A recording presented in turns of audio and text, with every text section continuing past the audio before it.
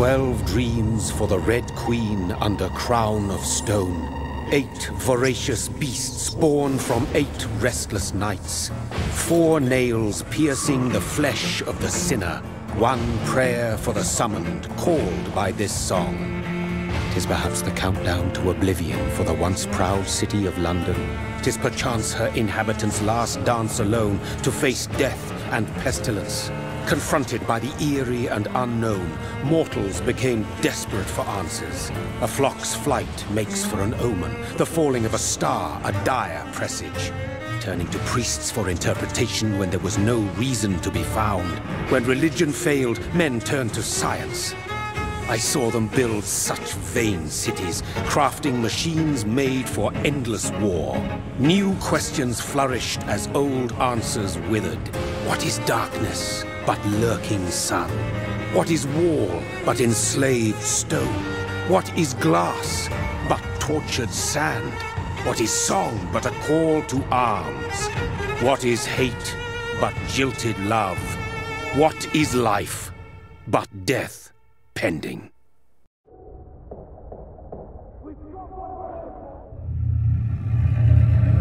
Death. Since the apple was plucked from the sacred tree, mortality was believed to be God's punishment, a righteous snare to keep mankind from ascending to the stars. They were all so wrong. Death is not a wicked thing, nor some holy retribution. A true punishment would be to never know its sweet kiss. Awaken from the harshness and be born once more.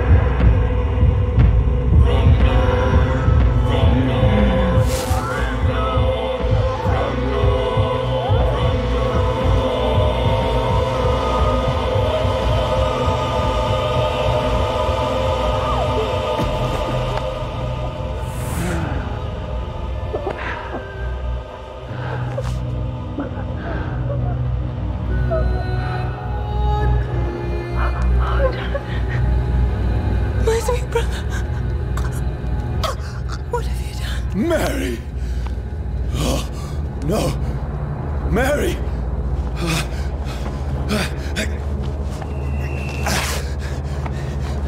Hold on! Please, hold on! Oh, God. Oh, no. Mary. Mary. No. No.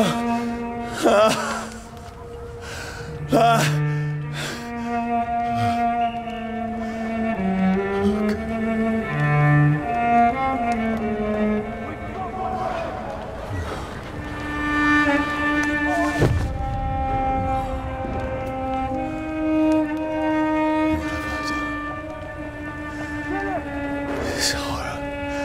It's a nightmare.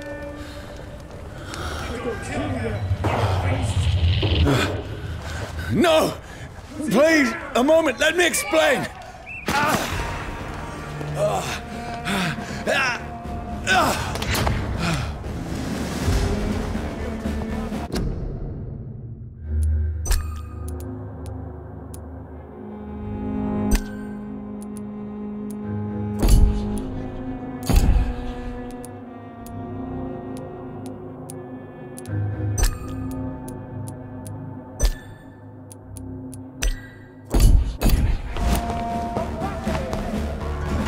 These patrols are after me.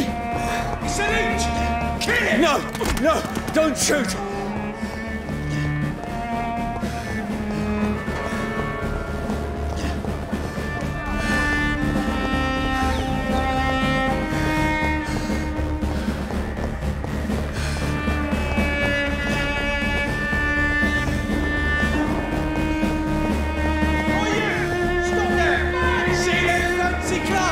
This one's a top!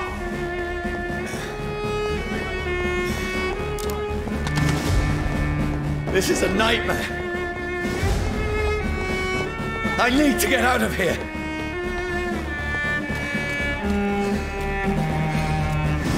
This can't be happening. There's one of those vermin. No, please, stop. I mean you no harm. Stop!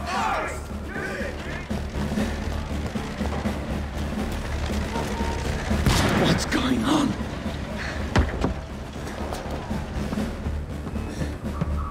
Oh, Mary. What have I done? What's all this about? Shit, where'd it go? Now, I can defend myself. Bastards. Kill that thing! Over there! Who are you? Stay back! Don't let it out for yourselves! Sorry, but you left me no choice.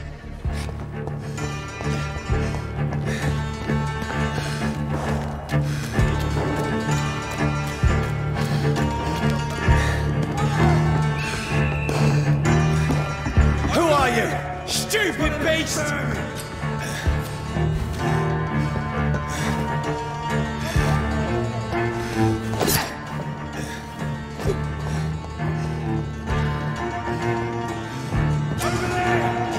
No, please, stop!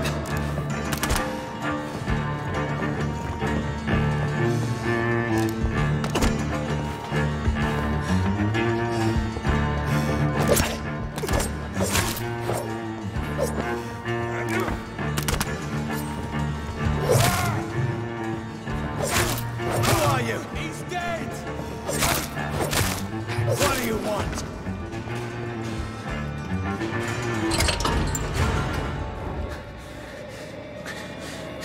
I mean you no harm. I need help. Die, you fucking leech! Please, listen to me. I can't make any sense of this. Shut up, beast! Who are you? What is this all about? What in God's name? I'll do the rest of the job. Just leave me.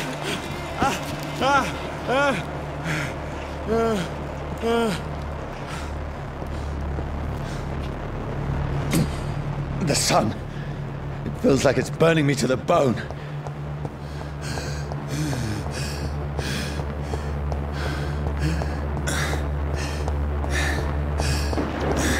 I need to find somewhere to hide. Let me go!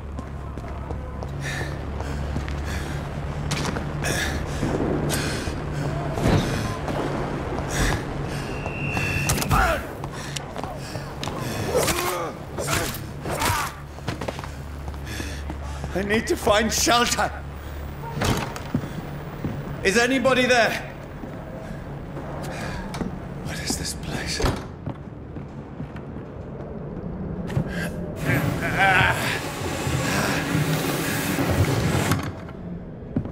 The place seems abandoned. I should be safe enough here.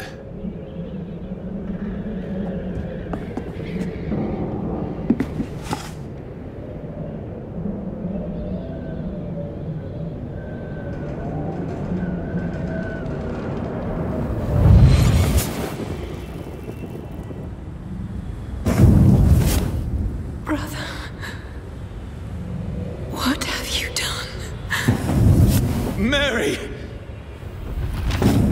Mary! Mary, I'm sorry. Whoever did this to us, I will find them.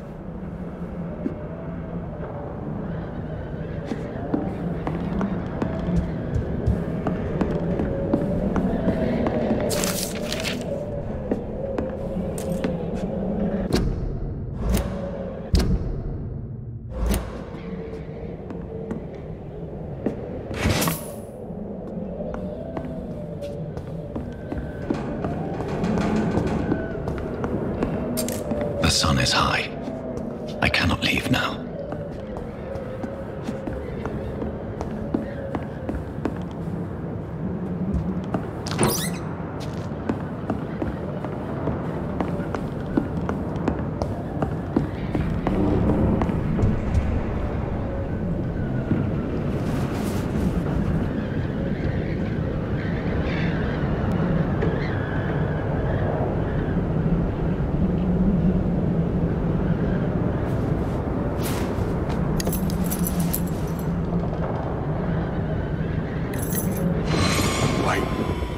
This one's dressed up fancy. Let's run through his pockets. Picking the dead's pockets? Are you serious? I've still a rent to pay. He's got no more responsibilities. What's this? Gold watch.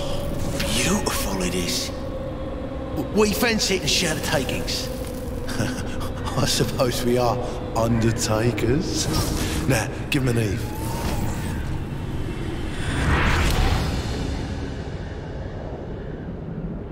That's impossible.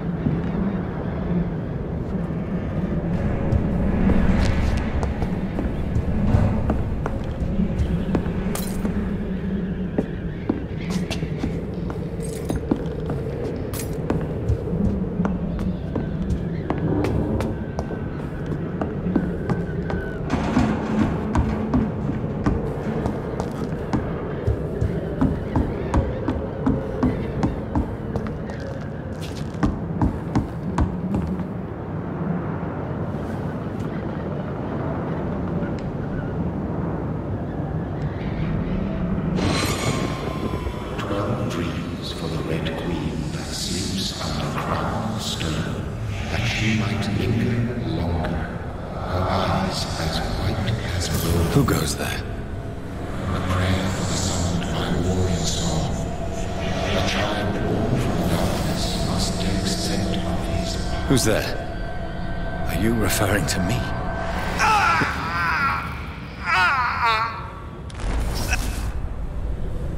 No! No! I still have so much to accomplish.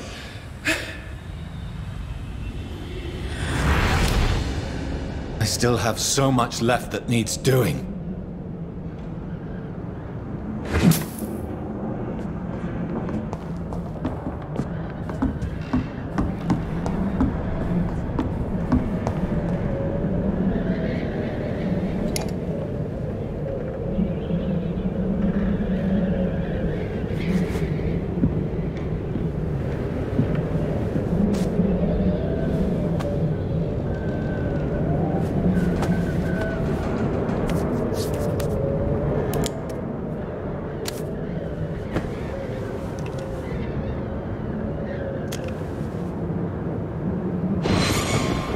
Surely this one's lost. We need to leave. And now! No! There's time. I can save him. That's the enemy coming! The orders are to evacuate the hospital! Done. He'll live. And now what? We fight. Killing is a hell of a lot easier than healing.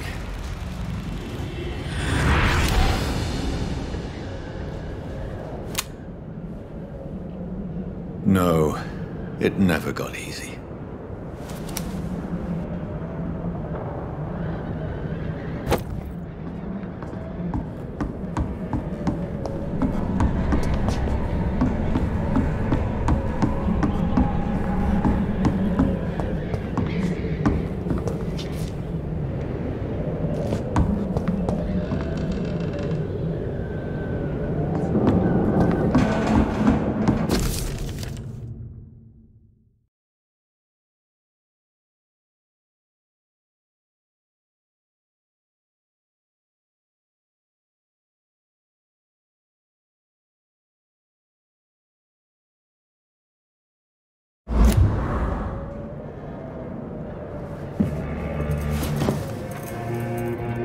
This makes no sense.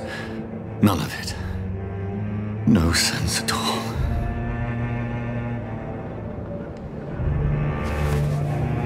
It's a nightmare. That's it.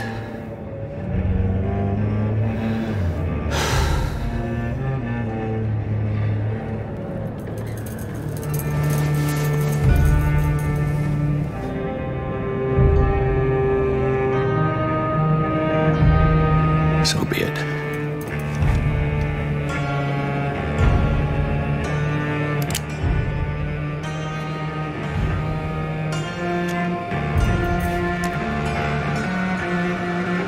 Rational thinking only.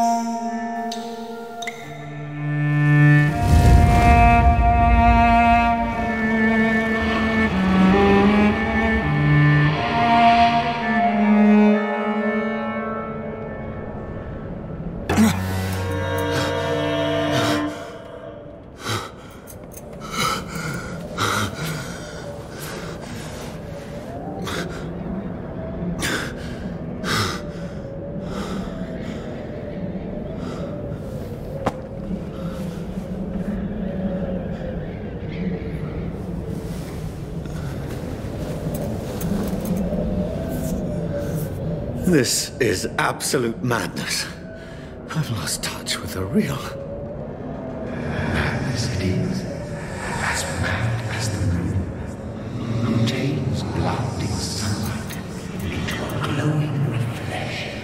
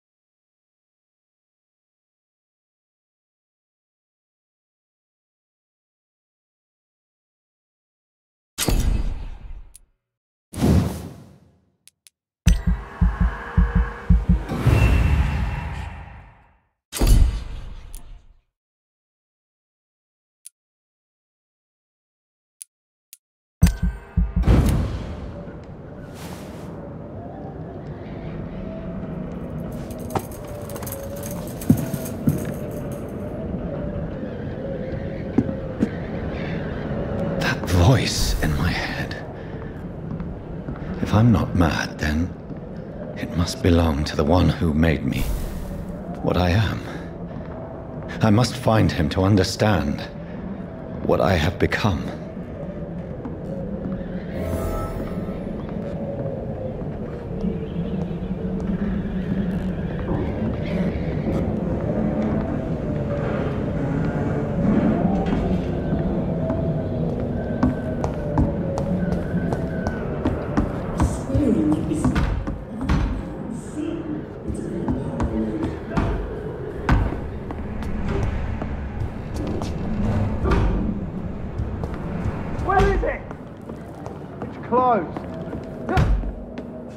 These people want me dead. I need to leave now.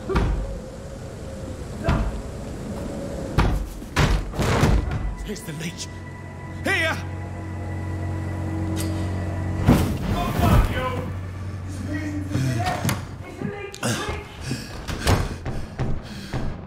My head's spinning.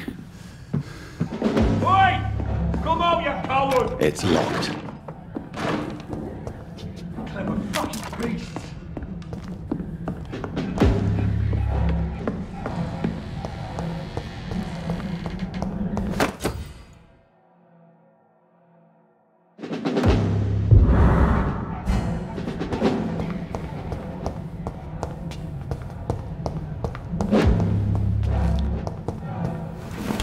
I'm still in Southwark.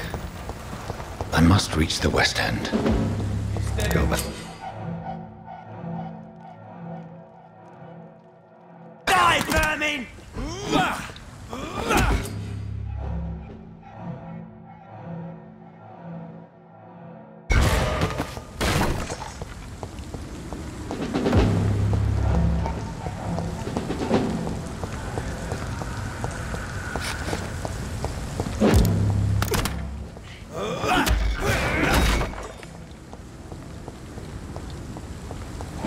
Steady, boys!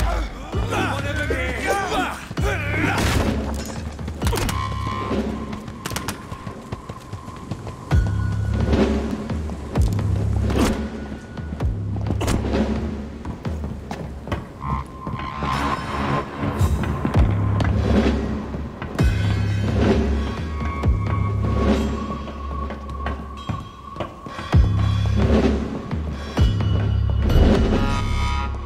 My poor sister.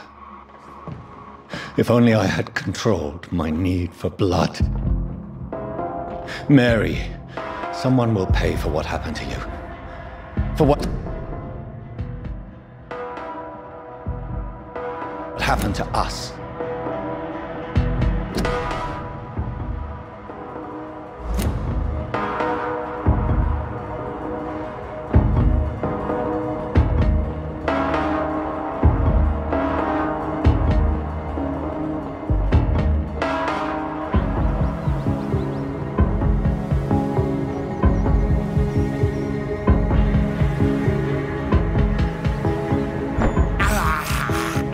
This is despicable.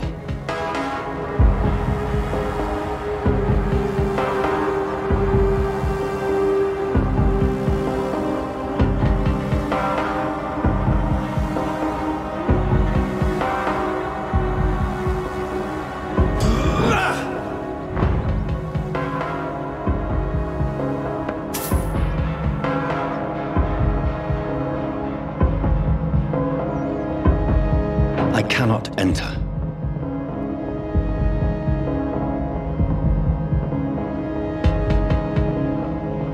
It's locked.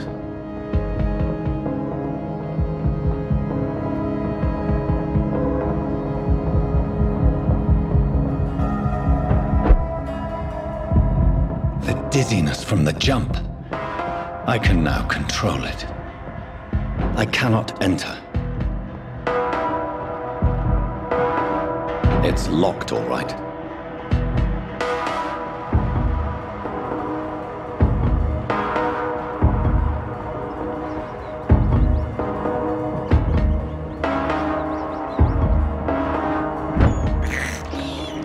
I can't believe I'm doing this. I have this thirst for blood. What will London have to say to me?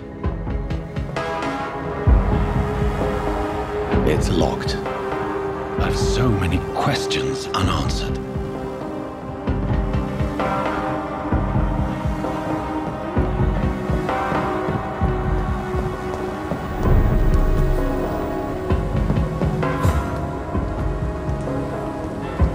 Another corpse.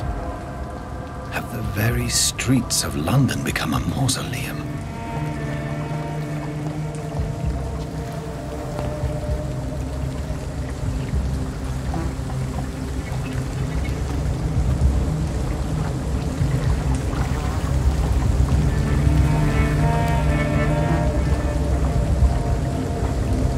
The man has been drained of all blood, but I can still smell the scent of it.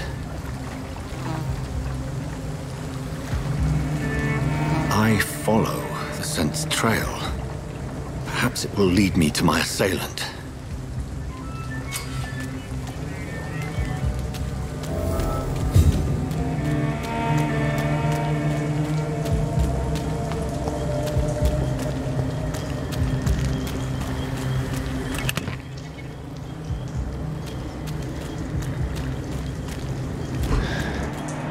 Fresh blood.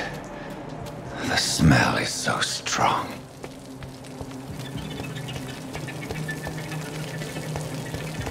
Where has everyone gone?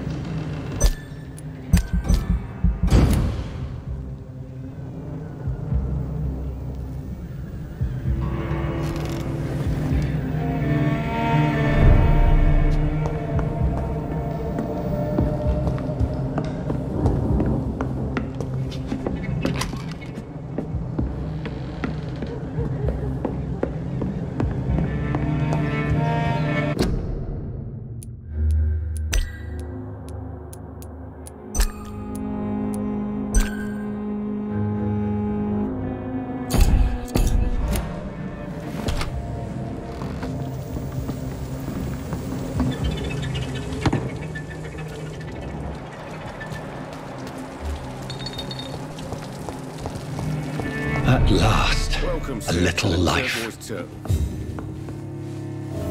My God, sir, you look like Jonah's whale just spat you out of hell. Can I get you a drink? No, thank you. I'm not thirsty. Well, grab a chair and get some rest. This is going to be another long night.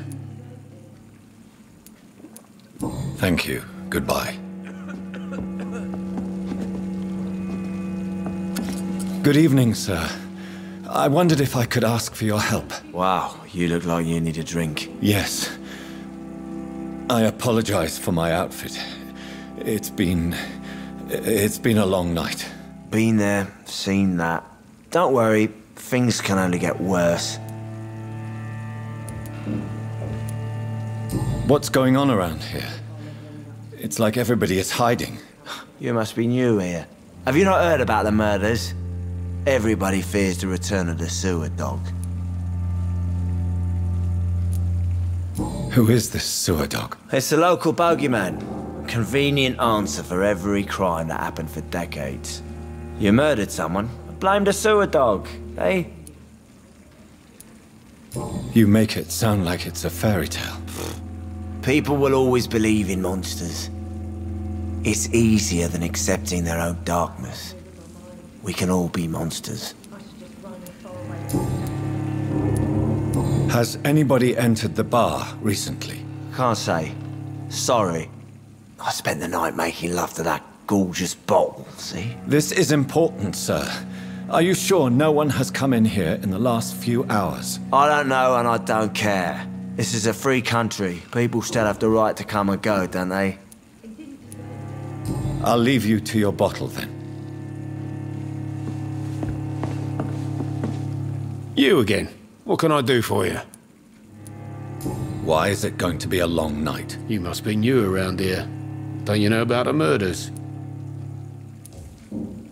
Tell me more about these murders. Every morning for the last few weeks, bodies have been found. And those poor sods didn't die of flu.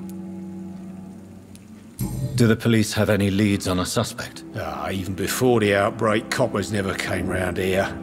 We're on our own. People die in these parts all the time, and no one cares. Where am I? Where is this place? You're at my bar, sir, the Turquoise Turtle. The last ray of light in this dangerous part of town. Aren't you scared? Scared of what? All the bad shit happens out on the foggy streets. And I never go outside. So you're open all night? Yep. Figured people might need a place to rest in these dark times. Thank you. Goodbye. I hope I live long enough to Whoever see he may be, get what's coming to them. the killer recently entered this bar. Maybe some of the locals saw... Hello, sir. Are you all right? Is there any way I can help you? I don't know. Maybe you could just talk to me. Maybe you prefer to speak with Tom, then. He's more agreeable talking to strangers. What's going on around here? Where is everyone? Too many dead, sir. First the epidemic, and now all these terrible murders. The murders? What can you say about them? Bodies found in the streets every morning. Drained of blood. It's just horrible. Some say the sewer dog is back. The sewer dog? What's that? No one knows. People have always disappeared around these parts. The ancients say it's the sewer dog coming out to feed. But now he's killing in the streets. What have you heard about the epidemic? There's a Spanish flu. Yeah, killed so many last summer. Thought we'd seen the last of it. Dozens dying every week. Are the authorities doing anything? Nothing. There are so many quarantine zones in London now. It's gotten really hard to travel across town. What is this place? This is Tom's bar, a Turquoise Turtle. I'm the barmaid here, Sabrina, if you want to know. Are you always open this late at night? No, it's only since the epidemic started. Tom thought that people may need a safe place to stay. You don't seem to have much business. Where is everybody? Well, most people are sleeping right now. And those that are awake tend to avoid going out. What with the murders and all. I just want to talk. I didn't mean to scare you. I'm not afraid, sir. It's just I've other customers to take care of. I only see one customer. Oh. Well, yeah, of course. I mean, I best check on them. I'll leave then. Thank you.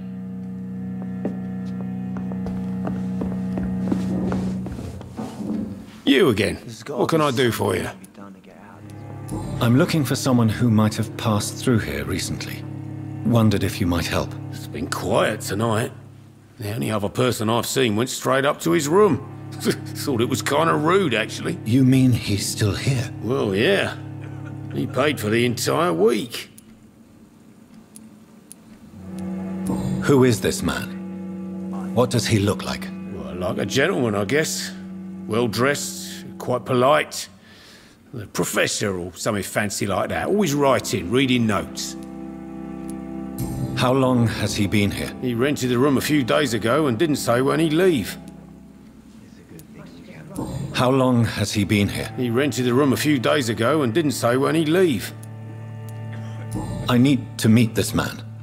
I have questions. Just climb the stairs and knock on the first door. I heard him open his window, so I guess he's still awake. And, Yes? no funny business, you hear me? This is a respectable establishment.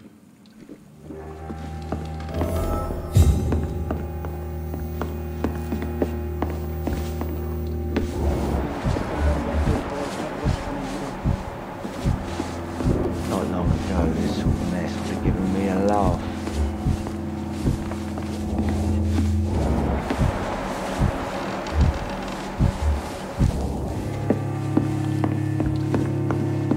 I think I'm losing my mind.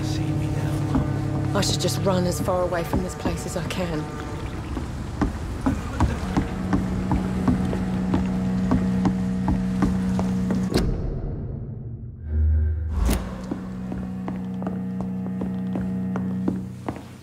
There's gotta be something can be done to get out of this bullshit mess. No?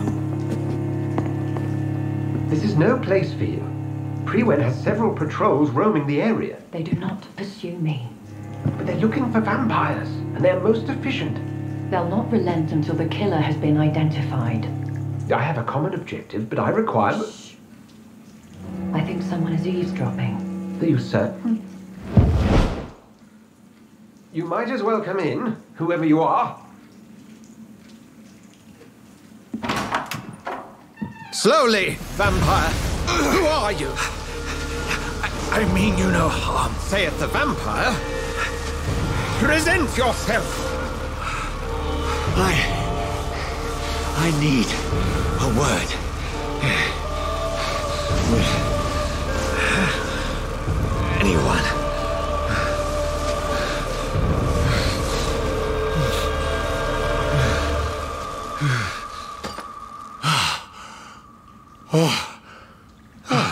Well, that's something I can do for you.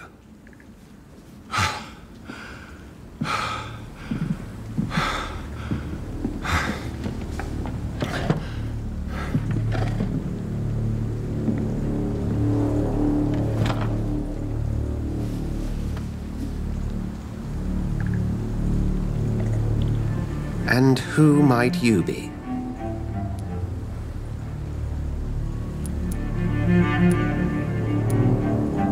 I'm not sure that I know anymore. Might I at least learn the reason of your presence? That's none of your concern. Sir, you have entered my room in the middle of the night, pale as a corpse and shaking like a tree. So please, indulge me. Someone is molesting people. In fact, killing them. Biting them. The calling card of a vampire. Like you.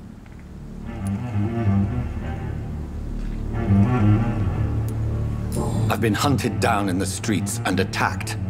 I'm a victim here, too. I believe you. Then if you are not a vampire, who or what are you? Dr. Edgar Swansea of the Brotherhood of St. Paul. I'm performing an independent investigation here in an attempt to understand precisely what is going on.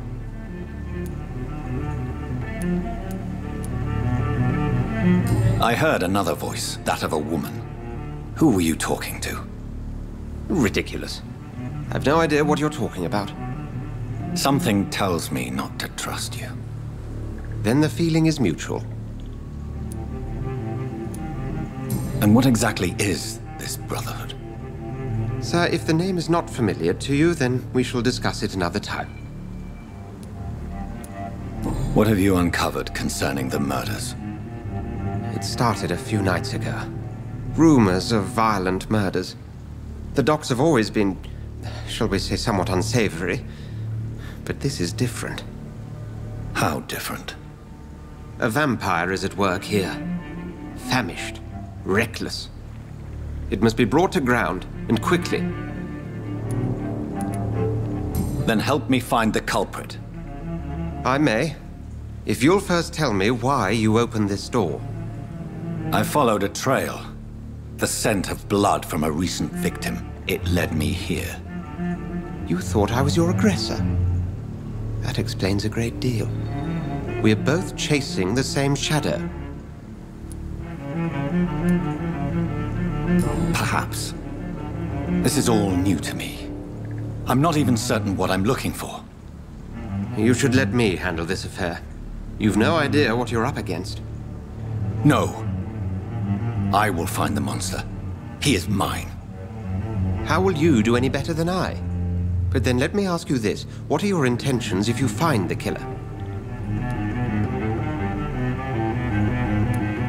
I will at last have the answers to my questions. Then I can only wish you good hunting. And pray we shall meet again.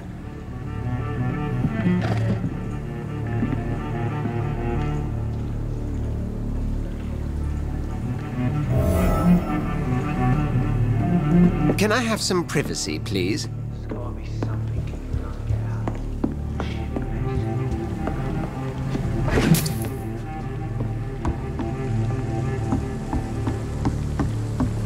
I hope I live long enough to see them wet boot boys get what's coming to them.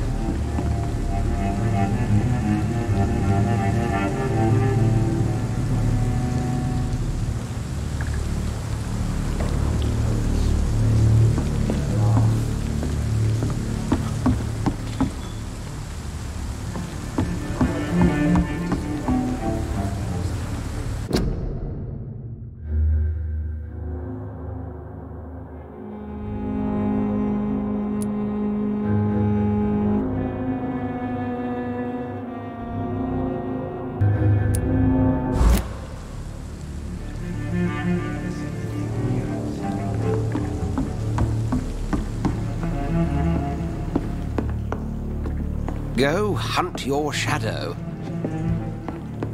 If Swansea is not my attacker, it means somebody else came here tonight. Someone must know something. Evening, sir. Can I help you? I have a few questions for you. Well, if you must.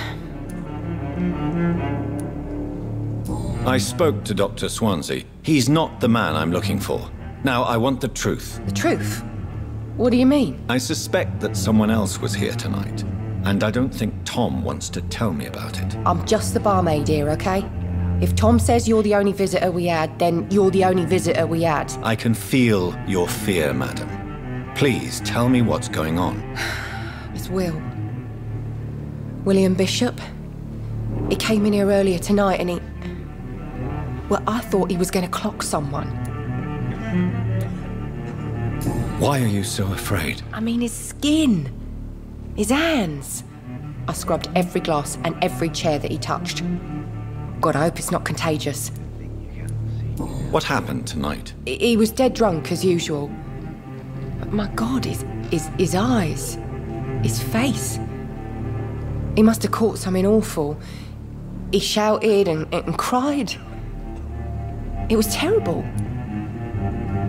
Tell me about this William Bishop. Will was a sailor who worked at the canning factory before he lost that job. A nice bloke, really. He's never been violent. Until tonight. Why keep it a secret? Why not tell me about it? Tom's nothing if not loyal. After Will lost his job, he offered him one ear. They used to be good mates. But recently, well... Will started to get very aggressive. I see. Thank you for your candor. I'll be sure to talk to Tom.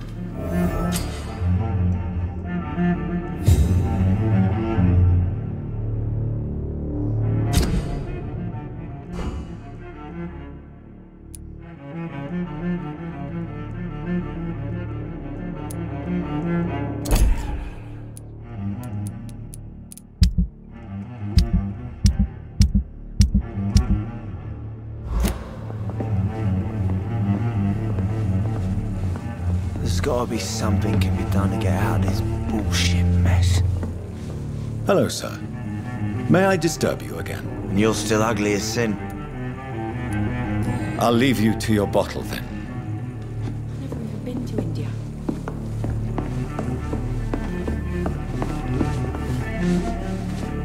Welcome back. Did you find what you were after? I can't say I have. Are you sure no one else came into your bar before I arrived? Hey, I told you, you were the only other stranger I've had.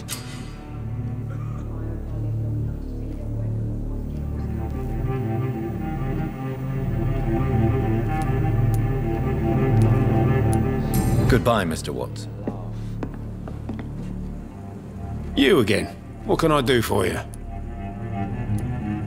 Tom, talk to me about the visit from your old friend, William. Yes, Will came by tonight, but he's not my friend anymore. Why lie to me if he is not your friend? I didn't lie. I said you were my only unannounced customer, and that's the truth.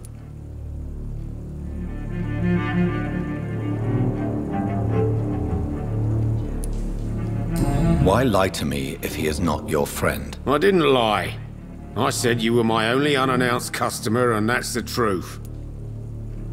Who is he? William. Just an old sailor who loves his gin too much. He worked for years at the canning factory before it closed. Is he dangerous? Yeah. Like many drunks, he's all bark and no bite. He can barely stand up most of the time. How was he tonight? Was he different? Sicker than usual, perhaps. He whined and mumbled about how mean people were to him and how he'd like to talk to me outside, and then he left when I refused. I need to find him. It's a matter of urgency. Do you know where he is? You could try his boat. It's up by the North Pier. He sleeps there when he's too drunk to get home. Please describe him to me. What do you expect? He's a tall, sick bastard with a bad rash and torn old clothes. William used to be strong. Now he's a mess. Thank you, Tom. If you see him, tell him I don't want him back here unless he cleans up his act, okay? I think I'm losing my mind. I should just run. Things are turning for the worse around here. Hello, sir. May I disturb you again? And you're still ugly as sin. I'll leave you to your bottle, then.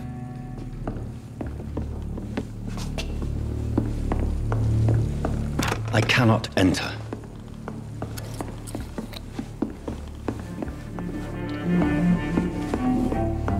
Damn it. I think drink no longer stirs me. Please, leave me alone.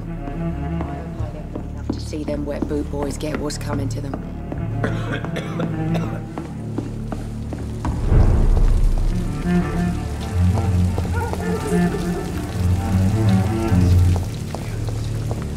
I will get to the bottom of this intrigue.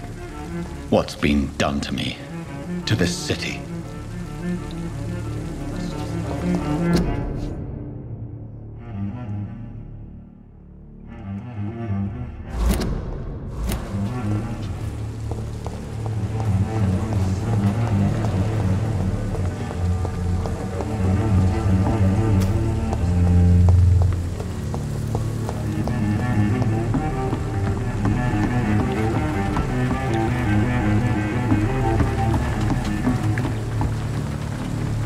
The body is still warm. This man has just been drained of blood. This man was armed. He tried to defend himself. This corpse has been dried of its blood, just like the previous victim. What's this? Some sort of note.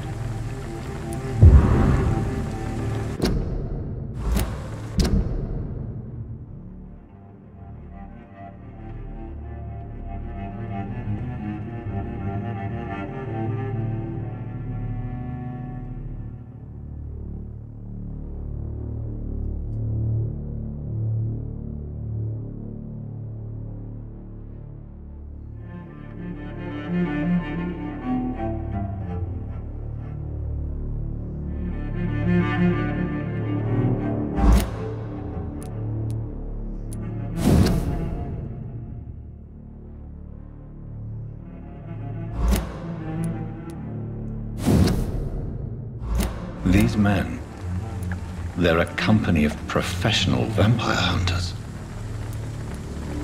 Blood and empty gin bottles. This Bishop fellow is something of a heavy drinker. There are blood splats on the other side of the canal. I must reach that barge.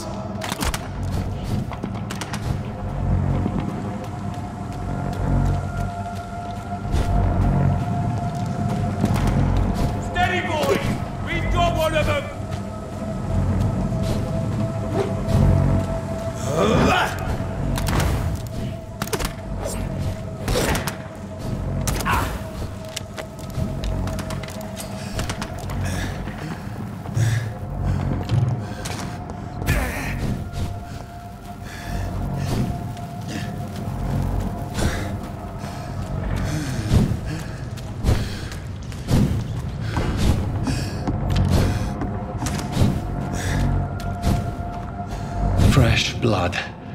The whole building reeks of it. The scent is so strong it makes me dizzy. I'll not betray your trust. It's this first, you see. Believe me, William. As one, we shall overcome this. We've done it before. No. I had a drink outside tonight already and it did not quench my thirst. I must have more. Oh, dear God. Not again. William, please stop. Just a sip, I promise. You won't need to risk it. You're my last. This place reeks of bloodshed. William, my arm. This creature is bedeviled. I must put it down.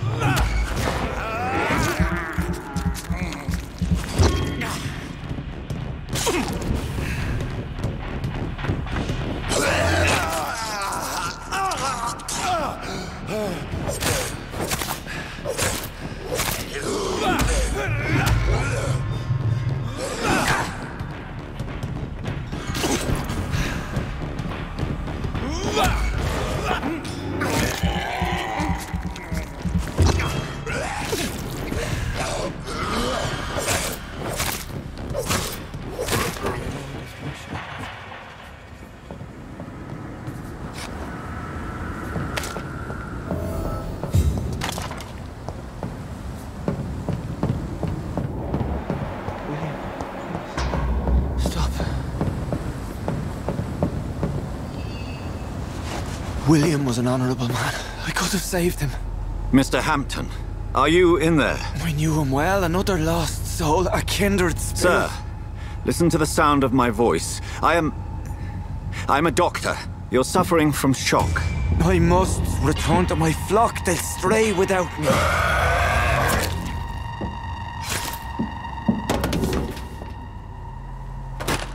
Remember, certain skulls are every bit as resistant as we are. Who are you? What do you mean by skull? You truly are a newborn. I should have realized. Wait. You are the woman from the bar. Are you like me? Can you help me? I believe, sir, I already have.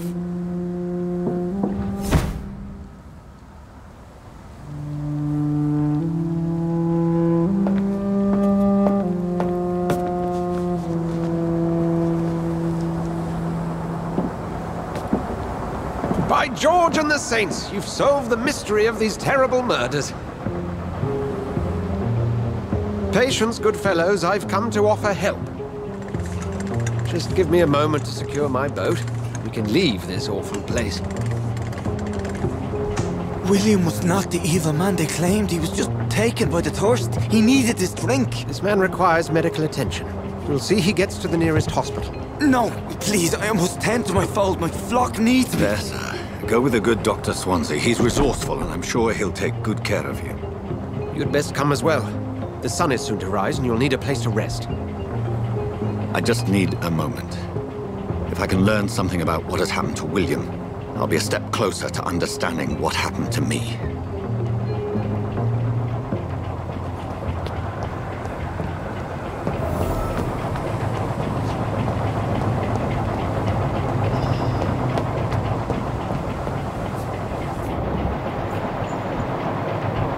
This poor creature can't be my maker. Could it be some subspecies of vampire? I must find a place to analyze the blood.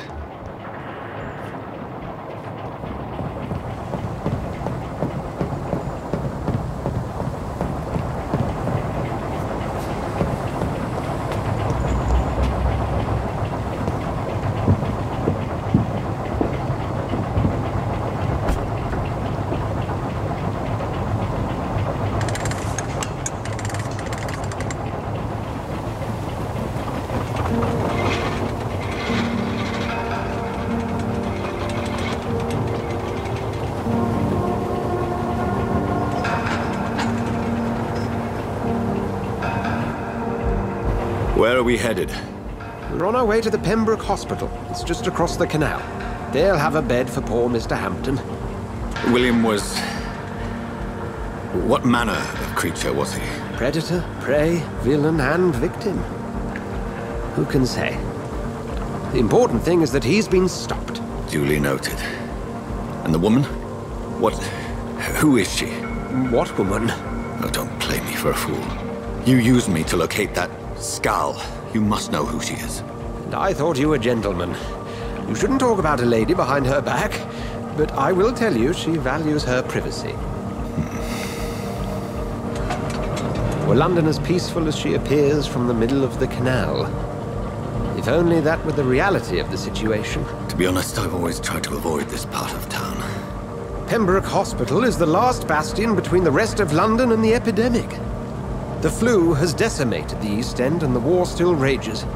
Welcome to the front lines of a plague. This is where you work, Dr. Swansea? I am the administrator of Pembroke Hospital. I thought you were here in service of your mysterious order, the Brotherhood of... Of St. Paul's Stone, yes. But first and foremost, I'm a man of science. A physician. like yourself, Dr. Reed. How do you know who I am? No need for modesty.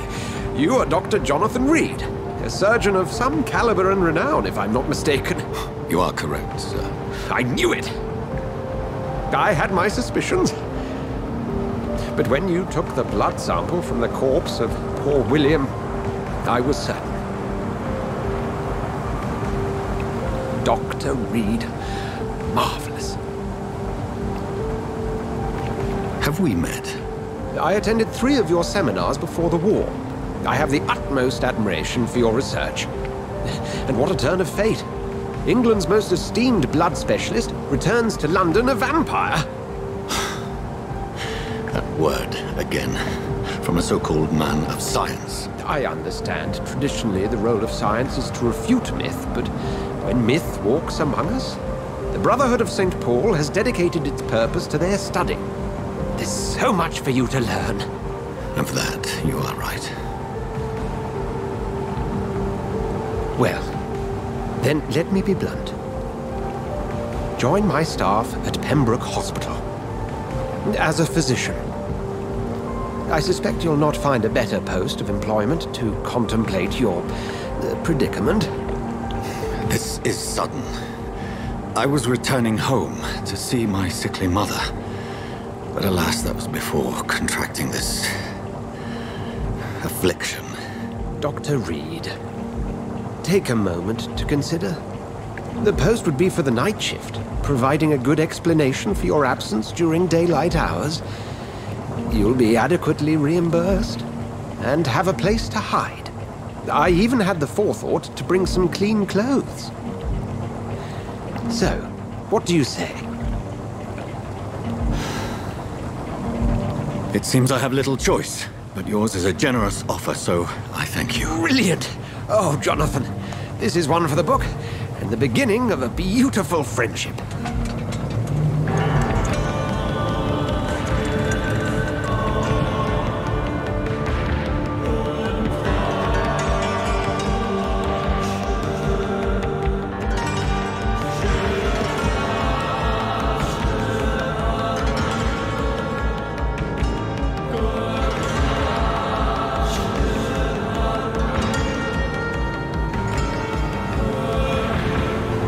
Dr. Swansea, thank goodness. I was beginning to be concerned.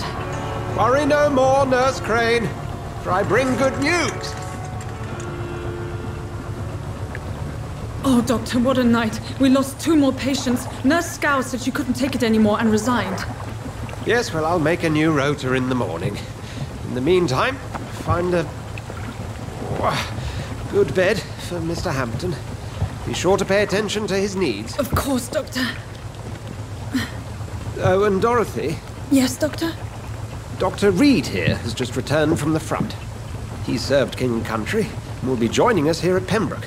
We're very lucky to have gained a surgeon of his talent, and one so experienced in blood transfusions. That is good news indeed, Doctor. Oh, yes.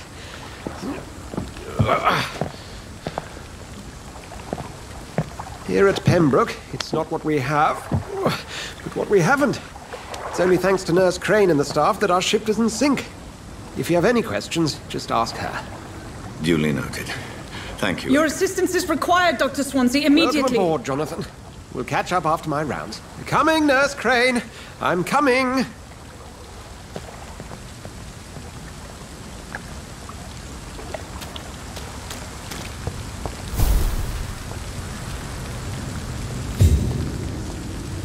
It's locked, all right. Come on, you bastard! You can do better than that! Nah, it's my turn!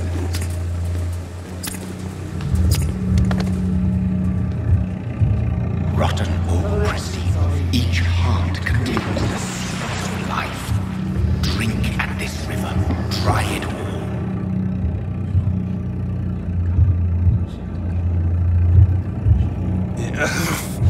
Oh, come on, you bastard! I won't bite. Sir, please. You've lost too much blood. Calm yourself. You think I didn't notice? Stop your staring and get me to an hospital, you arse! Insulting a good Samaritan. Not exactly the way to get rescued. Alright, sorry. I am in pain here. Me guts are spilling out onto the street and you're yabbering on. Yes. That's a very nasty wound you've got there. Take my word, I am a doctor. Dr. Jonathan Reed. Name's Clay Cox. I'd appreciate you helping me to a better place, Doc. Follow me, Mr. Cox. Let me assist you to that better place.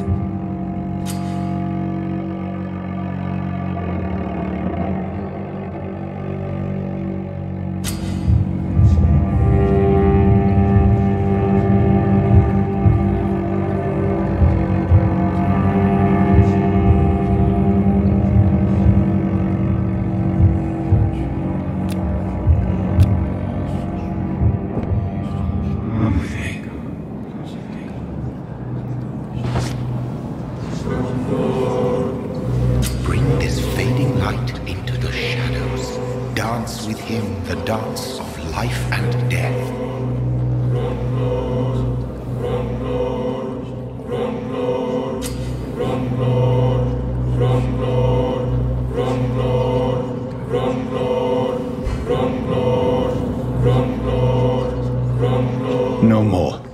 Not tonight. Not like this. I will not take another life.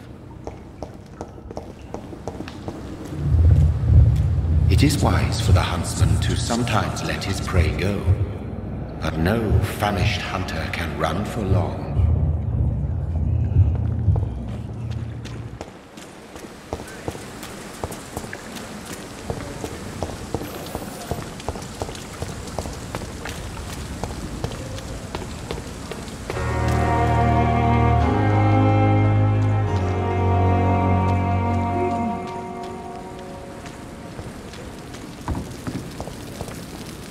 Doctor, where have you been? I've little time to play hide and seek with new staff members, no matter how illustrious they may be. I found a wounded man by the docks. He answers to the name of Clay Cox. He requires urgent medical attention. Already making the rounds? That's the Pembroke spirit. I'll ask our porter, Milton, to bring him back immediately. Thank you, nurse. What can I do for you? Dr. Swansea insisted we provide you a quiet office. You'll find it on the second floor with your name on the door. Thank you. Nurse Crane, isn't it? Yes, Dorothy Crane. Welcome to Pembroke Hospital, Dr. Reed. Your office has been prepared. I would like to ask a few questions first. And Mr. Hampton, the patient we brought in, how does he fare? I gave him a sedative to help him sleep. Poor thing was in quite a state of shock. What kind of man is Dr. Swansea? Well, you accepted the job from him. I thought you would have known about your employer.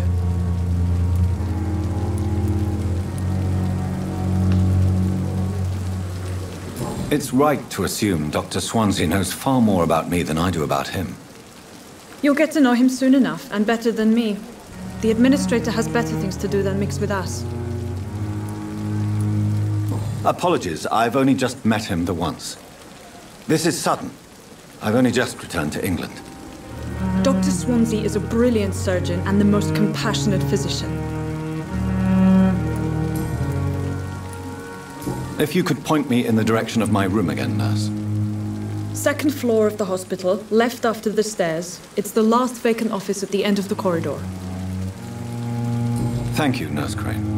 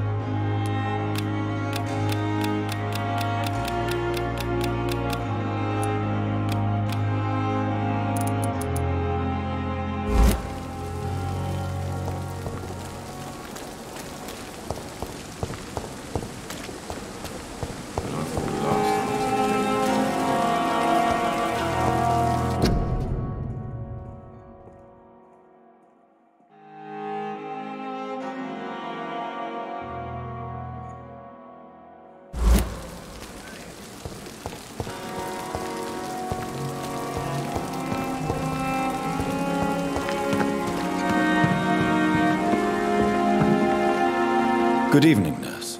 I'm Dr. Jonathan Reed, the new surgeon here at the Pembroke. Dr. Swansea has already told us about you, sir. I'm Nurse Gwyneth Brannigan. Welcome to the Pembroke Hospital. Did he really?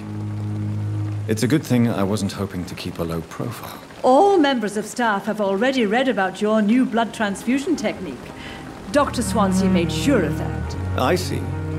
Well, I'm a little surprised, but I suppose I'll just have to deal with this unexpected notoriety. You must know, blood transfusions are Dr. Swansea's primary subject of research. He is convinced it is the future. How are things here? Not good, to say the least. We're struggling against an invisible enemy, more lethal than any bullet from a gun. It's hard, Doctor. An invisible enemy? Quite a poetic term for a disease, especially from a nurse. Sorry, Doctor. These last few weeks have been exhausting. We could all do with a good night's sleep. Do you think this hospital can survive the epidemic? We are all volunteers here, and we're trying to hold fast, but how do we beat an invisible killer? Some nurses have already resigned. I'm not familiar with all the staff yet. Perhaps you could help me. Brilliant professionals, most of them. Dr. Swansea has a gift for recruiting talent. Most of them? Is there a problem I should know about, nurse? It would be inappropriate for me to speak ill of a colleague. Is there anyone that stands out? Well, I have never met someone as dedicated as Dr. Tippett's. He should be a standard for us all here. If only he were younger. Why should his age be a problem? I guess it's fair to say he's always pushing himself to the limits. He just doesn't know when to stop and get some rest. Is there anyone that stands out? Well, I have never met someone as dedicated as Dr. Tippett's. He should be a standard for us all here. If only he were younger. Why should his age be a problem? I guess it's fair to say he's always pushing himself to the limits. He just doesn't know when to stop and get some rest. Nurse Brannigan, if you do know something, please tell me. Anything you say will be held in confidence. No. I may disagree with some conduct, but in the end, everybody is doing their best.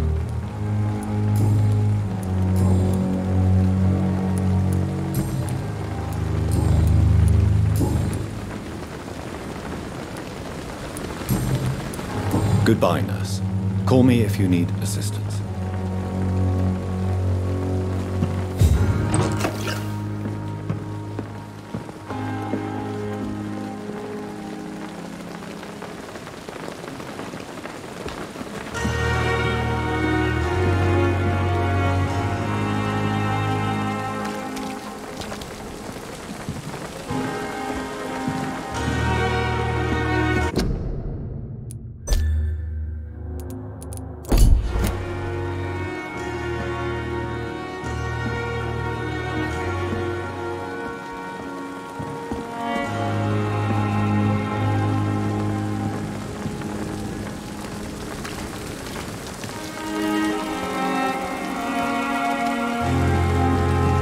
Good evening, sir.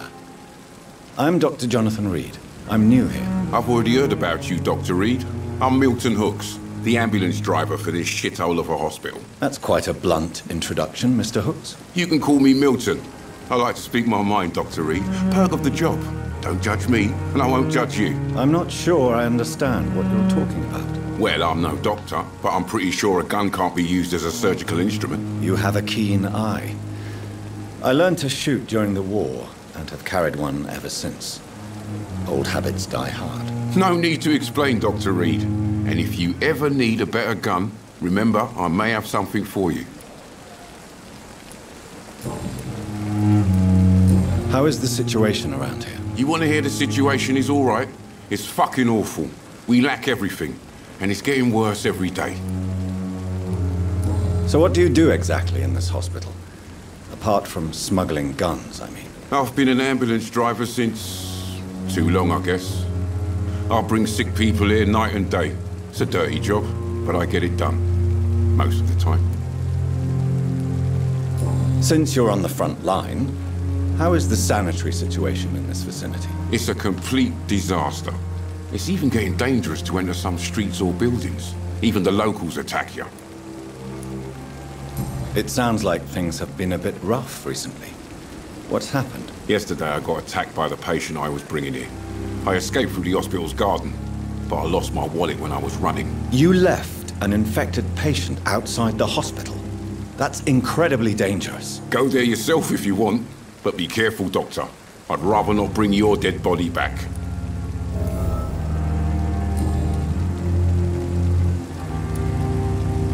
Are you really smuggling weapons through the hospital? And why not? I've already been attacked by patients, you know. And by gang members willing to steal my money. But you're not defending yourself. You're selling guns to civilians. You keep people alive your own way, Doctor. I offer them another way to protect their health.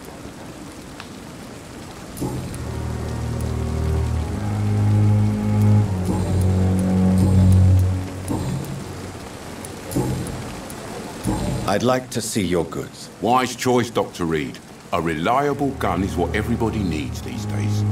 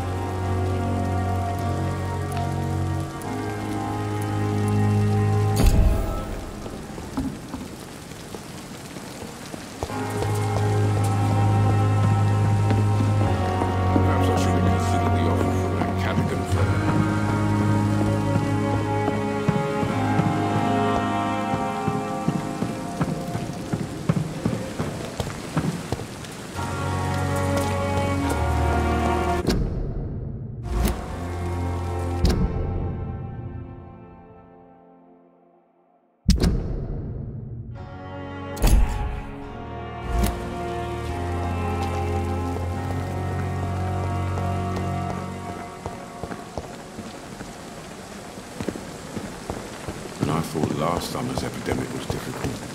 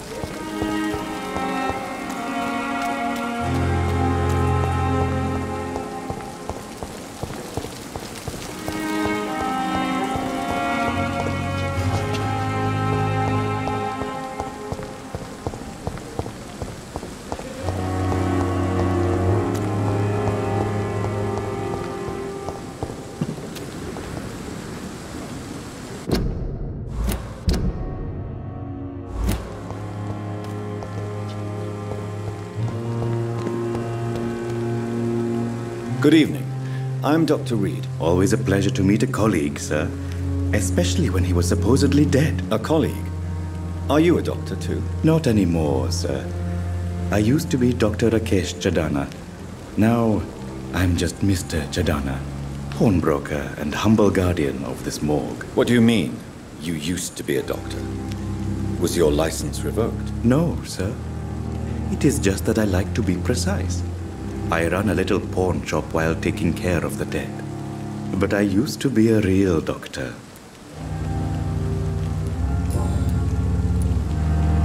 Are you afraid or uneasy being surrounded by so many corpses? Why should I?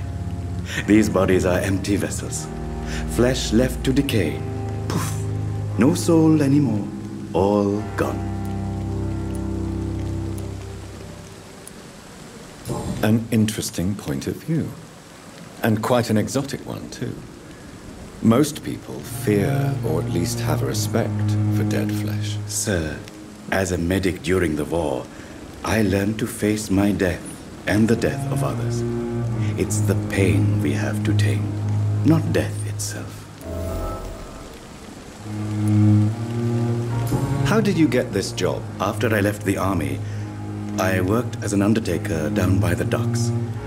A dangerous place with many an unpleasant business there. Milton Hooks helped me get a job here. How did you get this job? After I left the army, I worked as an undertaker down by the docks. A dangerous place with many an unpleasant business there. Milton Hooks helped me get a job here. Do you work here alone? Yes, very easy work, sir. All I have to do is watch a few bodies. The situation was very different when the main morgue was still open.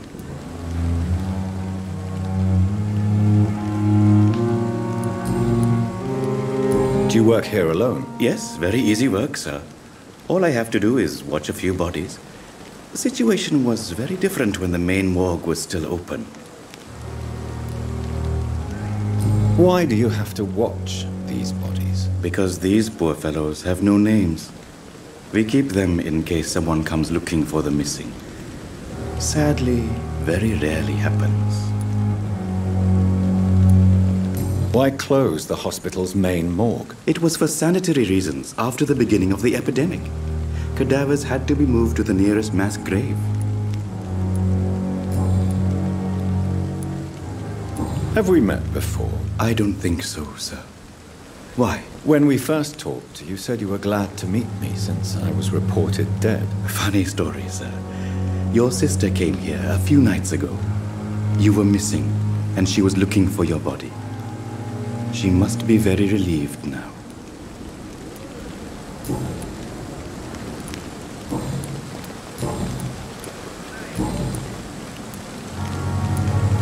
A pawnbroker? I expect you get all types of people here. Yes, sir. All kind of people. For I sell all kind of goods. Who comes here to trade with you? It's very unhygienic, even unsafe.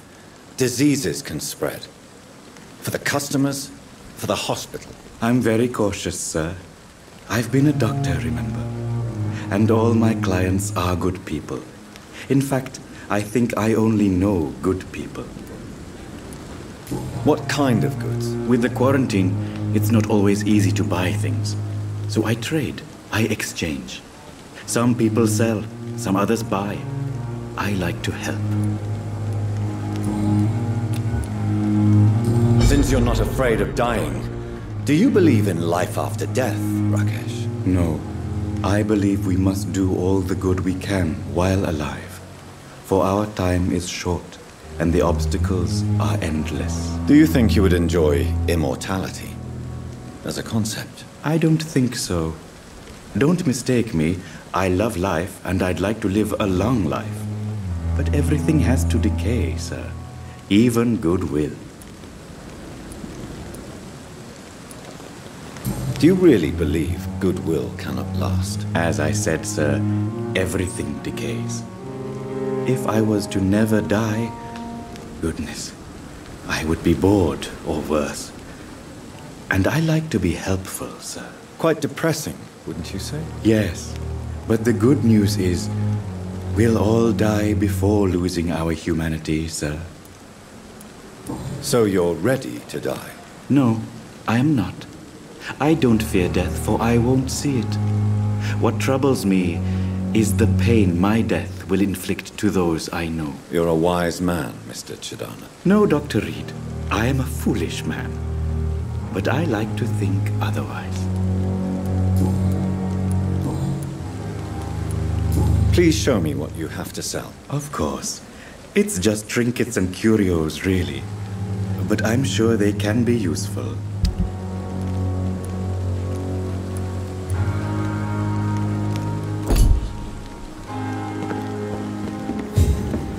It's locked, all right.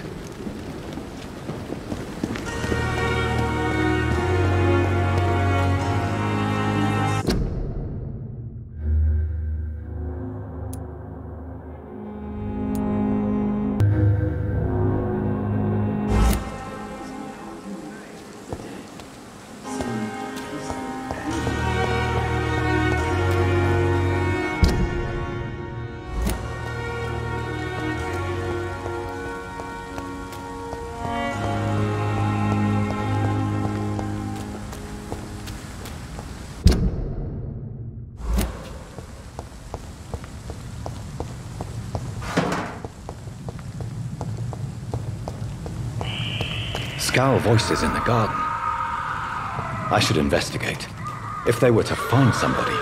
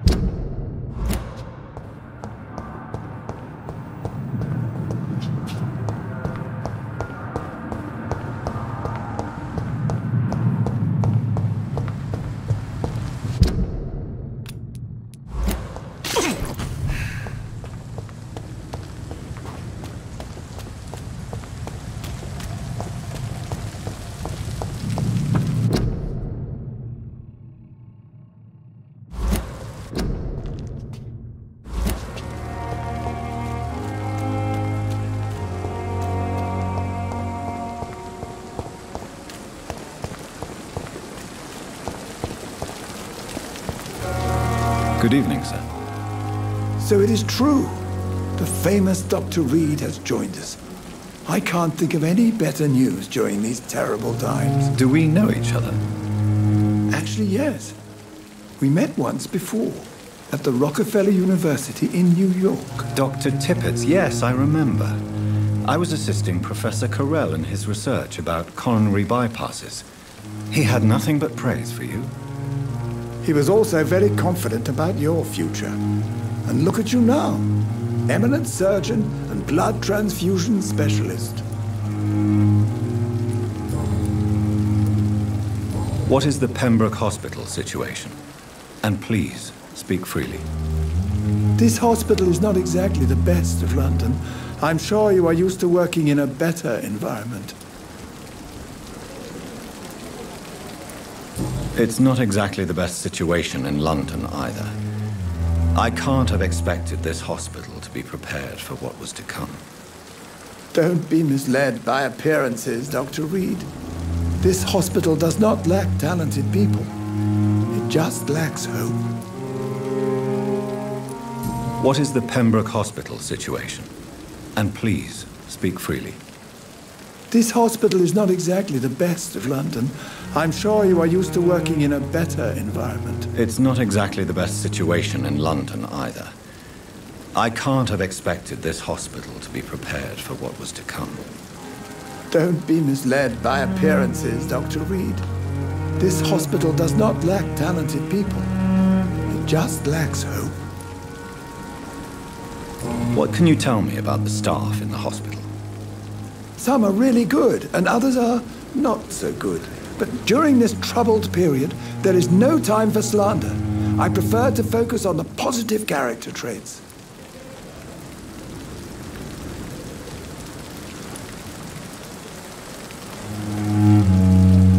Any opinion about the management? I don't always agree with Dr. Swansea's reserve, but I must admit he does all he can to keep this facility running during this crisis. Ah, yes, the burden of command. I was fed up with this concept while serving as a medical officer. Don't get me wrong. Swansea's a good administrator. I just wish he would get out of his office now and again.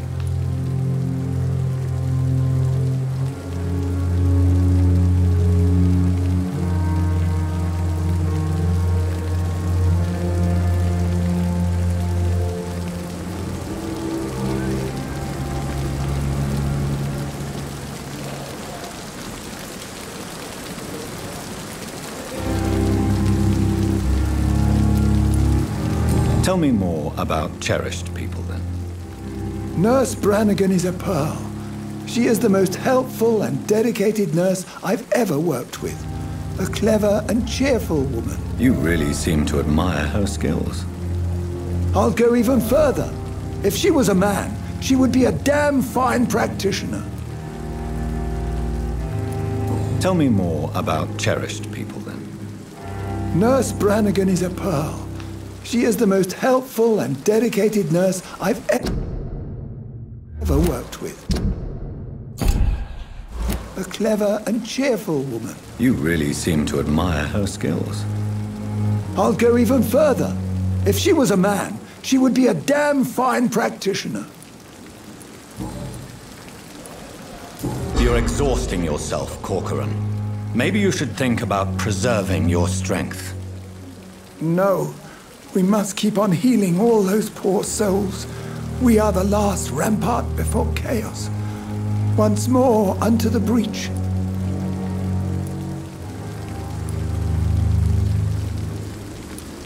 Nurse Brannigan is worried about you, Doctor. She should not have told you that. I will have a word with her. You don't have to blame her for her honesty. I'm not that kind of man, my dear Jonathan. Actually, Nurse Brannigan's opinion is the only one I may listen to.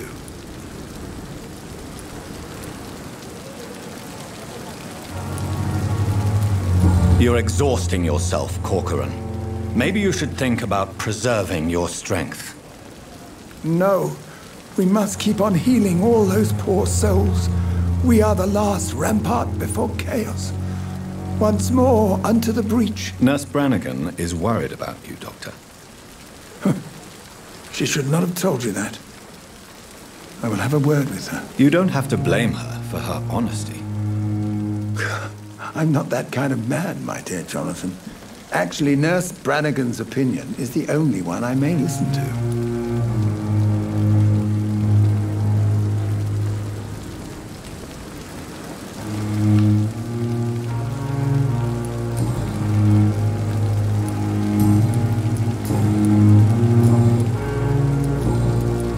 Goodbye, Dr. Tippett.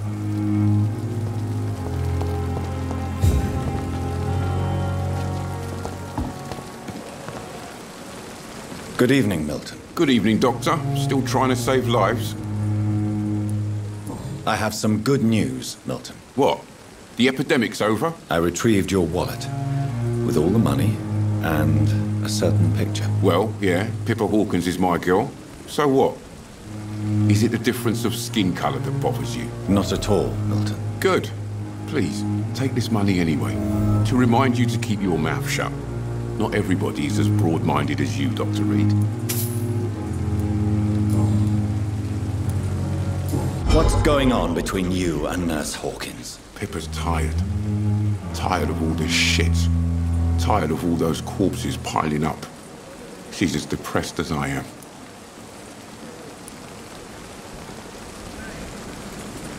During the war, I witnessed a few couples just like you come together in difficult circumstances. It can be very damaging. Maybe you're right. But we support each other. And that's all that matters. You do realize you could both get fired. Hospital staff are not meant to have intimate relationships with one another. Come on, Dr. Reed. Do you know how many rules are broken in this hospital every day just to keep it running? There's nothing wrong with what we're doing.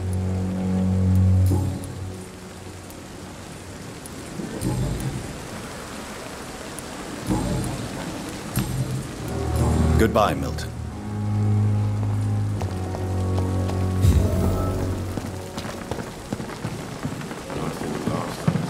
If only I were young again. Just a dozen years or so.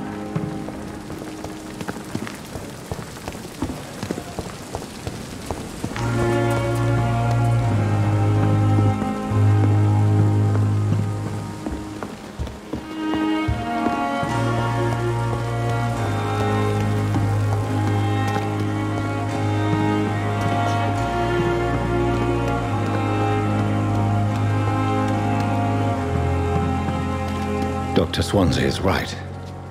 This place seems perfect to conduct my research. Good evening, miss. I'm Dr. Reed, the new surgeon at the Pembroke Hospital. And who are you? Your name has no meaning to me, mortal.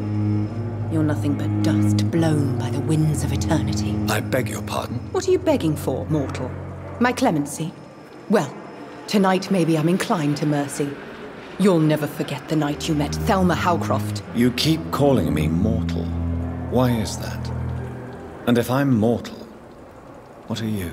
Well, Dr. Reed, if you must know, I'm a vampire.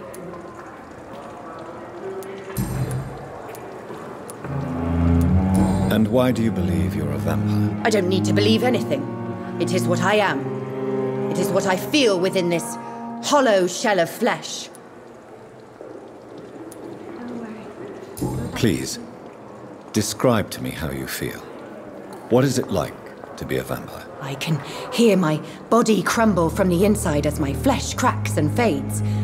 I sense the last pulse of postulant blood within my drying veins. I need new blood.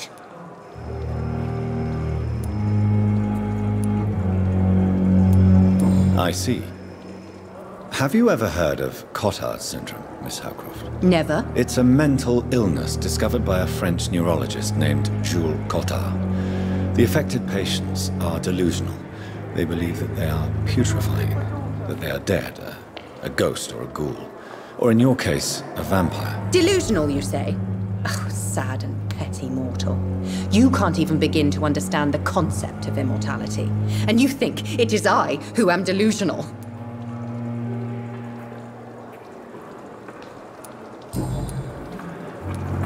I'm assuming you must be a patient here. Am I right, Miss Howcroft? It's only a cover. To hide from my enemies. I can leave whenever I want. As a woman, a spirit, fog, or bat. Who are these enemies you mentioned? Can you describe them? I cannot say for sure. But I sense their eyes on me from nearby. I feel them watching me every time I visit the garden near the morgue. The staff here are not your enemy. They're here to help you, to care for you. I'm not speaking of the doctors in white. I'm speaking of the men and women who hunt me. For I am a vampire. I see. Don't worry. These people will not find you here. I'll personally make sure they leave you alone. Thank you, mortal, but do not interfere with them, for you are no match for those that hunt me.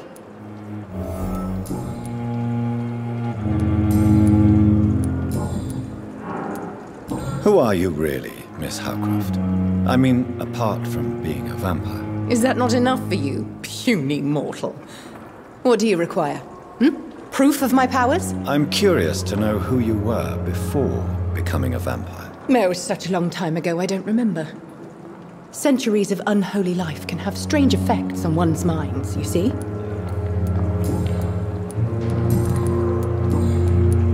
I'll leave you, Mistress of the Dark, to your nocturnal activities.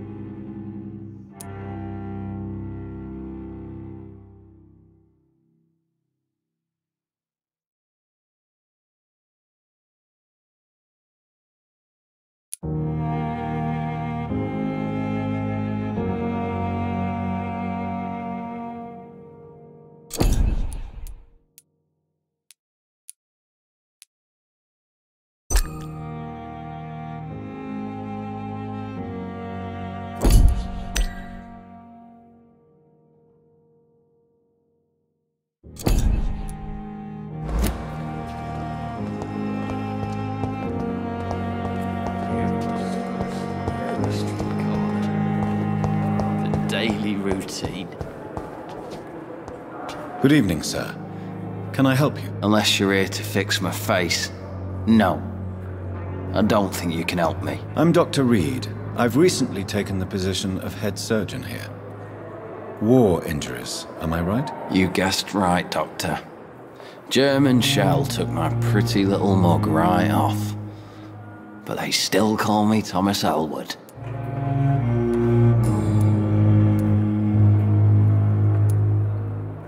How is your stay with us, Mr. Elwood? Oh, it's bliss.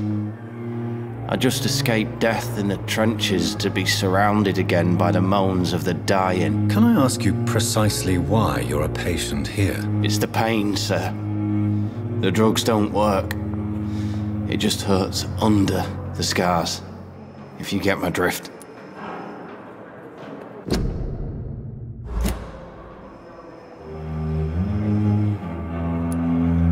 Who is treating you? Is someone in particular looking after your case? Nobody since the old and tired doctor spoke to me. Started to think I was forgotten about. Wouldn't blame you. You don't seem worried by that. My face hurts so much more when I smile or cry. I've learned it's easier not to speak. But be assured I'm smiling inside. Can I do anything for your pain? Nurses gave me a bunch of pills. No effect. Told you. It's like the flames are under my skin, burning away.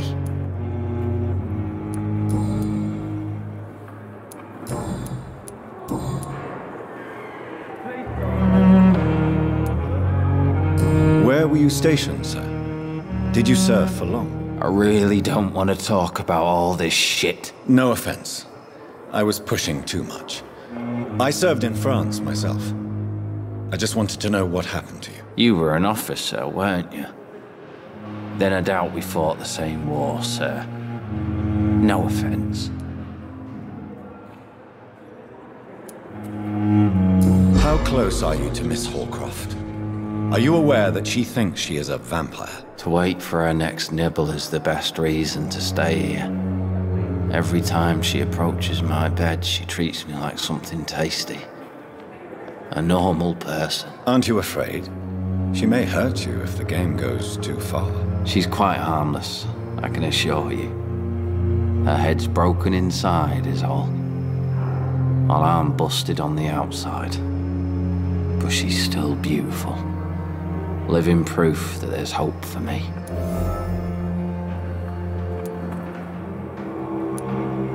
So do you let her bite you?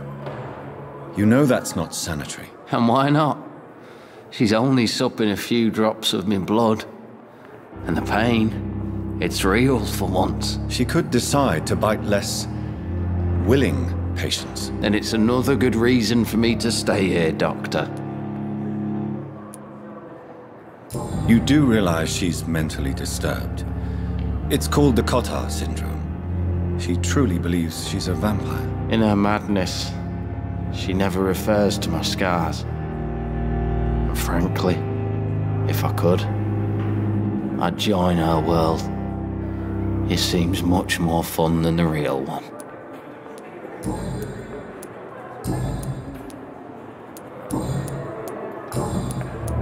Goodbye for now, Mr. Elwood. Damn!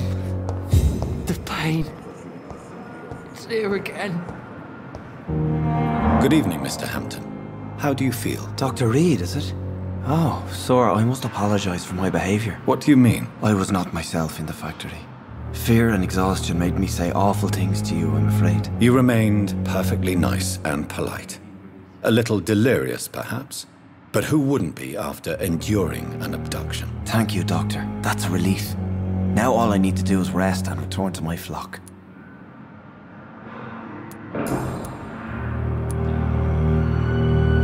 How did you end up in William Bishop's den? I had received alarming news about his recent behavior. I went to his place and he refused to let me go.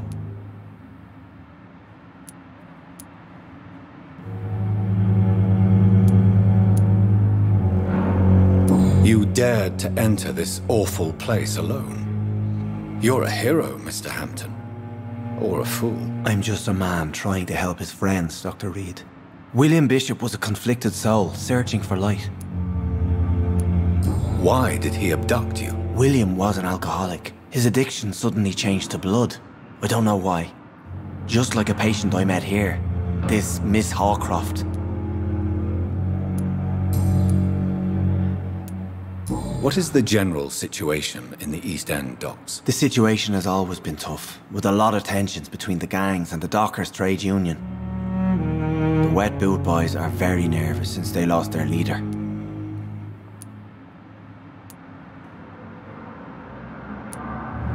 Has the gang been threatening you? Ah, no. I've had this nickname for so long, you know, the sad saint of the East End. No one dares to bug a saint, not even criminals. Who leads the gang now? Since Clay Cox went missing, it's his wife Edwina who runs the show, with the assistance of her minion, Booth Digby. Do you know Tom Watts, the bartender from the Turtle? I met him before I found you in the canning factory. Tom? Yes, of course. Always the helping hand, good old Tom. Without men like him, corruption and despair would have wiped out the East End long ago. People are still in despair. How could it be otherwise? The authorities have left us all to rot in this contagious nightmare. No drugs, no advice, nothing. It's a damn shame. Who should I avoid in this part of town, then? Any particularly evil figures? Not really. Most men and women are just doing their best. And it's not my habit to speak ill of people I know, Doctor.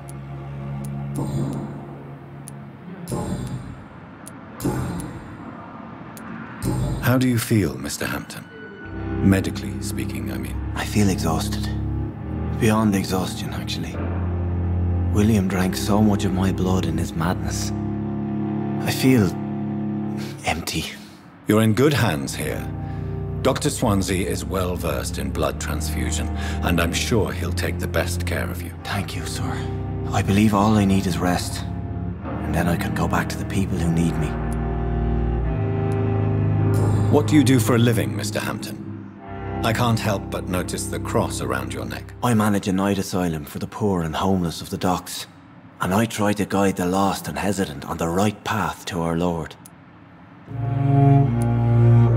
Are you a priest, Mr. Hampton?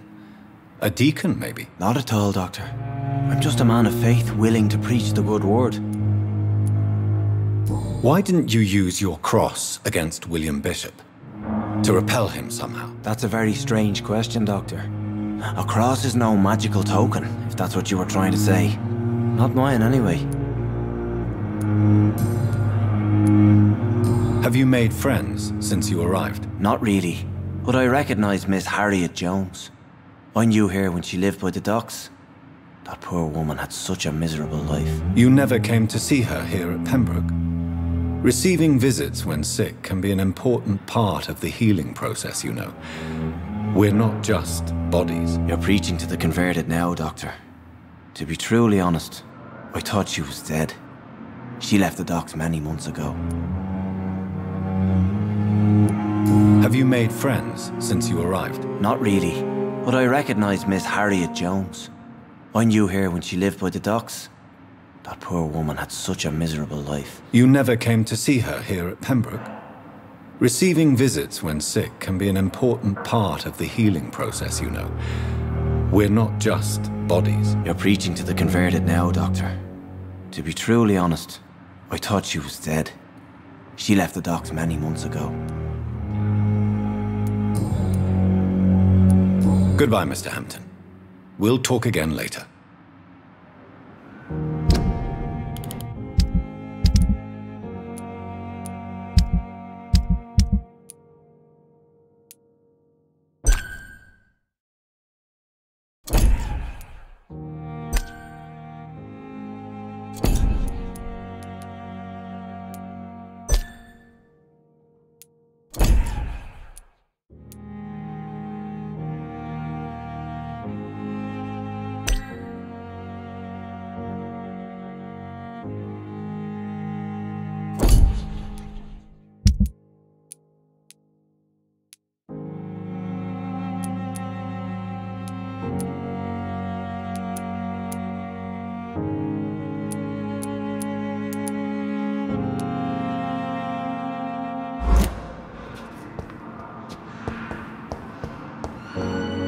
I cannot enter. Fear and disgust on every street corner. The daily routine. Hello again, Dr. Reed. I feel better already. Can I go soon? Goodbye, Mr. Hampton. We'll talk again later. Damn. The pain. It's here again.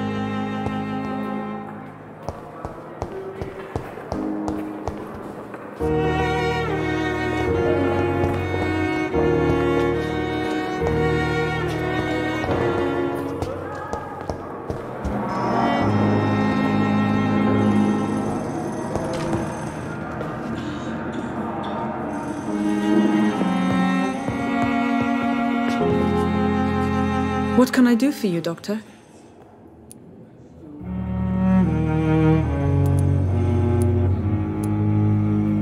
Thank you, Nurse Crane. I never could keep anything from her. Good evening, sir. I'm Dr. Reed. I believe we're going to be colleagues. Reed? Yes, I've been informed about your arrival. I'm Waverly Ackroyd. Welcome aboard, I suppose. Does my arrival inconvenience you in some way, Dr. Ackroyd? Let us just say that I don't particularly share Dr. Swansea's enthusiasm for hiring you. What we need here are reliable professionals, not overrated dabblers. If you have a problem with me, Dr. Ackroyd, please feel free to tell me. Dr. Swansea has imposed your presence on this hospital without asking anyone's advice. The benefit of his position. But I don't agree with it. I know we've never met before, but I believe this hospital could use all the help it can get. You will agree with that, I'm sure. Oh, but I have heard about you, Dr. Reed. Of course you can't say the same about me, since I have not wasted my time courting the press.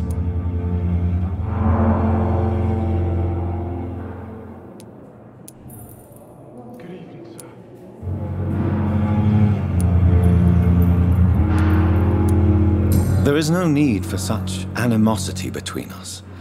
Don't you think the epidemic is already enough to deal with? That is one point we could agree on. And that is precisely why I want to be sure that you will be of help to this hospital instead of a burden.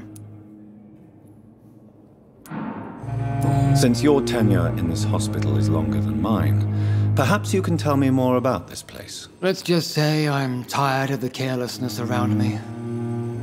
I have always respected the skills of Dr. Swansea, but over time his enthusiasm has become displaced. Carelessness? Exactly what are you talking about? We're here to save lives. The people who trust us are not volunteering for experimentation. They're here to be healed. I don't intend to run any radical experiments, Doctor.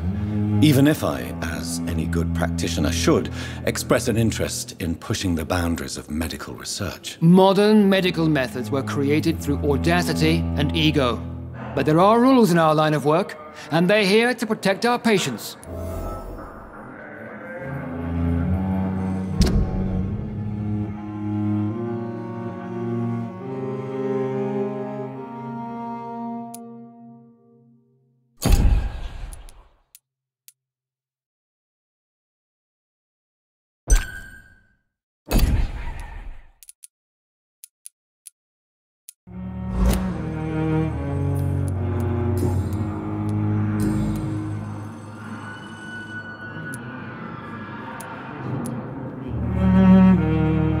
I don't know what you've heard about me, but I have already proved my value as a practitioner. I don't question your skills, Dr. Reed, but your motive.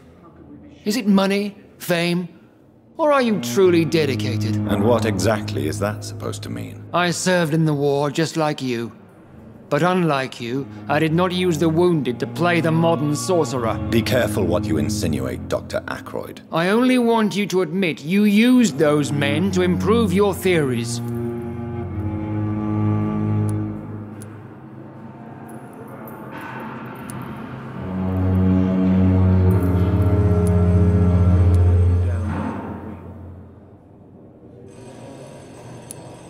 This is ridiculous. My blood transfusion technique saved many lives, and you know it. You see? That is exactly what I hate about people like you. You avoid this kind of accusation instead of facing reality. I don't know what you've heard about me, but I have already proved my value as a practitioner. I don't question your skills, Dr. Reed, but your motive. Is it money, fame, or are you truly dedicated? And what exactly is that supposed to mean? I served in the war just like you. But unlike you, I did not use the wounded to play the modern sorcerer. Be careful what you insinuate, Dr. Ackroyd. I only want you to admit you used those men to improve your theories. This is ridiculous. My blood transfusion technique saved many lives, and you know it. You see? That is exactly what I hate about people like you. You avoid this kind of accusation instead of facing reality. It seems you have bad memories of your military service. I refuse to see this industrial slaughter as scientific progress. War only reveals the worst in men. We can at least agree on something, Dr. Ackroyd. Thank you for your time. We'll talk later.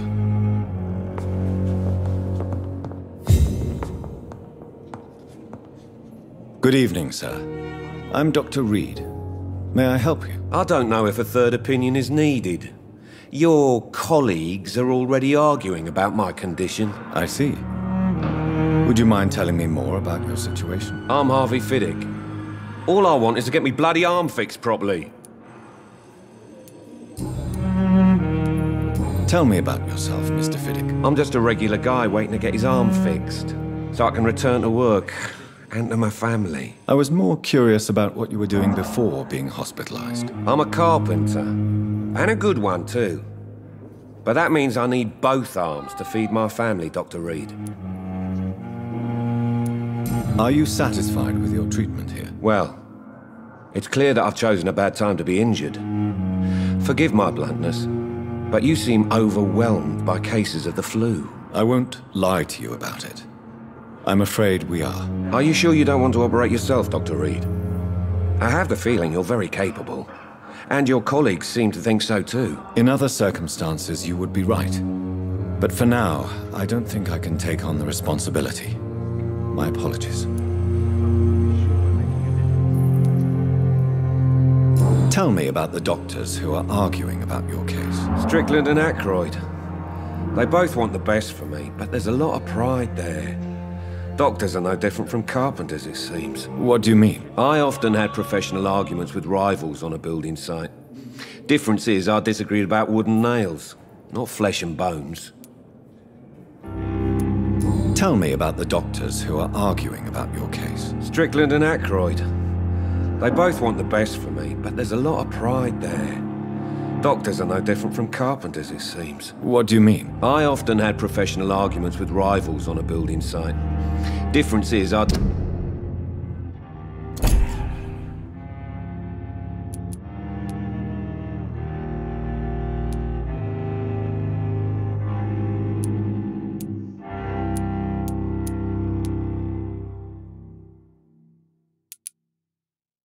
disagreed about wooden nails, not flesh and bones.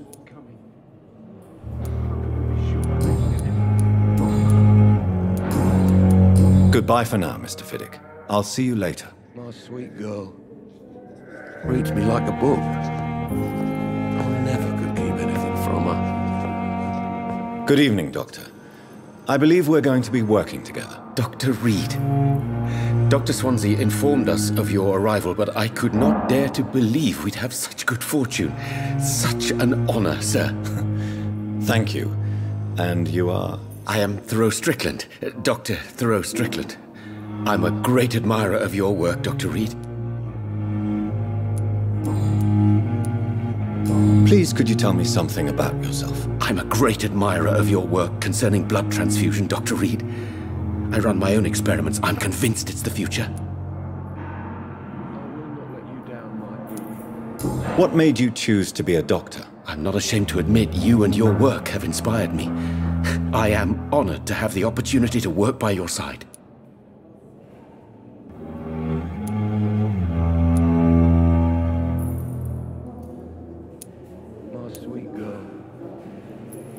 It's always a pleasure to share scientific and medical knowledge with someone eager to learn. I'll be glad to help you if I can. This epidemic may be the century's most terrible disaster, but I'm convinced that we, as doctors, are the only ones able to defeat it.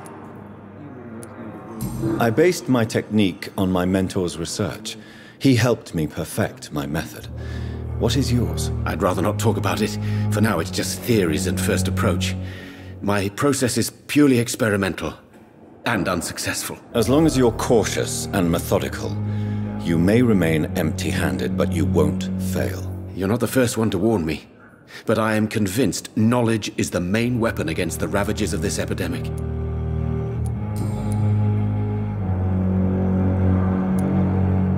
What do you think of Dr. Ackroyd's aversion to modern medical methods? It's a shame he's so narrow-minded. Dr. Swansea taught me that science is about exploring uncharted territory. I'm convinced that's true. With the influenza and all that's going on, you should put your differences aside, don't you think? Why is it so difficult to work together? I believe that if Dr. Ackroyd had been the one to discover the transfusion process, he would be the first to recommend its use. So you believe it's just a question of jealousy and pride? Dr. Ackroyd is as proud as he is blinded by his obsolete concept of medical science. What can you tell me about the Pembroke? Well, it has always been an honor to work with Dr. Swansea. But with your arrival, I can't think of a better opportunity to learn about blood transfusion. You seem quite optimistic. It's a rare and precious attitude in these difficult times. I'm convinced that this epidemic is a test of endurance and dedication for us men of science. Questions remain about our capacity to resolve the situation. True. Last summer, during the first wave of the epidemic, I used to joke with Milton about the extra work. We're not smiling now. Do you need help with anything in particular? Well, yes, maybe. I'm waiting for a batch of products I ordered for my personal research. yet my supplier seems to have vanished. Do you want me to play the errand boy for you? Oh no, Dr. Reed. But if you went personally to his shop, what with your reputation and all, he wouldn't dare to refuse the products I need. I see. Well, give me the address, for I may pass by if I have time.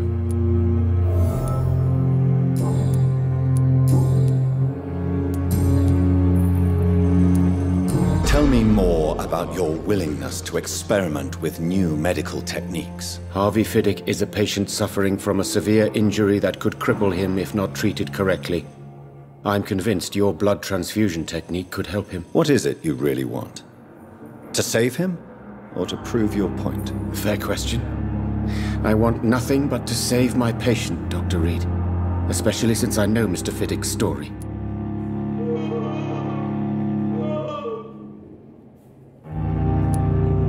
This personal involvement could also appear to be a lack of impartiality. You must know that a good surgeon must remain neutral. I agree. But that does not excuse Dr. Ackroyd's behavior, a man who did not even take time to converse with his patient. Do you think keeping his distance was a mistake? All I know is that I'm taking care of human beings with desires, hopes, and fears. Not some biological machine comprised of blood, bones, and flesh.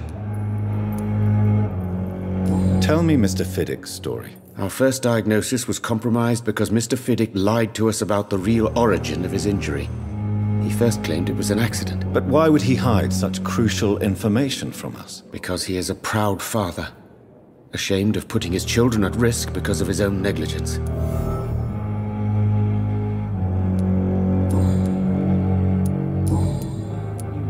Goodbye, Dr. Strickland. As for...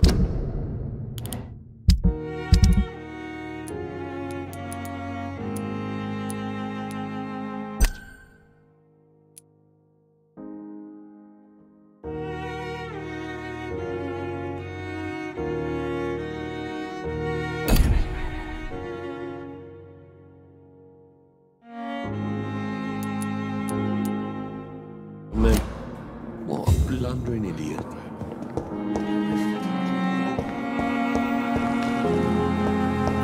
How long must I wait, damn it? Blaming me will not further your agenda, sir. How long is it going to take to fix me properly? A month? A year!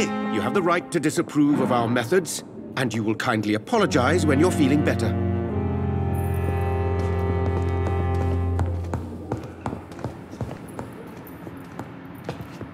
Good evening. I'm Dr. Reed. Can I help at all? No. Really? Why are you here, then? I don't want to talk. My throat hurts too much. I suppose that this pain is the reason you're here. Is someone taking care of you? Yes. And no. Could you at least tell me your name, sir? Mortimer. Mortimer Goswick. How painful is your throat, Mr. Goswick? So painful I'd rather not talk at all, Doctor. I'll let you get some rest, then. I'm all right. Don't waste your time with me. Good evening, Mr. Goswick. How are you? I'm okay. How painful is your throat, Mr. Goswick? So painful I'd rather not talk at all, Doctor. I'm sure you realize a doctor and his patient have to communicate, sir. Would it help if I gave you some paper and a pen? Not really. I see. Then maybe it's not just your throat that hurts, Mr. Goswick. Perhaps your sore throat is just the consequence of something more hurtful. Yes, maybe. But I don't want to talk or even write about it now.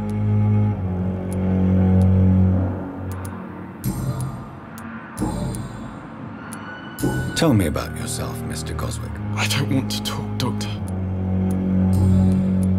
I have to go now, sir. But don't hesitate to contact me if you need any help. I'm all right. Don't waste your time with me. Good evening, madam. Can I help you? It's my son who needs you, sir. I'm Dr. Jonathan Reed. How can I help your son? I'm Beatrice Goswick, mother of Mortimer Goswick. Could you check on him, please, Dr. Reed? I've heard much of your talents as a physician. What can you tell me about yourself, Mrs. Goswick? Not much to say. Just take care of my Mortimer and I'll cover all the expenses. That's all that matters.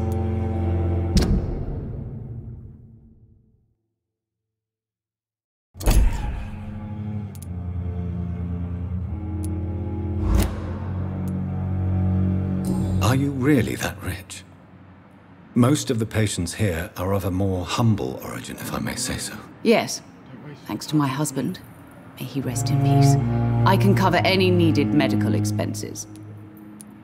May I ask if you have an occupation, Mrs. Goswick? I'm a teacher by profession. I teach young women who are more ambitious about their futures than their families. May I ask if you have an occupation, Mrs. Goswick? I'm a teacher by profession. I teach young women who are more ambitious about their futures than their families.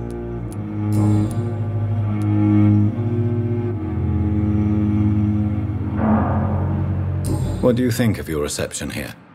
Any complaints? I have had the uttermost reservations about this hospital since we arrived. But we had no other choice, considering the state of emergency. Is there something in particular that's bothering you? Some of the staff were not especially welcoming. I suspect they're not accustomed to dealing with patients of such social standing.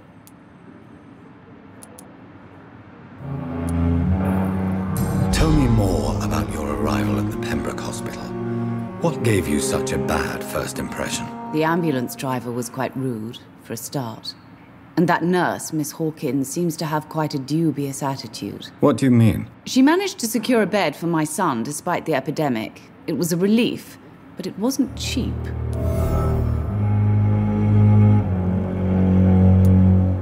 She charged you for a bed? Yes, and I paid without question, considering the urgency of the situation. I share your concern, Mrs. Goswick. Be sure that I'll talk to the people involved. I don't expect compensation, Dr. Reed. But I'm aware such behavior would not be tolerated in other hospitals.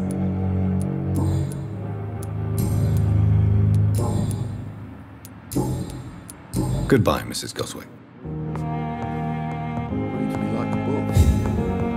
I never could keep anything from her. I'm all right.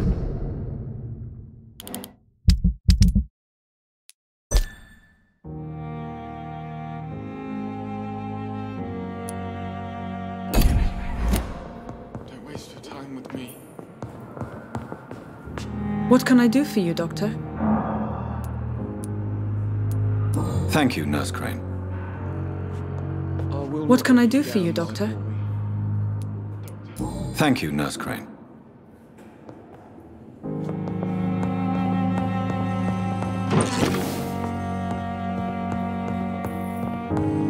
I'm all right. Don't waste your time with me. Good evening, Doctor. How is my son doing?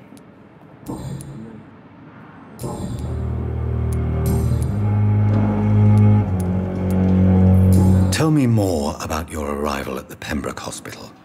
What gave you such a bad first impression? The ambulance driver was quite rude, for a start. And that nurse, Miss Hawkins, seems to have quite a dubious attitude. What do you mean? She managed to secure a bed for my son despite the epidemic. It was a relief, but it wasn't cheap.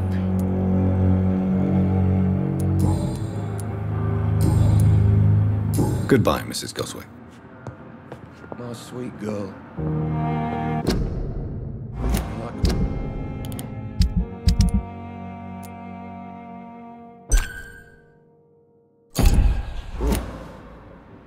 I never could keep anything from her.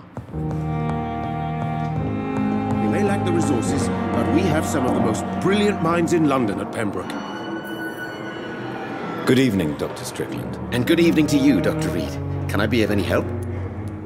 Goodbye, Dr. Strickland.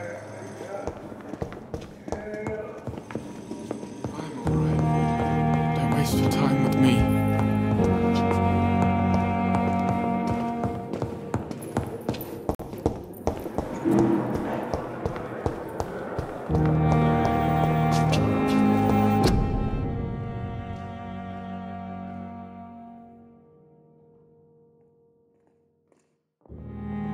You are going to reveal all your secrets to me. Even the dark.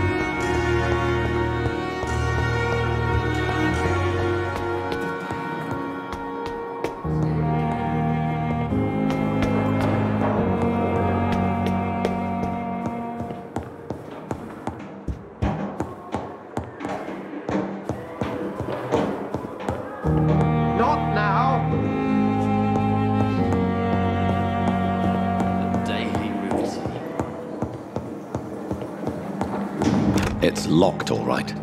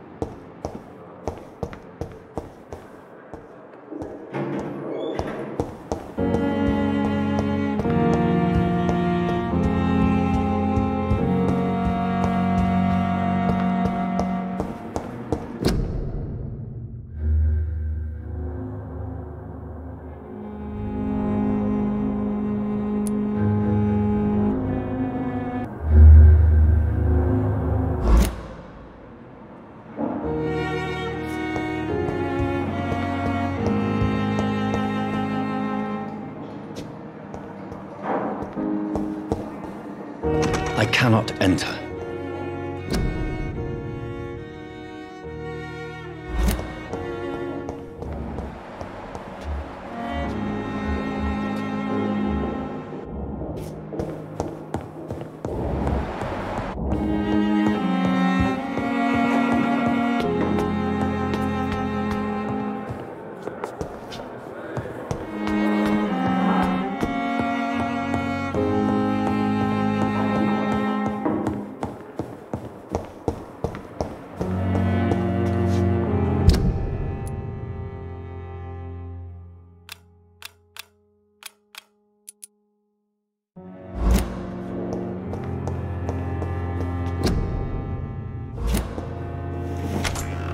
This must be the place. It's definitely away from prying eyes. Relegated to the shadows. A kingdom of my own. At least I won't be sleeping in a coffin.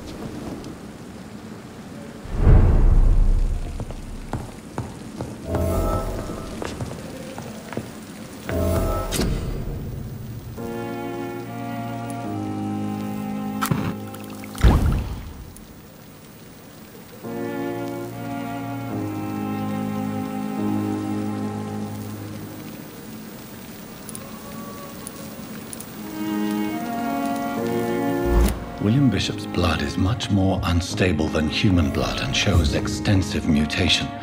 But this is not what happened to me. I must keep on searching. The sun is about to rise. I can feel it. I'll continue tomorrow night. I have so much time now. The flower's dying. It needs water.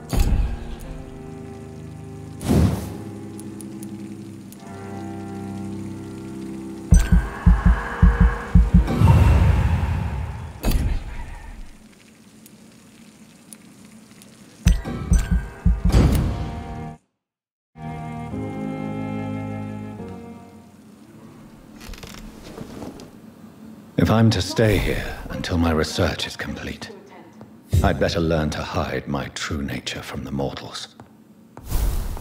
But what about my thirst for blood? Hurry now, Doctor. It's freezing here.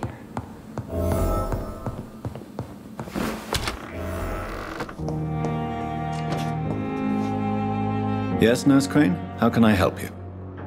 I'm so sorry. I know Dr. Swansea wanted you to rest, but we have somewhat of a crisis. A crisis, you say? Our supply of antiseptics is nearly depleted. I was hoping there was another box up here, but...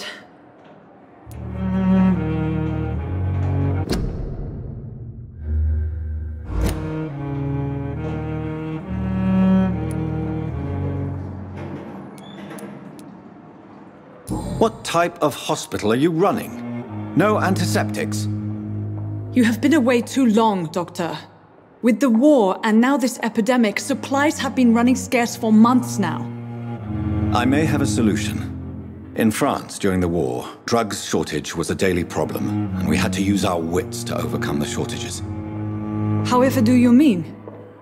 If combined correctly, certain household chemical products can be used in a pinch instead. Now, where's the hospital storeroom? The storeroom? Fat chance. This is the Pembroke, and space is luxury we don't have. Everything used to be stored in the old morgue. Perhaps I should look there first. Where is this morgue? It's the large building behind the hospital. You'll need to go in the back door because it's been sealed off for sanitary reasons. Take this key. It opens a small back entrance at the end of a narrow street. The abandoned morgue behind the hospital. A small door at the end of a narrow street. On my way then. Thank you, nurse. Yes, Doctor? Why then do you always work the nights? Don't you ever sleep? At the Pembroke, we're always hands on deck.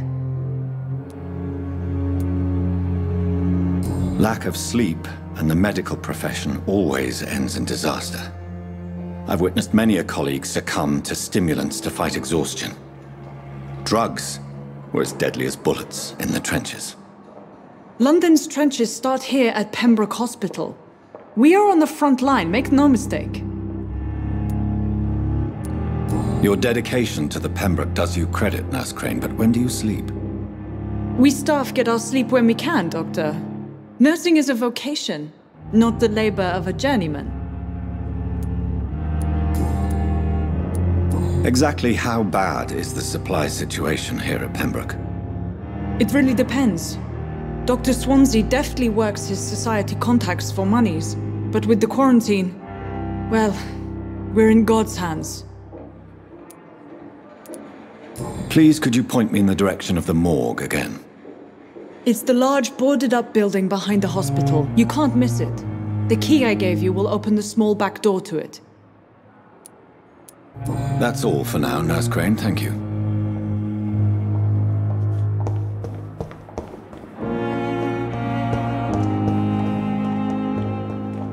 It's locked.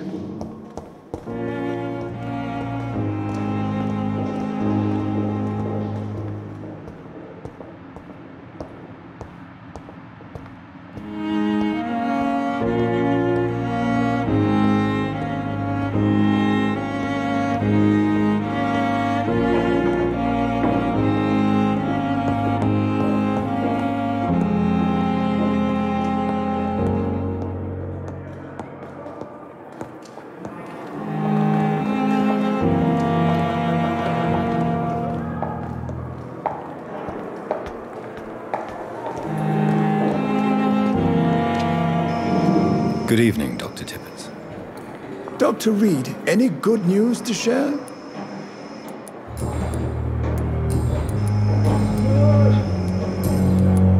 Goodbye, Dr. Tippett.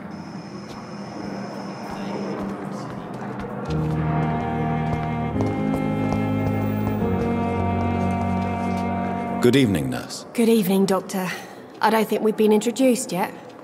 My name is Pippa Hawkins. And I'm Dr. Jonathan Reed. Dr. Swansea has recently offered me a position in this hospital. Well, it's a euphemism that your help will be appreciated, Doctor. How would you describe the situation at the Pembroke Hospital? It's serious. The flu is wreaking havoc amongst the staff and patients. We are running out of everything. You must get a hold of yourself, nurse. Sorry, I'm exhausted. No one has any idea when this epidemic will be over. Nurse Hawkins, the Spanish flu won't last forever. Even the Black Plague didn't kill everyone. I wish I could believe you. But what if this epidemic was worse? What if in the end, nobody was spared? How long have you been a nurse? Well, long enough to see that the epidemic is winning. And no matter how qualified you are, don't tell me you'll change that.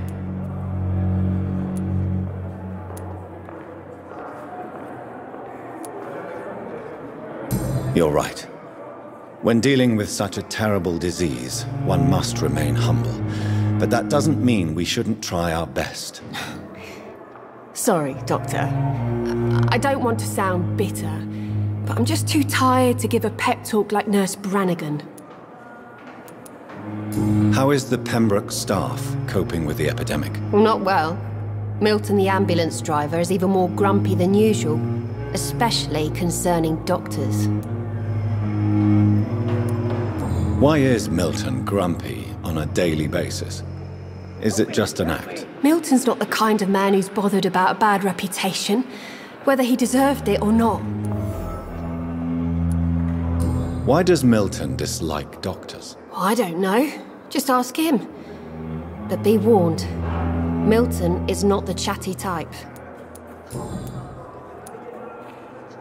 Pippa, I know you're very close to Milton Hooks. Yes, Milton Hooks is my man.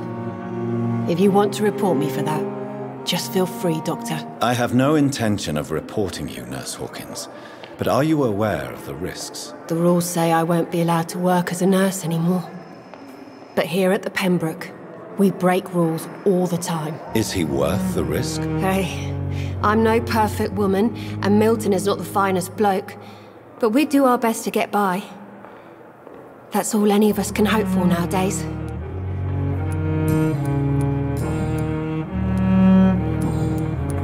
Goodbye, Nurse Hawkins.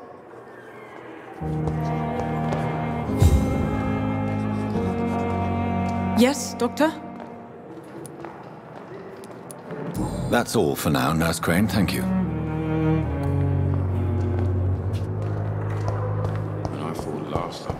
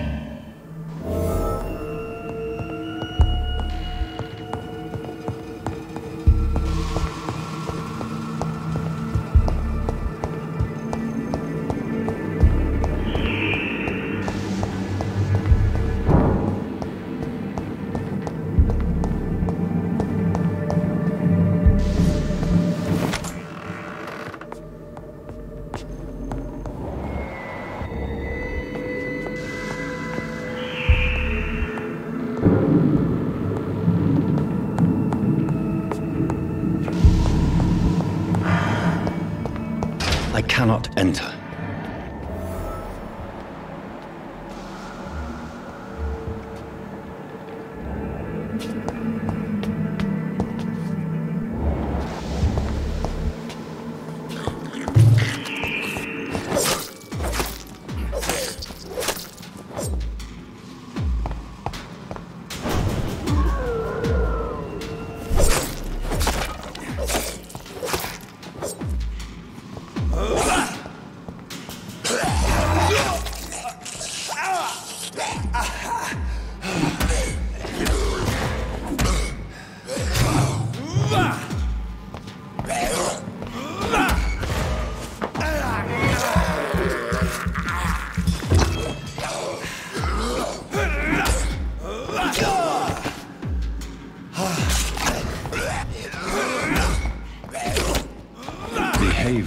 similar to the infected William Bishop.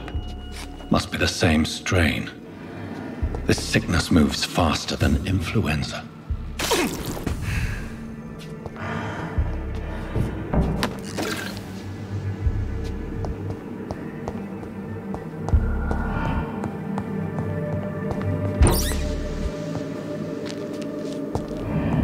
This key will surely grant me access to the basement.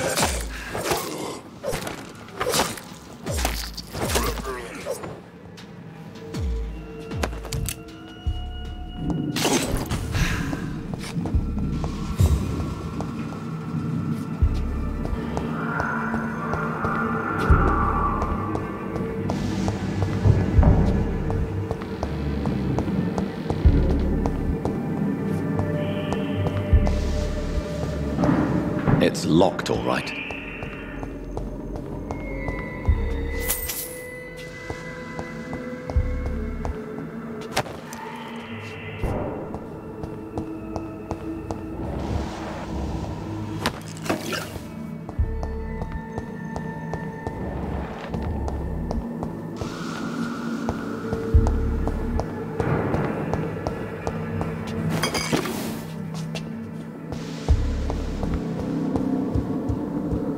I cannot enter.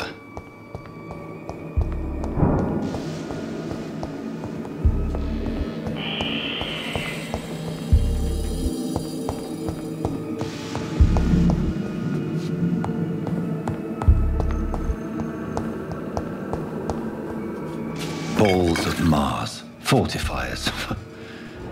As popular as they are ineffective. But they do contain iron tartrate, and that might prove itself useful.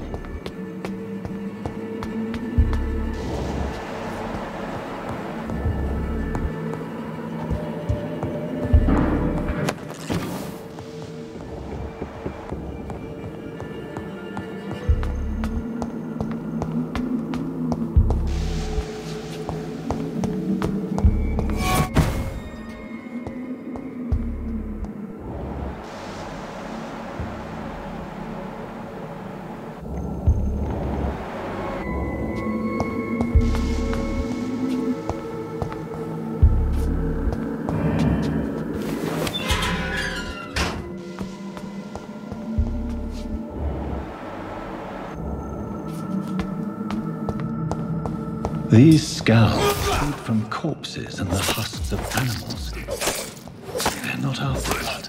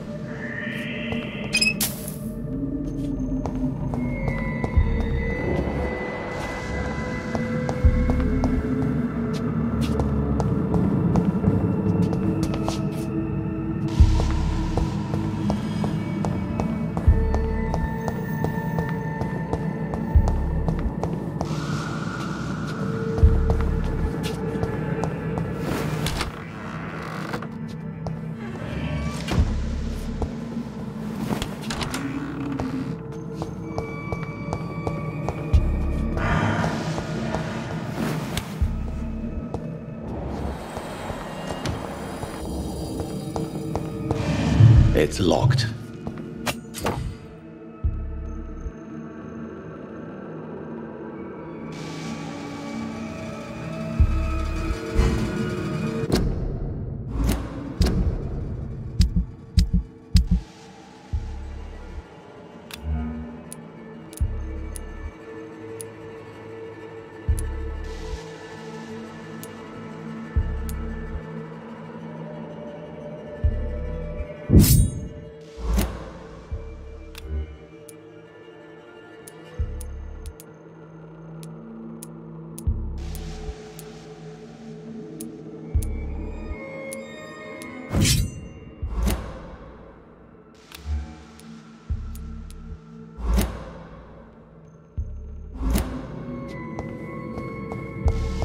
It's locked.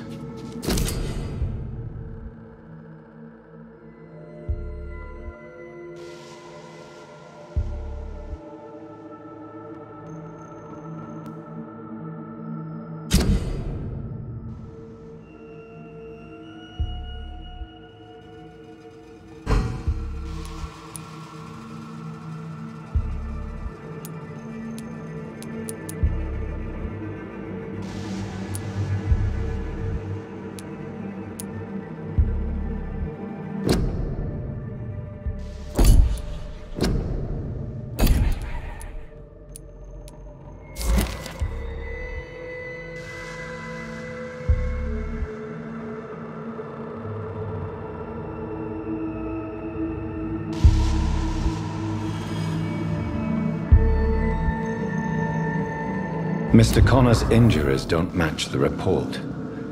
I'd better look into this.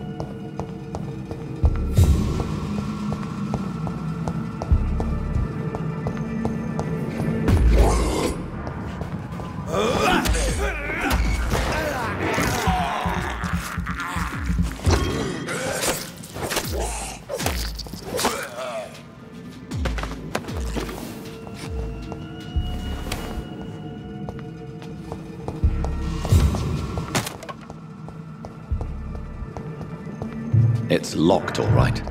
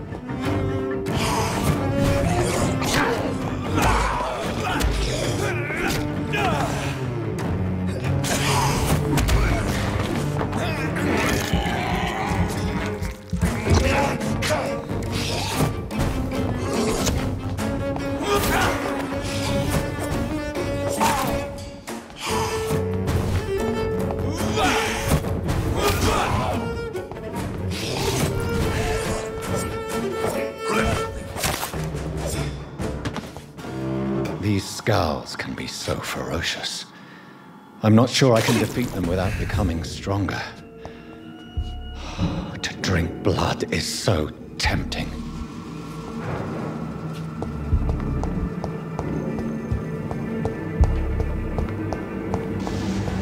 Sodium hypochlorite. Dangerous to administer, but efficient in the proper dosage.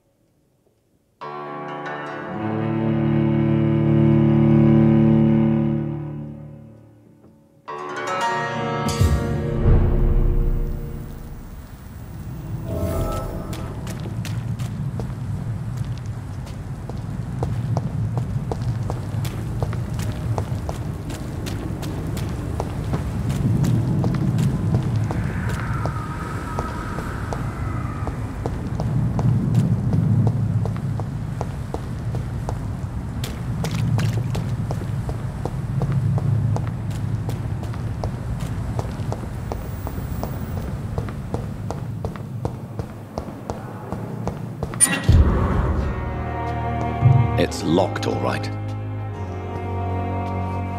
Good evening, Nurse Hawkins. Good evening, Dr. Reed. Goodbye, Nurse Hawkins.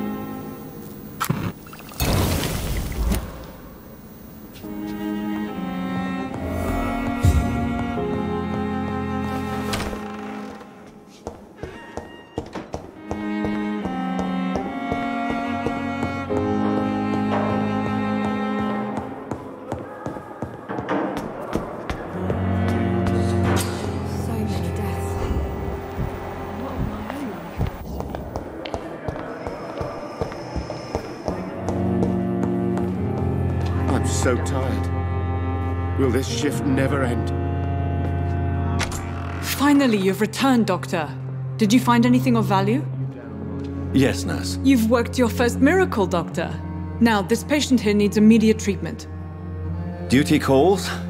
When the storm has passed, I'll show you how to mix the remedy yourself with the same basic ingredients. Many thanks, Doctor. When you finished, you ought to report to Dr. Swansea in his office. He's been looking for you. Seemed pressing.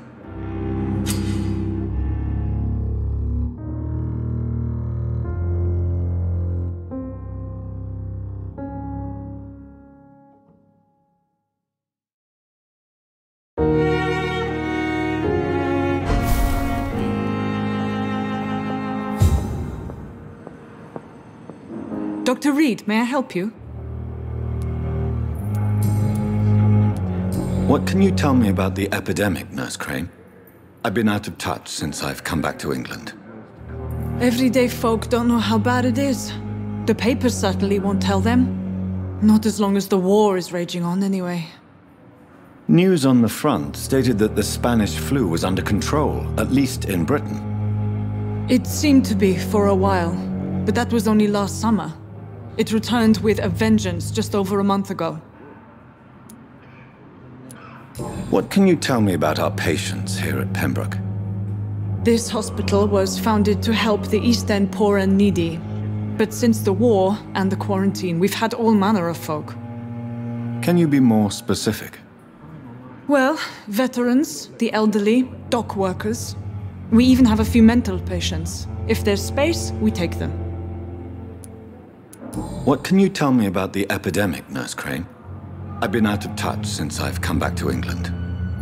Everyday folk don't know how bad it is. The papers certainly won't tell them. Not as long as the war is raging on, anyway. News on the front stated that the Spanish flu was under control, at least in Britain. It seemed to be for a while, but that was only last summer. It returned with a vengeance just over a month ago.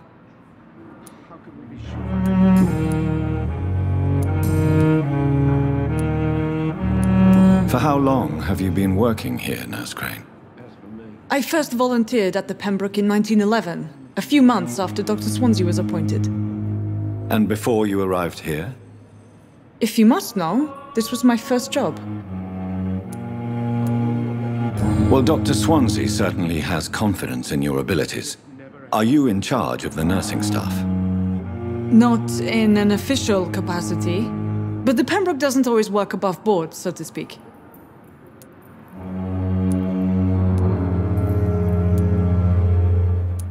How is the duty roster organized? Everybody works until they can't. If there's time, they'll eat a meal and shed a silent tear. What about medical protocols? Dr. Reed, we don't have the money and resources here at the Pembroke like they do in the West End. We do what we can. For how long have you been working here, Nurse Crane? I first volunteered at the Pembroke in 1911, a few months after Dr. Swansea was appointed. And before you arrived here? If you must know, this was my first job. I'll see you later, Nurse Crane. Good evening, sir. Doctor. Good evening, Mr. Goswick. How are you? I'm okay.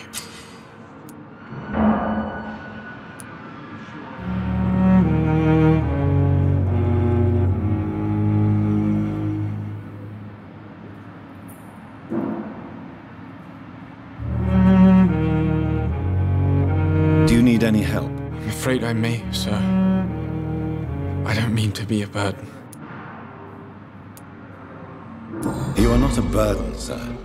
Healing you is my responsibility. And you have my gratitude for that.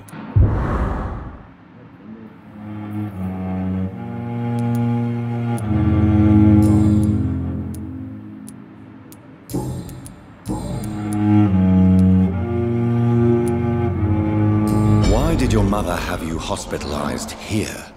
She seems convinced this is a bad hospital. My mother just wants the best for me.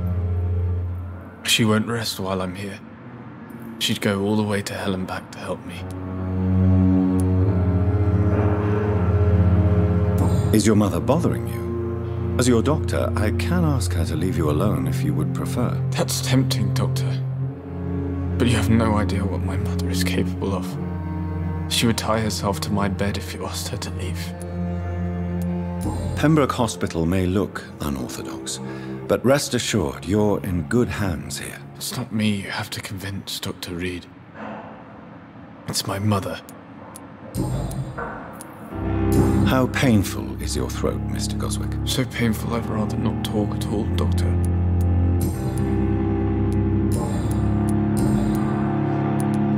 Tell me about yourself, Mr. Goswick. I don't want to talk, Doctor.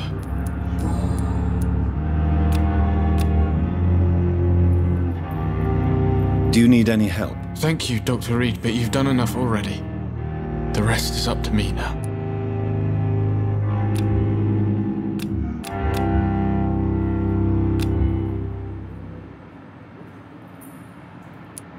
I have to go now, sir.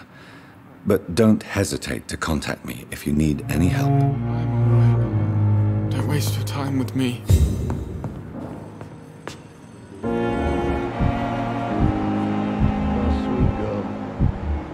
Reads me like there's so many deaths. That's still where we're coming from. How can we be sure we're making a difference?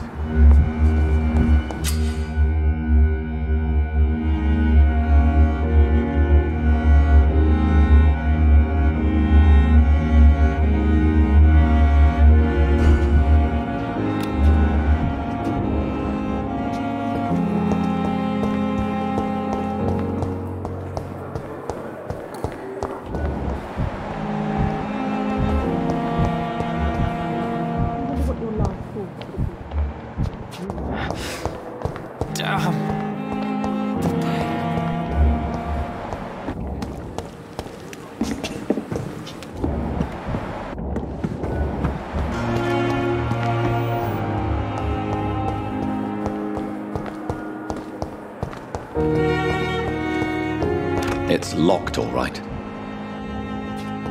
Fear and disgust on every street corner.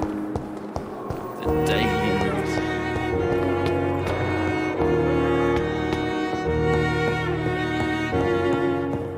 It's locked.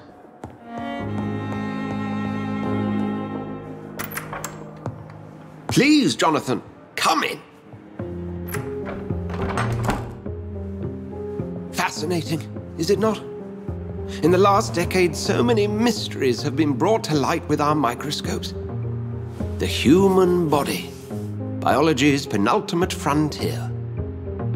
The more we explore its boundaries, the less we're able to trace a clear line between life and death. You, my friend, have a foot in both countries. The view must be vertiginous. It's at least as vertiginous as chatting about vampires with you, I would say. This must be all so new to you. This area of town, the hospital, a brand new life. How stimulating it must be. I wish I could share your enthusiasm, Dr. Swansea, but my condition defies scientific categorization. Undead? Unalive? Immortality defies logic. I cannot express my thrill at this serendipitous turn of events. The world's most eminent specialist in blood transfusions, a vampire. One might say a gift from heaven.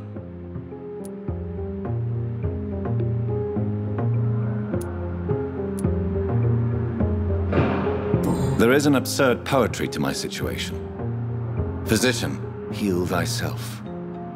Forgive me. I've been an admirer of your work for a long time, and now you are so much more than a brilliant physician. And please, call me Edgar.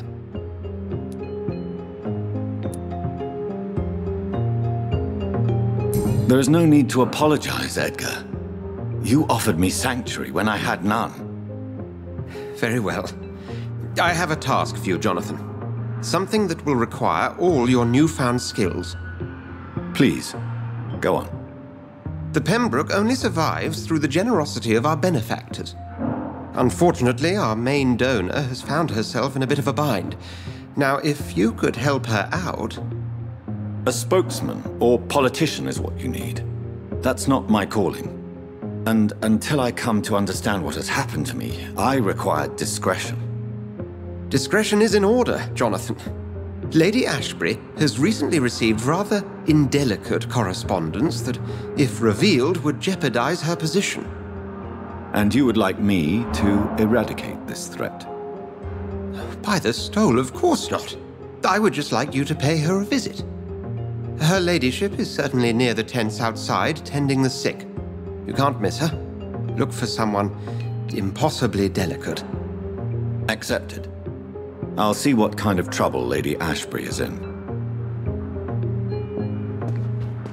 Do you need something, Jonathan? I have just a few questions. Then ask away. I'm at your service, Doctor.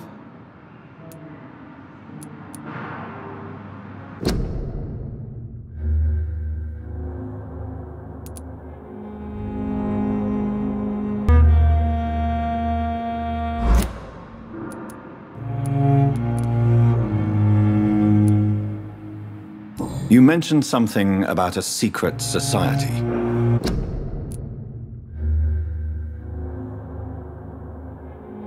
A brotherhood, if I recall. Could you elaborate?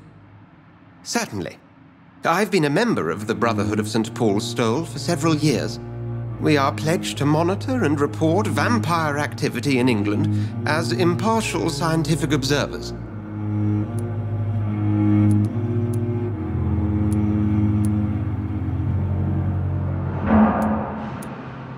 Yet you don't fear me. And still, you know the monster that lurks beneath the civilized surface. The Brotherhood has studied your kind for centuries. We believe you are as supernatural as a lion is to a gazelle. That explains your nightly wanderings about the docks and the questions you ask. I feel it wasn't mere coincidence that led us to that part of town. There was something as yet unseen that set those chain of events in motion.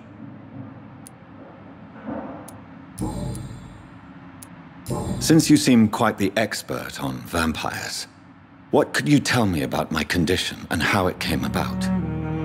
As men of science, our first step is always to start with what we know. Forget the myths, the hackneyed scrawlings, and the penny dreadfuls. They do not scratch the surface of the truth you now find yourself in. Must I take a life to live? You are a vampire. You feed, and blood is the sole sustenance that can sustain your immortal frame. And only a living creature contains the nourishment you require.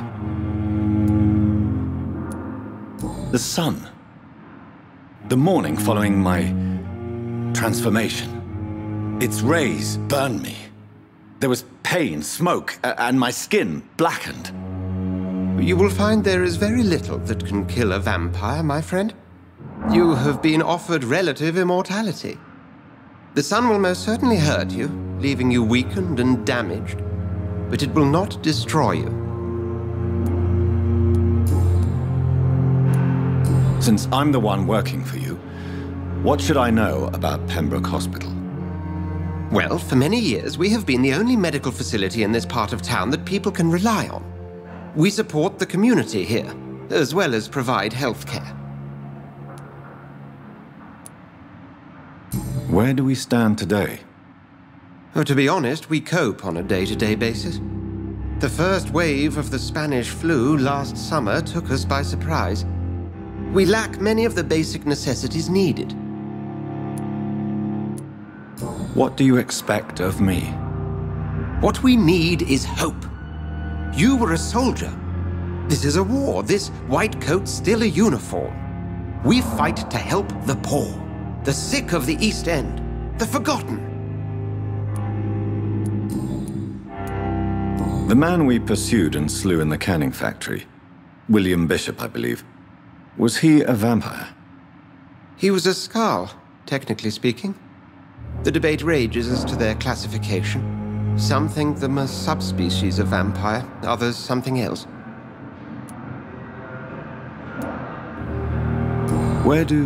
How do Skalds come into existence? The name means slave. The etymology may indicate that they are a lesser species of vampire. From what I know, vampires tend to despise them. Just for clarity, what differences are there between myself and a Skald? A Skald is easier to eliminate, Jonathan. even if they remain formidable foes for the unprepared. Vampires...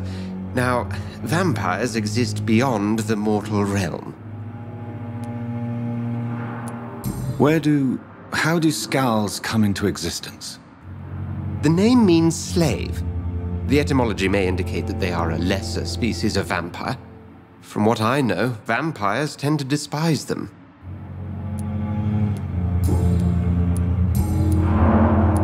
We'll see each other again soon, Edgar.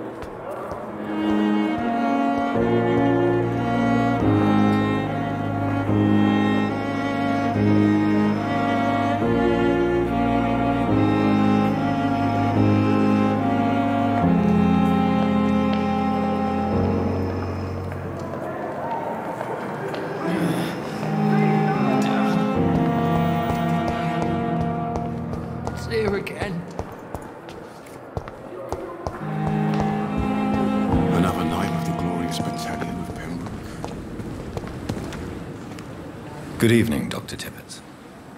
Dr. Reed, any good news to share? Have you heard of any underhand dealings going on in this hospital?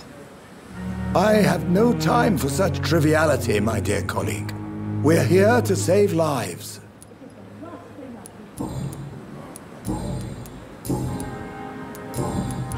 Goodbye, Dr. Tippett.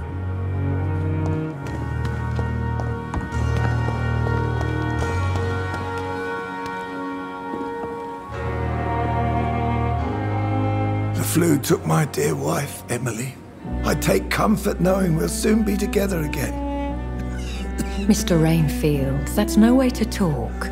You're in good hands here, and we'll be up again soon enough.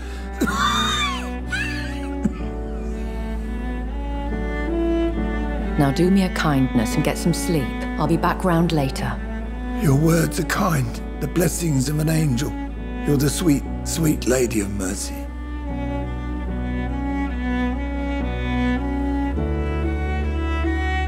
Good evening, Dr. Reed. It's a pleasure to see you again. You seem surprised. Dr. Swansea has brought me up to speed concerning your recent appointment to Pembroke Hospital. You're a the lady who saved me that night, before vanishing into thin air. I remember you from the pub with Dr. Swansea. Indeed. Allow me to introduce myself formally this time. My name is Lady Ashbury. I remember you well, in spite of the brevity of our encounter.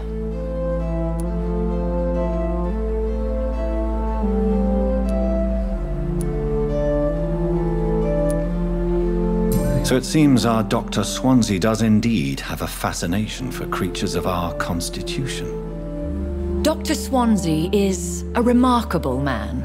Dedicated, one might say, obstinate? He spent years compiling our bestiary. I hope you're more disposed to answer my questions now. You must have countless questions, but our rather urgent matter first. Swansea has explained. My cover, if you prefer, has been compromised. Have any of the patients given you trouble? These poor souls have so little left to live for. I do my best to ease their pain. The world would be a better place if it were cared for by women like you. You make me blush. I am simply a necessary evil. Pardon my boldness, Your Ladyship, but I have questions concerning this condition we share. As a newborn, your hunger for answers is rivaled only by your thirst for blood. But the questions need wait. I'm a scientist. My trade is in the deciphering of mysteries, and I need information to feed my mind. I will gladly answer every question you have, but first, prove yourself capable of resolving my predicament without eating the culprit. Dr. Swansea has commissioned me to be your agent in this matter. You could start by explaining what's amiss. These past insufferable weeks, I've been the victim of extortion. I've made a first payment, but the blackmailer grows greedy. I must refuse his most recent demands.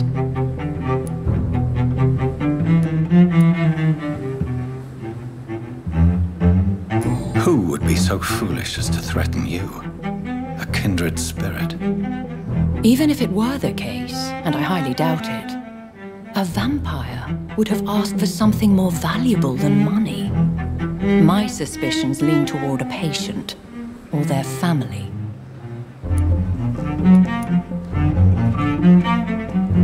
If we're dealing with an ordinary criminal, surely you've the means to deal with it yourself, if I may. As immortal tradition doth dictate, all fangs and hypnotic eyes ablaze, the blood would run like a river. That's what I hope to avoid. Violence has a tendency to spiral out of control. What are your expectations? Please be precise. As the newly appointed surgeon of this hospital, you are in an excellent position to ask innocent questions and deftly learn the identity of my blackmailer. Please continue. Every detail is essential. I'm your man. My embarrassment in this matter is eclipsed only by my shame at having put the hospital at risk. The threat from our anonymous scoundrel is clear. A list of dates. My visits coinciding with the dates of suspicious patient deaths due to massive blood loss.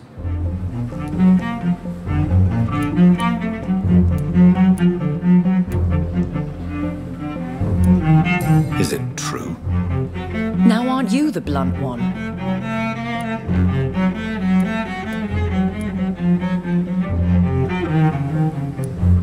Excuse my impertinence, Your Ladyship. This is not an interrogation. I assure you that this line of questioning is in your best interest. In all honesty, I'm not simply a patron to the hospital. My visits serve a dual purpose. Dr. Swansea has been treating my condition with a revolutionary technique of blood transfusion. It seems you are a specialist in the domain. I'll take care of it. Do you know where I should start? If that was the case, I'd settle the matter myself. You could talk to our local gossip, Harriet Jones. Not a pin drops here without her hearing about it. I'll meet that woman now. My life, as others know, is in your hands, Dr. Reed. I'm sure of your discretion, but I do fear your powers of persuasion will be put to the test. When this is resolved, I'll be your obligé. I'll answer all questions in regards of your condition. Is our little mystery closer to being solved, Dr. Reed? I think of nothing else, my lady. My situation is delicate, and it occupies all my thoughts. The blackmail must stop. I need assurance. Pembroke is so lucky to have If only there were more of us, less resignation and more determination. I know I can count on you. I wish I could say the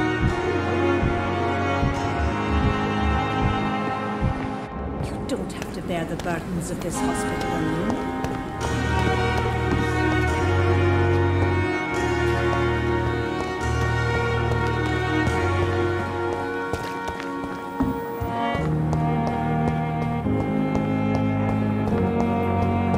Fear and No disgust decency. on every All street liars and corner. thieves. The daily routine. What? What is this? Who are you? Get out of my room. There's no need for alarm, madam. I'm Dr. Reed, the new surgeon. Preposterous. Dr. Reed, you say? I don't want some bumbling intern. Where's Dr. Swansea? Please, calm down, madam. I assure you that I am highly qualified. I'm just back from war duty. How brave. Threatening an old defenseless woman. You know how long I've been a patient here? You've picked the wrong fight.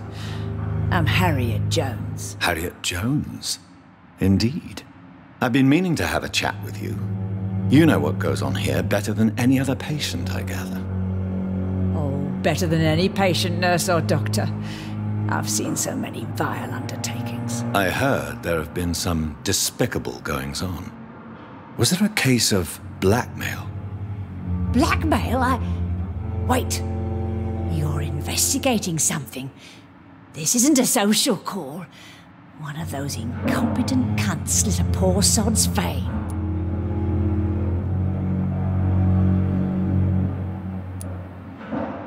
You seem to know more about the goings-on here than anyone else.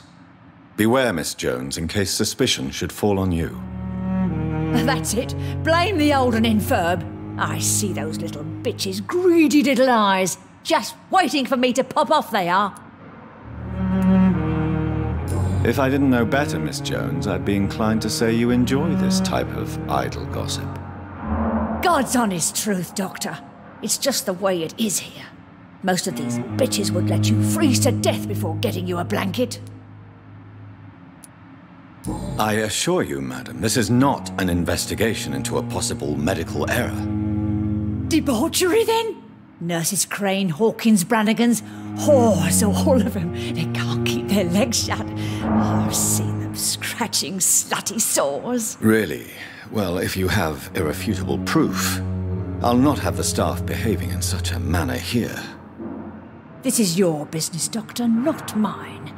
But I swear one of the nurses is cavorting with some man on hospital hours. Thank you for your time, Miss Jones.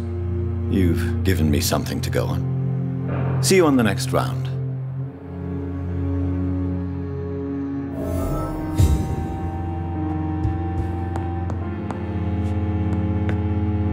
Miss Jones, greetings. How do we feel? Again? Waking a poor old woman in her sleep? There isn't a poor life needs saving somewhere? Now, I need to ask you a few simple questions. Well, if you really must. If you could just tell me why you were admitted. It's terrible, Doctor. What with the pain in my chest, coughing up blood, and I get awfully tired. Wouldn't be so bad if I hadn't lost my house and all. I see. No one comes to visit, you know. Not even my own flesh and blood. Have you noticed any suspicious comings or goings? It would be a great deal easier to make a list of things unsuspicious in this house of charlatans. Everyone here is very capable. I have not seen any instances of unprofessionalism. Thieves and murderers, the lot. People have gone missing here, you know. Poof, without a trace. Come now, Miss Jones. Surely it's not that bad. Have you no eyes? This hospital accepts all manner of souls, regardless of origin. The proper sick cannot heal. We're kept sickened by the refugees. I'll come and visit you shortly. Good night, Miss Jones. The patients and staff might know something. I'll start my investigation with them. I wonder what your last thoughts would be, sir. Yeah. Damn. The pain. It's here again.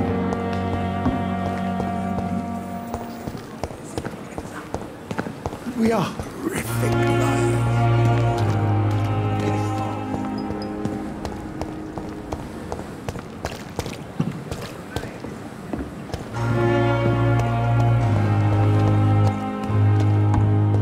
Perhaps I should have considered the offer from that Cadigan fellow.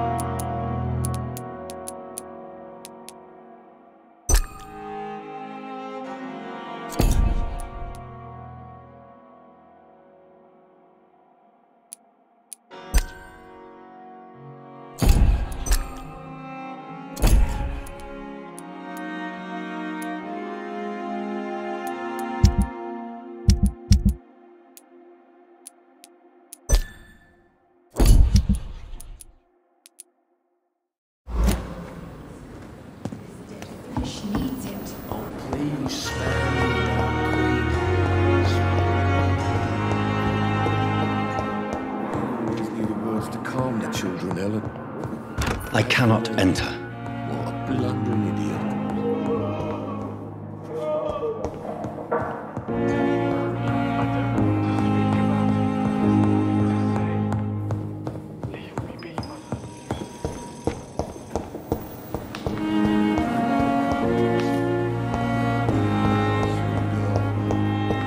Reads me like a book. Good evening, Never sir. could keep anything from her. Doctor.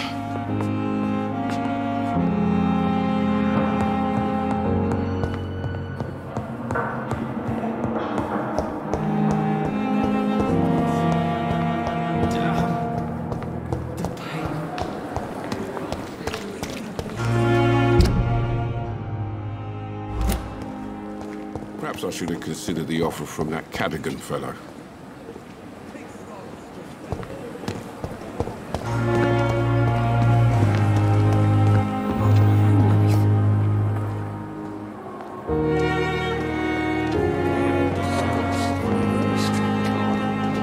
Good evening, Nurse Hawkins. Good evening, Dr. Reed. What can you tell me about the strange man visiting one of the nurses during her shift? Let me guess. You spoke with that old shrew, Harriet Jones. Do not pay attention to her, Doctor. She's full of fanciful tales.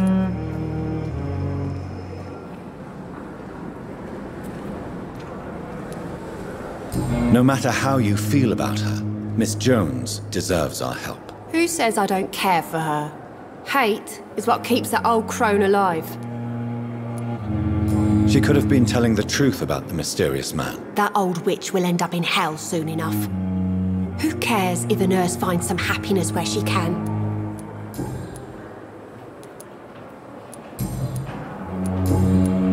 Goodbye, Nurse Hawkins.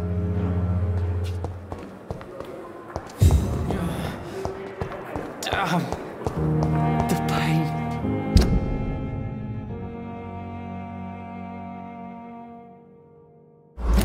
It's here again.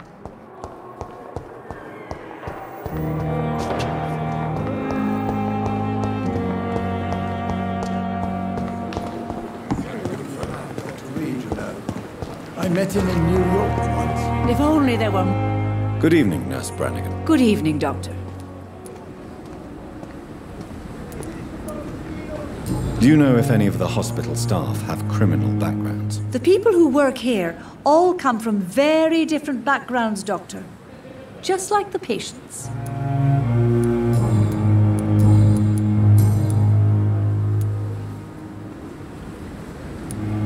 Why does Dr. Tippett's claim you're the main reason he keeps working, despite his fatigue? If it wasn't for him, I probably would have left the Pembroke years ago. Dr. Tippett does not think of you as just a nurse anymore, does he? If you're suggesting he's not taking my gender into consideration when it comes to medical practice and knowledge, I really hope he doesn't. Have you seen a strange man visiting any of the nurses here? I've never heard of such a thing, Doctor. Goodbye, nurse. Call me if you need assistance.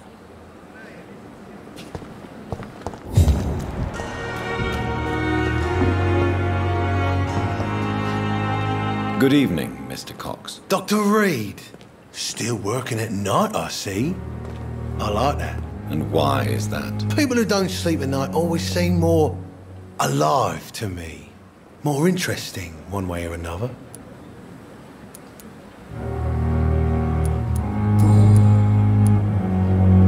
Do you ever think about that poor fellow I saw you push in the water? The wound he gave me will make sure I don't forget him. Still fucking hurts. Boss had cut me good.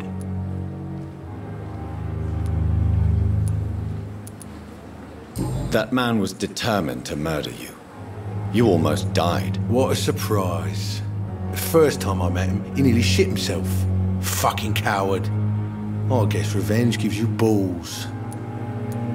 What did he want? Revenge? I recently had to kill his brother. Poor arsehole thought it would be easy to return the favour.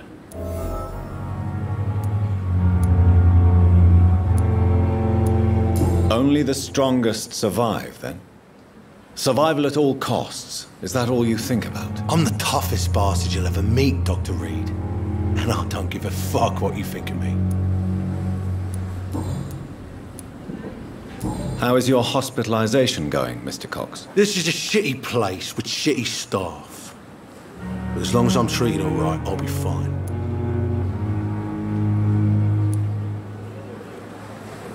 What's wrong with the hospital? Come on, Dr. Reed. The place is a dump. Smelly, sad, and dirty. But you're alive thanks to the efforts and dedication of the staff here, aren't you? What are you expecting, a medal? I thought that saving lives was just part of the job. Must be an unsatisfactory profession at this time, I'm sure. What's wrong with the Pembroke staff? That bastard you sent to bring me here, Milton. I thought he was going to break all my bones before I reached my bed. I see. Any other smart comments? The nurses aren't too ugly. Especially that foxy one, Nurse Crane. Pretty brunette, tough attitude, oh, I like that.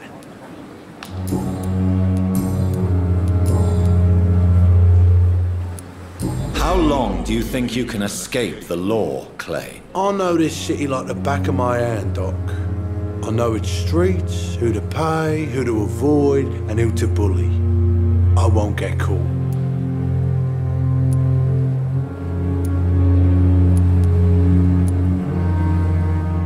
We can't escape the consequences of our actions. The past catches up with us in the end. I ain't afraid of death.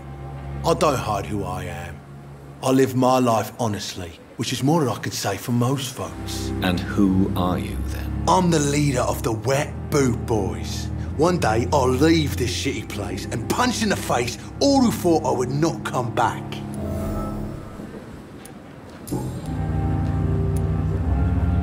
Have you heard of any underhand dealings going on in the hospital? Blackmail?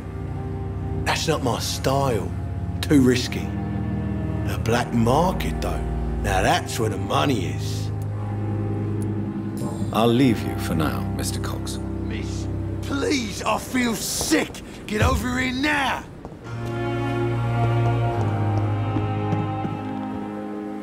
Good evening, Nurse Brannigan. Good evening, Doctor.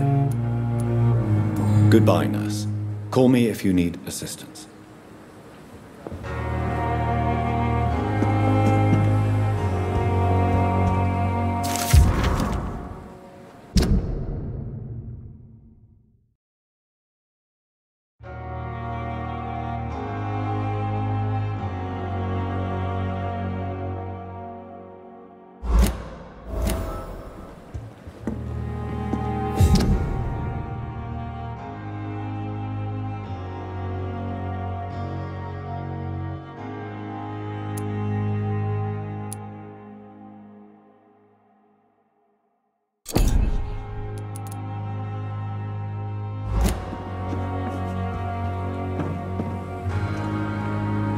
Hey, Doc.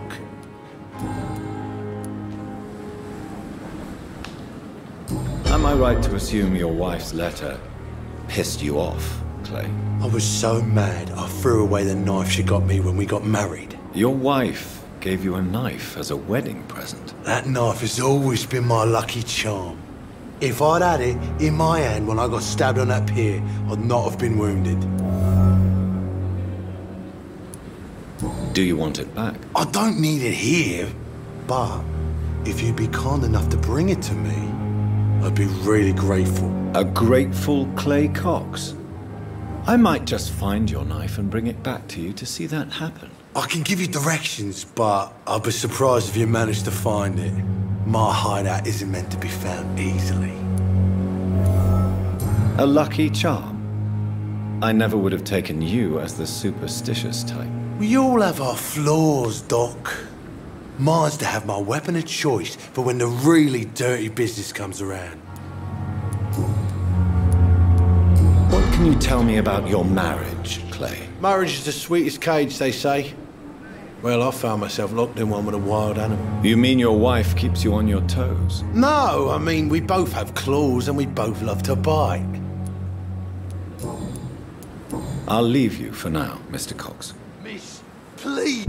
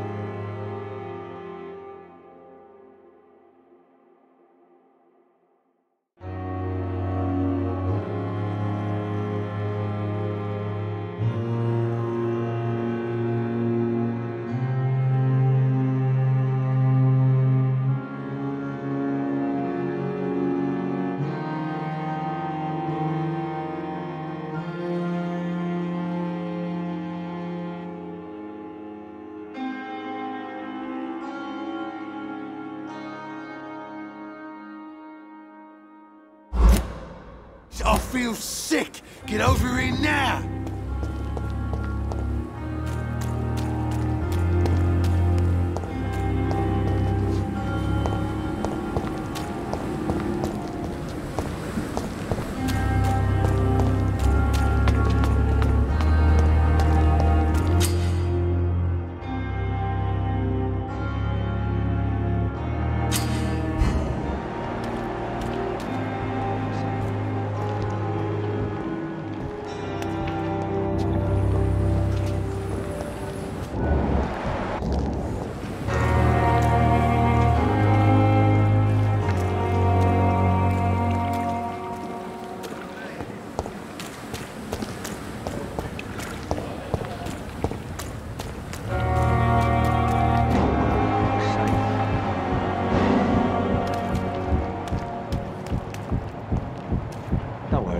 We're safe.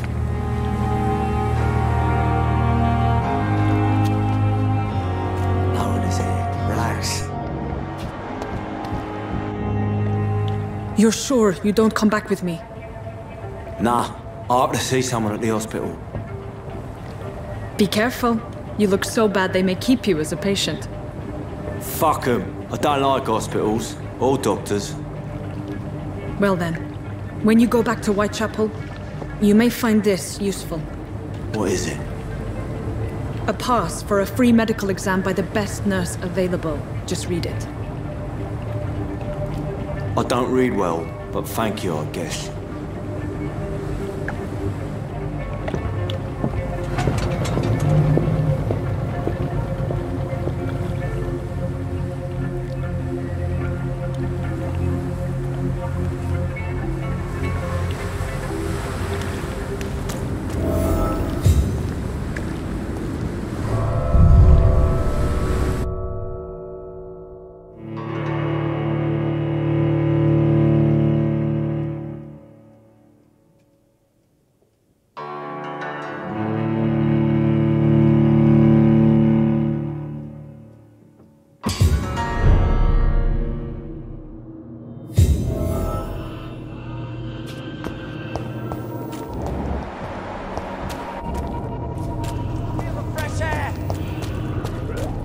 He's locked the door behind him. I need to find another way to follow him.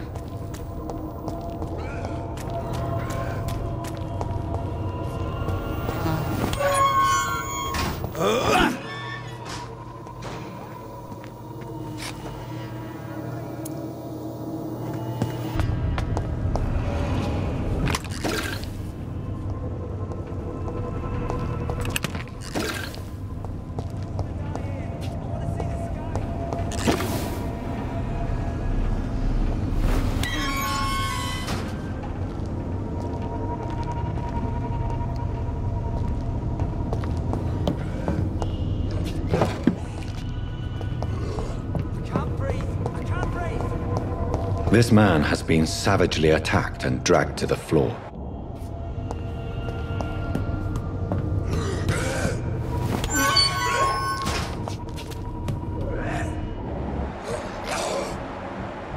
I don't want to die here. I want to see the sky, feel the fresh air.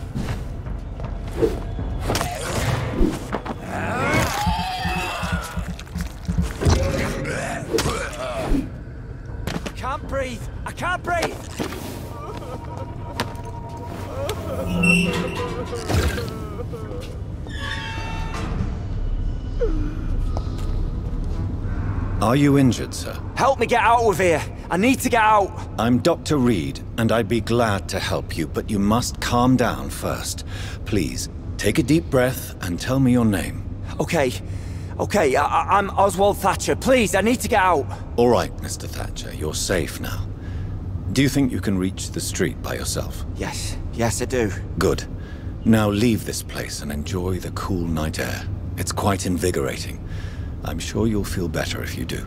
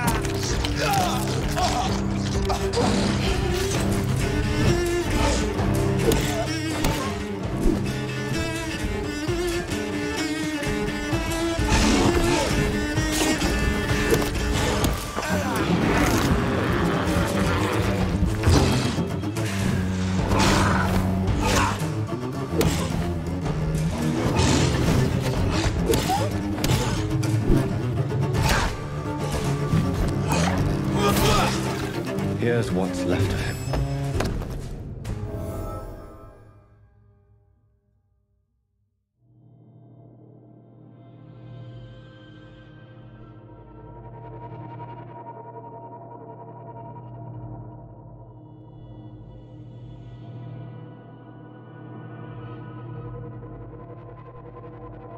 Some voucher for a free checkup in Whitechapel. What is Nurse Crane up to? I really must find her.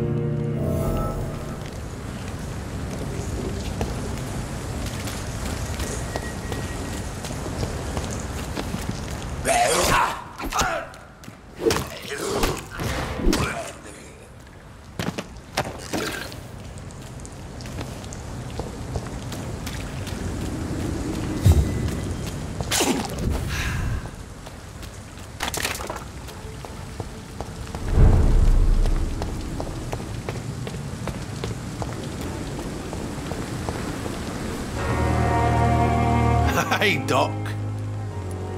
I'll leave you for now, Mr. Cox.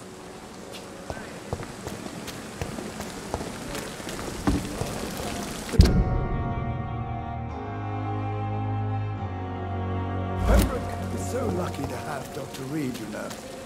I met him in New York.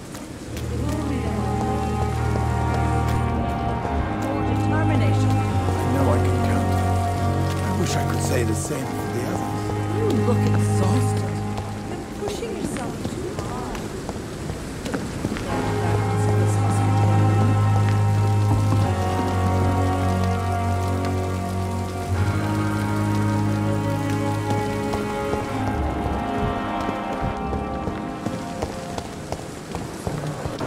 My blood and soul, they belong to you now. The life running in your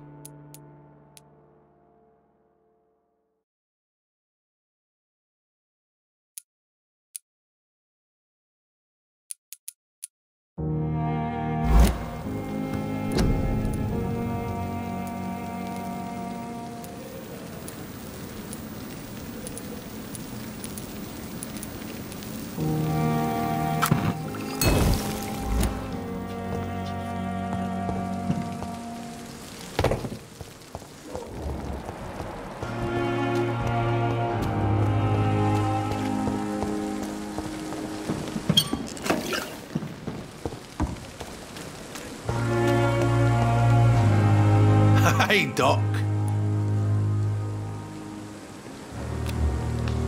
You're lucky to be alive, Mr. Cox.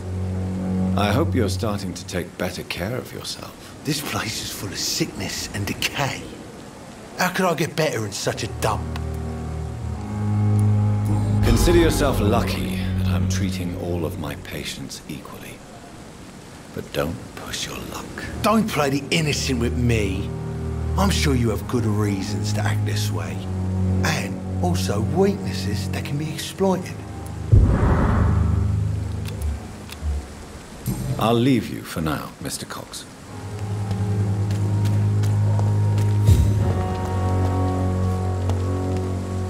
Good evening, sir. I'm Dr. Jonathan Reed of the Pembroke Hospital. May I be of assistance? Dr. Reed. So it's you who saved my friend Oswald. It's a pleasure to meet you, sir. And you are? Newton Blight. Oswald and I recently returned from the war. Why do you stay here now that Mr. Thatcher's back? It's complicated. Since the war, Oswald's been really nervous with the idea of entering any hospital. And me, I've got my own issues. Can you speak about them? Rats, sir. Even seeing one, they turn me. Just want to run. It's that fear that stopped me from going after Oswald when he left.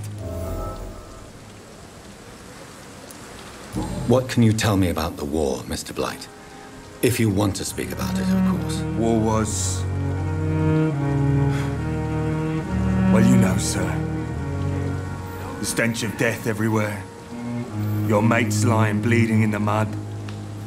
Just praying to make it through and get home. Bloody nightmare.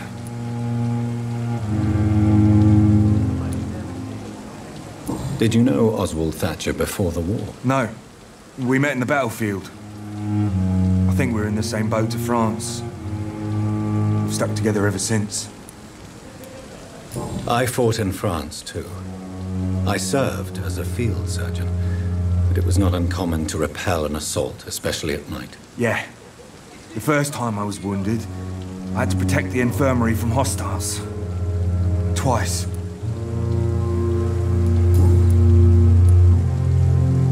You are always welcome at the Pembroke Hospital.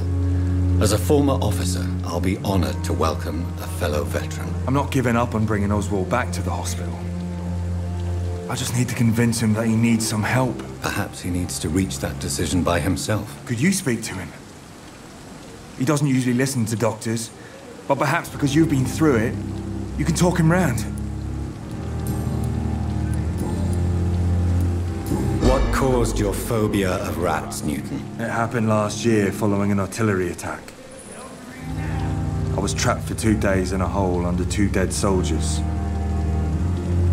And there were rats. Go on. They started eating me as soon as I dozed.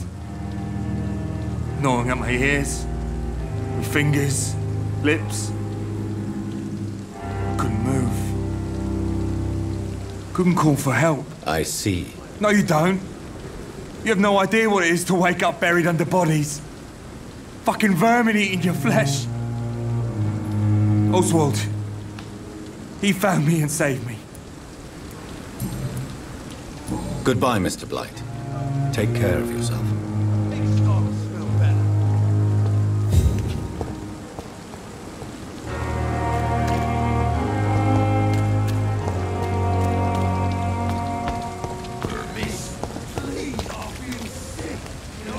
Hello again, Mr. Thatcher. Do you feel any better now? Yes, this neighborhood may stink of dog shit and reek of piss, but to me it smells like the purest mountain air.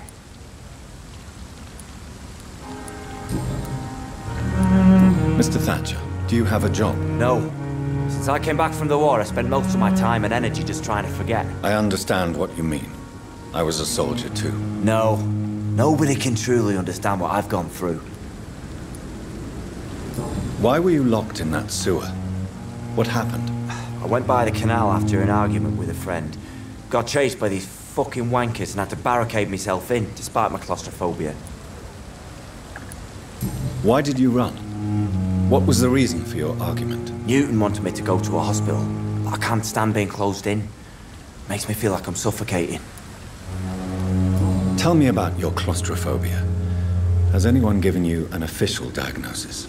That's what the bloody doctor said. But I don't want to go to a hospital to get checked again. I'll deal with it my own way. Oswald, why did you not go to the Pembroke Hospital to seek medical help? I don't trust doctors. All they care about is their careers and processes. I won't be locked in any room again by anyone. Your fear of being trapped is not going to go away by itself. You need professional help. I've seen enough butchers in white coats to last a lifetime. Hospitals reek of chemicals and death. What I need is fresh air.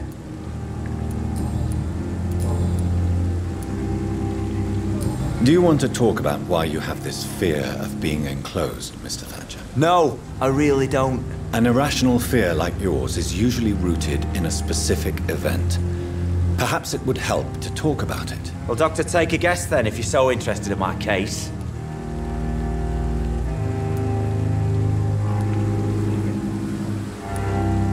Perhaps you were trapped or locked in somewhere as a child. The horror of war could have brought this memory back to the surface. Are you joking? I grew up on a farm, had a bloody fantastic childhood. Do you want to talk about why you have this fear of being enclosed, Mr. Thatcher? No, I really don't. An irrational fear like yours is usually rooted in a specific event. Perhaps it would help to talk about it. Well, Doctor, take a guess then, if you're so interested in my case. Perhaps you were trapped or locked in somewhere as a child. The horror of war could have brought this memory back to the surface.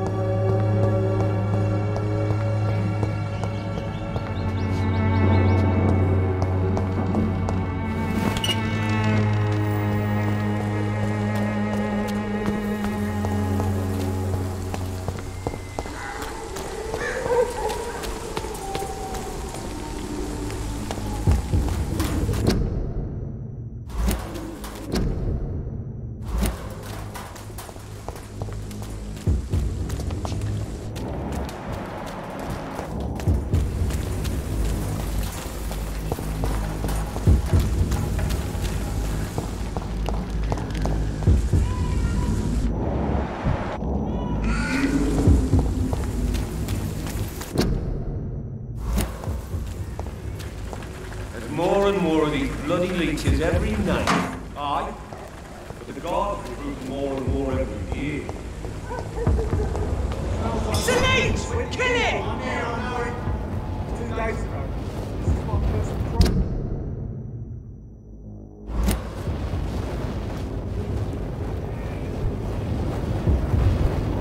Stay close, keep an eye on each other.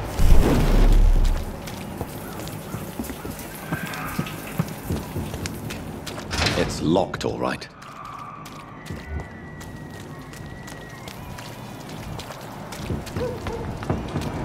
This is no place. It's one of them!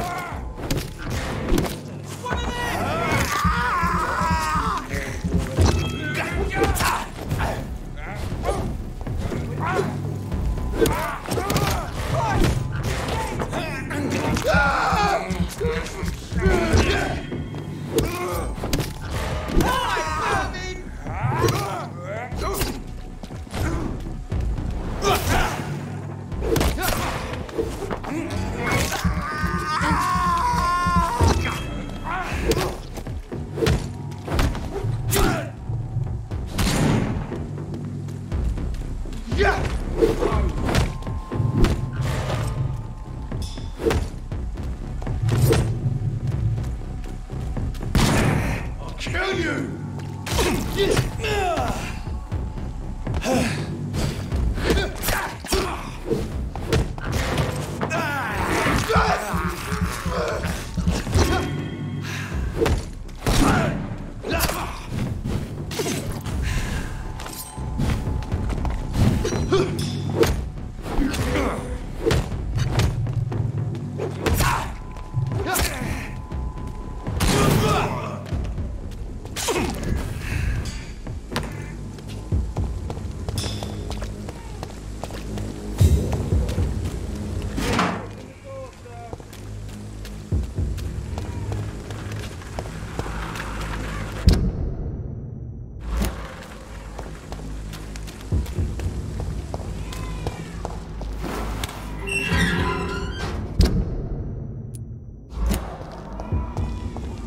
Whitechapel.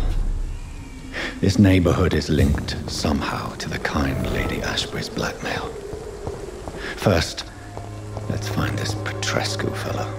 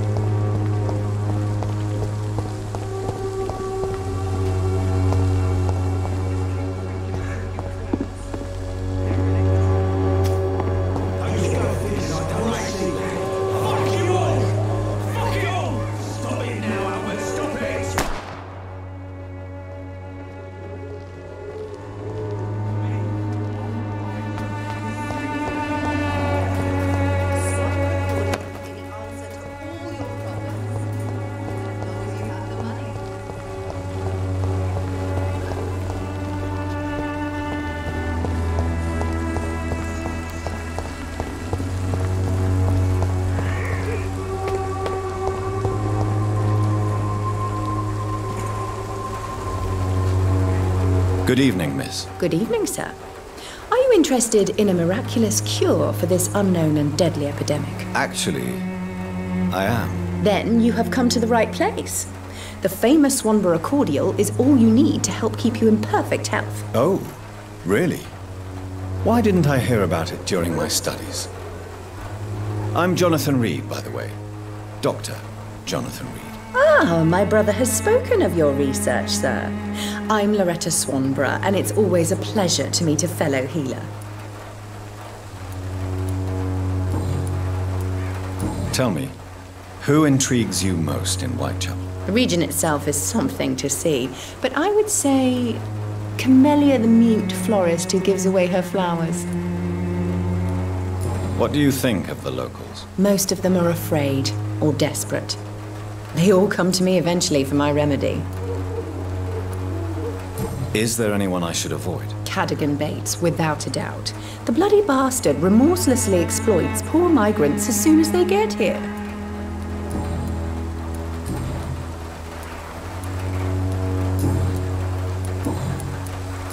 Do you know Nurse Dorothy Crane from the Pembroke Hospital? I'd like to know more about her. I don't like to talk about competition. Competition, you say? Never met her, but it seems she provides some sort of medical care to the poor. The whole thing has to be some sort of scam, if you ask me. I'd like to see what kind of medicine you're selling.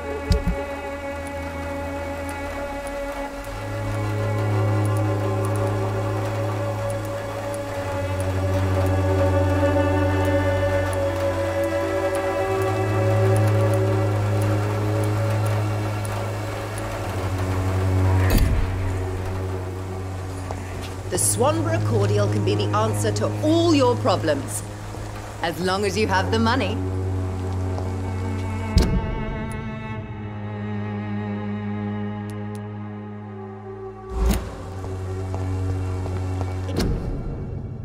Its effectiveness has been proven by many.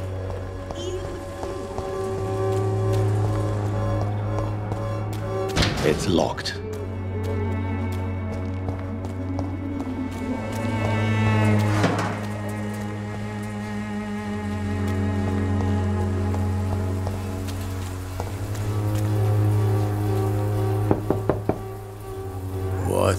What do you want? Leave me alone. Good evening, sir. I'm Dr. Reed. I'm looking for Nurse Dorothy Crane. There is no Dorothy Crane here. Now, goodbye. I'm afraid this medical leaflet says the opposite, sir. Really? Well, I'm afraid I'm going to close this door right now. Go bother someone else, Mr. Doctor. To enter that house, I must discover who this man really is. Maybe I could start by observing what he's up to.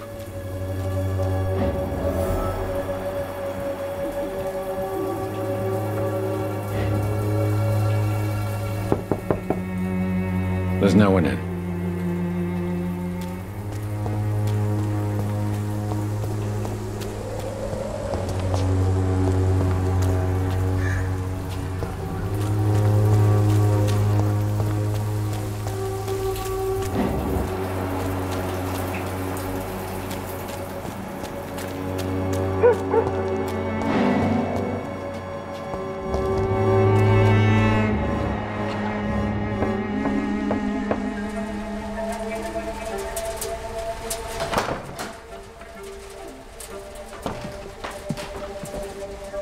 A strange man was at the door with a pass for our medical facility. I refused him entry. Darius, how could you know he didn't need our help? His clothes were too finely tailored to be for Whitechapel. Perhaps just a friend of that stray poet who is always about. Richard Nithercott? No, not of the same cloth, this man. I suspect some machination from that journalist. Clayton Darby. Is he still asking questions? Yes. I saw him drifting around St. Mary's Church. I swear he is tracking me just downwind.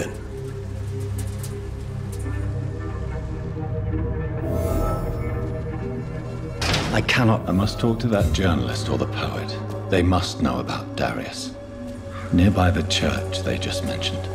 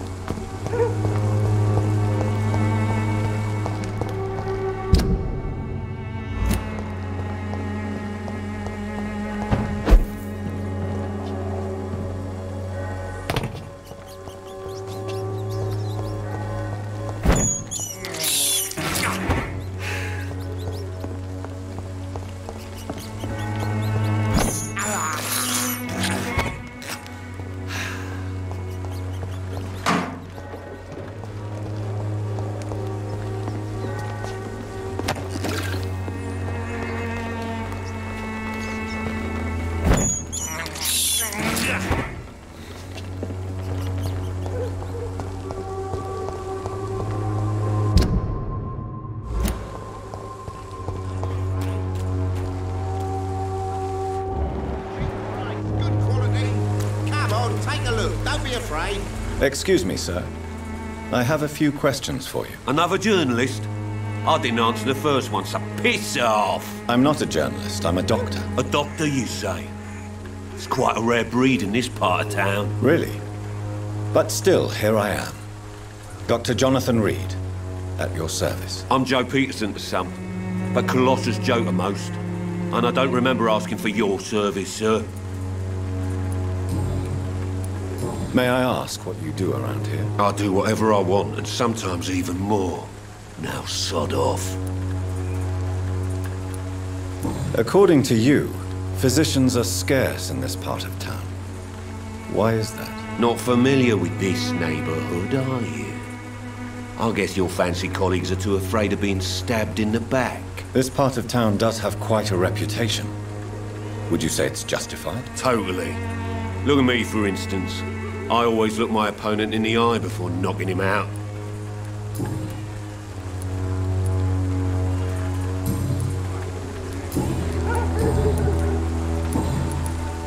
Have you heard of a nurse named Dorothy Crane?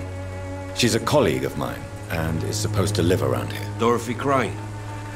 Yeah, I know her. One of the few good souls who dare to help the sick around here. Could you please tell me more about her? She's a nice girl.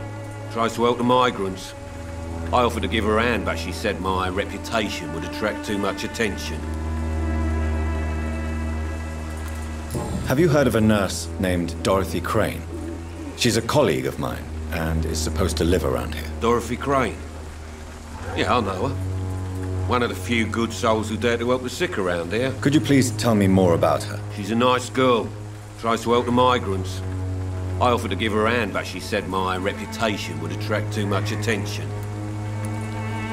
Goodbye, Mr. Peterson.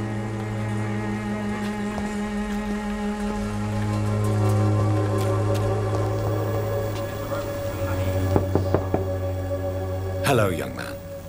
I'm Dr. Reed, and I would like to ask you a few questions. May I enter, please? Sorry, no, sir. My father does not like people entering our house, you see.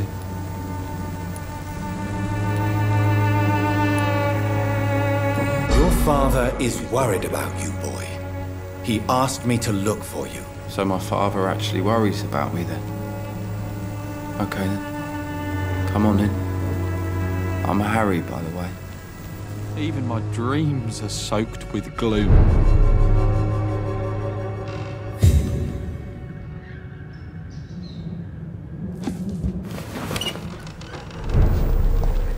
I should never have taken up my father's business.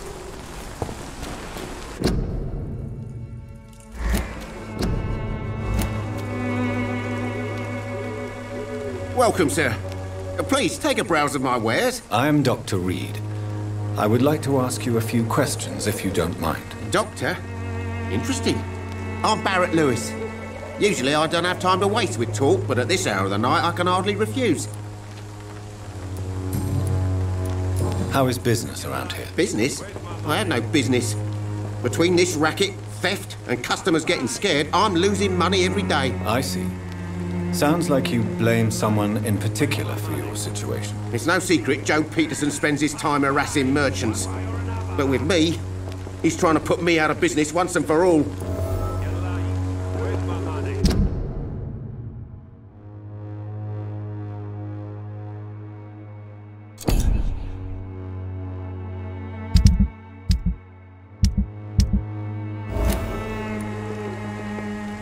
As a merchant, you see Whitechapel every day. Have you noticed anything out of the ordinary recently? Well, you mean besides the epidemic, the war, and all the usual crap? As long as I can remember, this part of town has been a bottomless pit, and no sign of the bottom yet.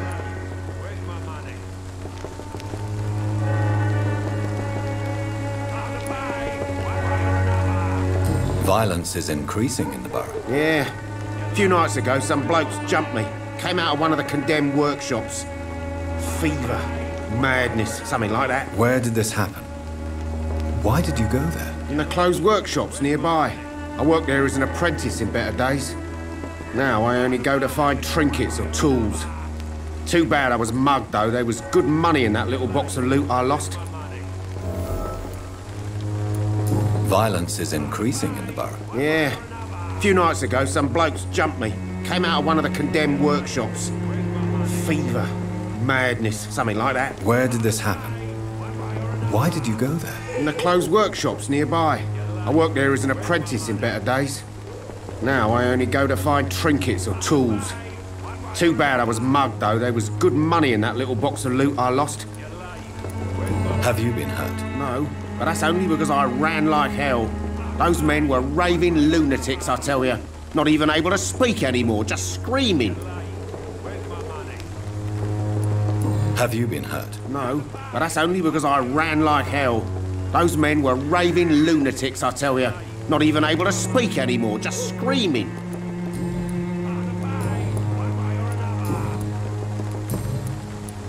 Have you heard of a nurse called Dorothy Crane? Nurse Crane? So the bitch really is a nurse, then? Always thought she was just some crafty foreigner, that one.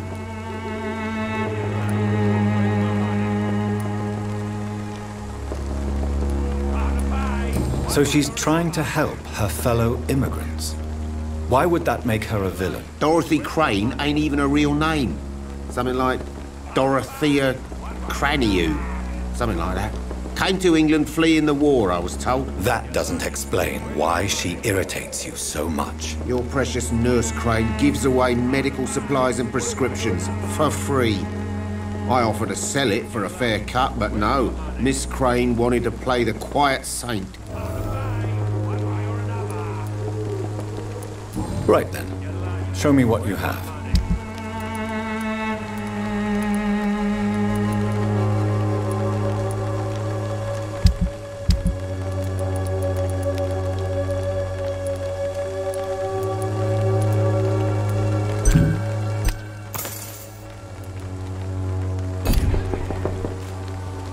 Time to pay, one way or another. You're late. Where's my money? Time to pay, one way or another. You're late. Where's my money?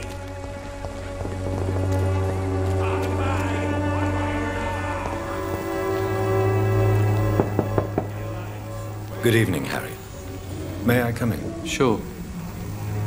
Sure. Is there only pain and suffering in this world?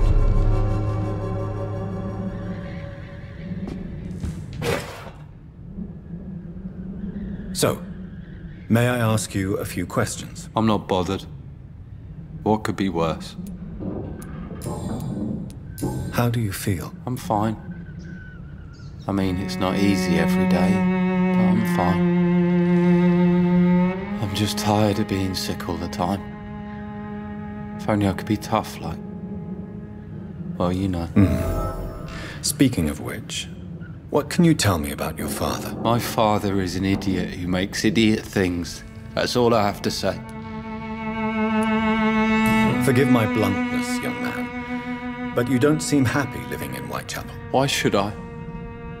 I never wanted to come here in the first place. It was my father's decision. And look around you. Does this look like a nice place to live?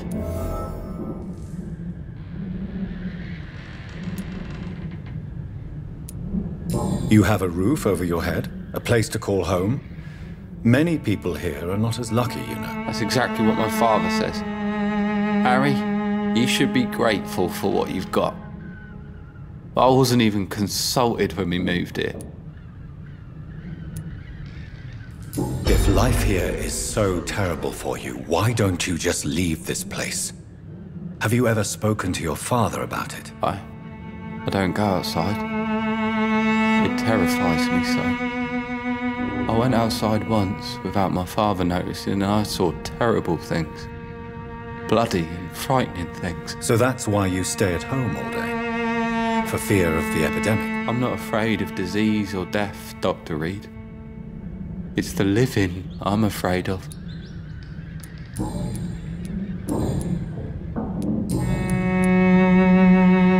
Do you know Nurse Dorothy Crane from the Pembroke Hospital?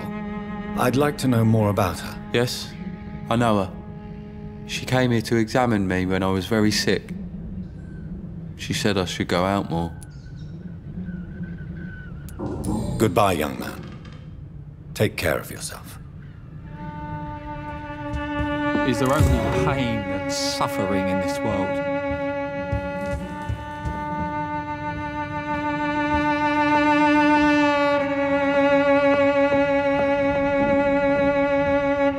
Even my dreams are soaked with gloom.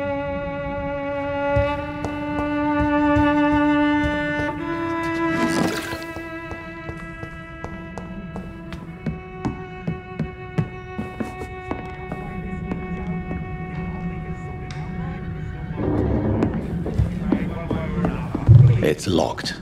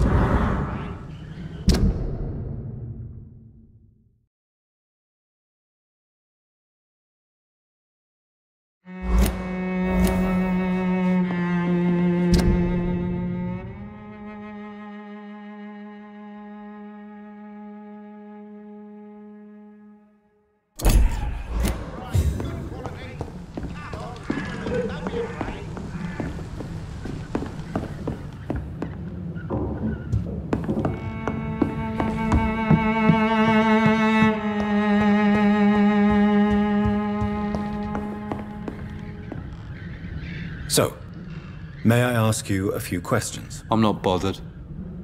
What could be worse? Goodbye, young man. Take care of yourself. Even my dreams are soaked with gloom.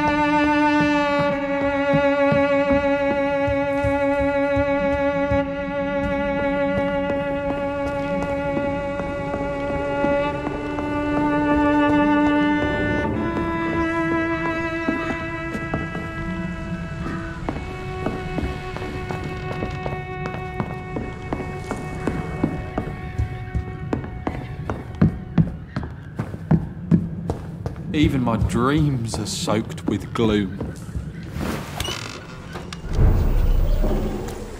I know it's hard to believe, but this district has always been wretched. Now let your guard down, sir.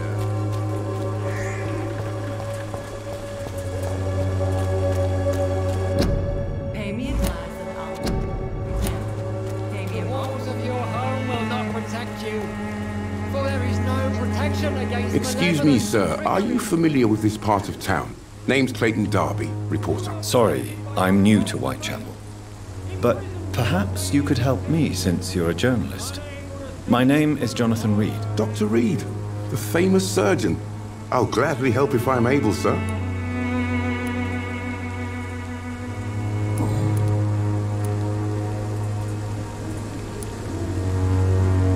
Have you any idea of the danger you face in these streets at night? I've had to run and hide more than once from frenzied mobs incensed by the fever.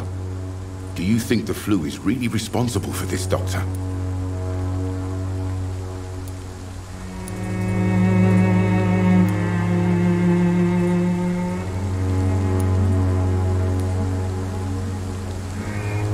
I'm convinced there is more at work here than a simple epidemic. Really?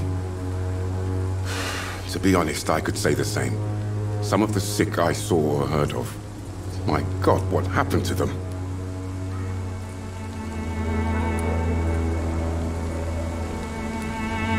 What is a journalist doing in this borough after sunset? He goes where none of his colleagues would dare to go, to inform the country.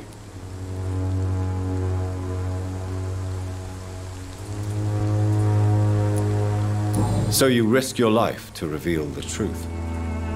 I saw many reporters do the same during the war. Whitechapel is the crucible of so many untold stories and tragedies.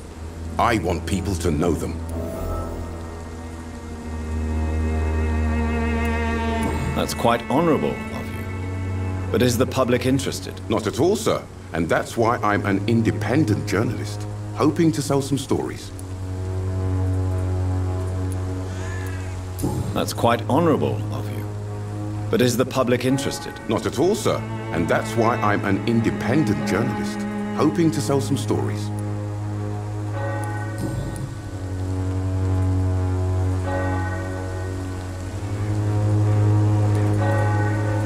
Why are the newspapers keeping silent about the Spanish influenza? It's as though none of you care. There's a war going on. People shouldn't be demoralized by news of deadly diseases.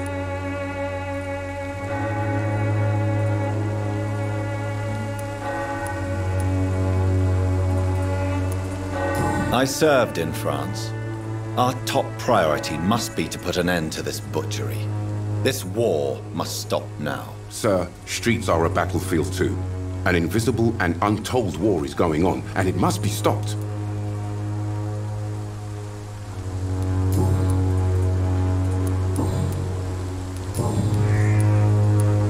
I heard you're investigating an underground medical dispensary in Whitechapel. What do you know about it? Not much, I'm afraid. They are wary of strangers, and I'm not really an acquaintance of theirs. Why do you care?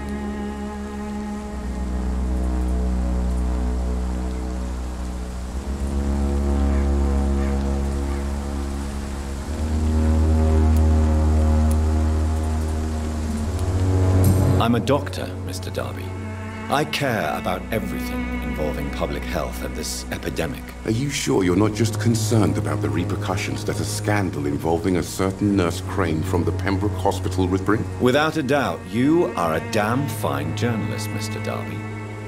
What do you know of her accomplice, a man named Darius? I don't know much about the man. He's very cautious, never goes out, doesn't seem to have any friends or family. He has no relatives at all? No, except for that strange man, a poet named Richard Nethercott, who sometimes comes by. Darius would never let him in. Where can I find this Mr. Nethercott? He spends most of his time lurking around Whitechapel, talking to himself or declaring verses. These days, you can usually find him behind the church. He has no relatives at all? No. Except for that strange man, a poet named Richard Nethercott, who sometimes comes by. Darius would never let him in. Where can I find this Mr. Nethercott? He spends most of his time lurking around Whitechapel, talking to himself or declaring verses. These days, you can usually find him behind the church. He never goes out? No. A few days ago, he unexpectedly did. I followed him. But it was just a ruse to keep me away from his house. Really? How do you know? He went to the nearest mailbox, but just before posting his letter, he ripped it up and threw it away. He never goes out? No. A few days ago, he unexpectedly did. I followed him, but it was just a ruse to keep me away from his house. Really? How do you know? He went to the nearest mailbox, but just before posting his letter, he ripped it up and threw it away.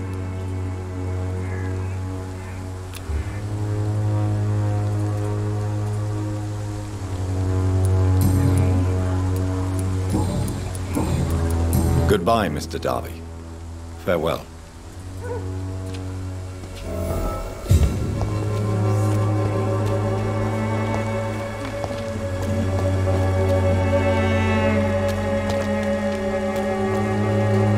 Forgive my interruption. Do not apologize, my son. Father Tobias Whitaker is always happy to teach mortals about the incoming Armageddon. I am Dr. Jonathan Reed, and I just have a few questions. A scientist? You are much more lost than I thought, my son.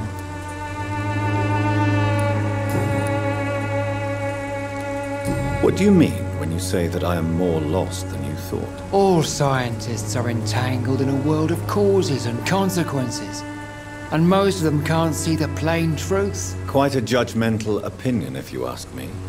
But what do I know? Blinded by science as I am. But you are seeking answers, aren't you? Answers about the Armageddon about to strike the city. Answers about the hidden truth. Well, I suppose I can spare a few minutes listening to your so-called truth. As a doctor, you must be aware of the decimating epidemic. But let me tell you that this so-called Spanish flu is just the beginning of the end. What do you mean? The beast is finally revealing itself, corrupting the flesh and the heart of men. With my own eyes I have seen them, those minions from the abyss. Really?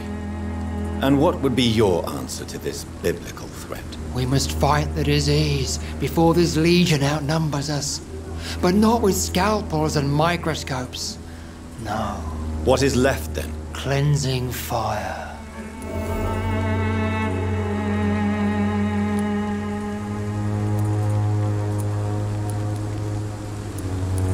What do you mean when you say that I am more lost than you thought? All scientists are entangled in a world of causes and consequences. And most of them can't see the plain truth. Quite a judgmental opinion, if you ask me. But what do I know? Blinded by science as I am. But you are seeking answers, aren't you? Answers about the Armageddon about to strike the city. Answers about the hidden truth.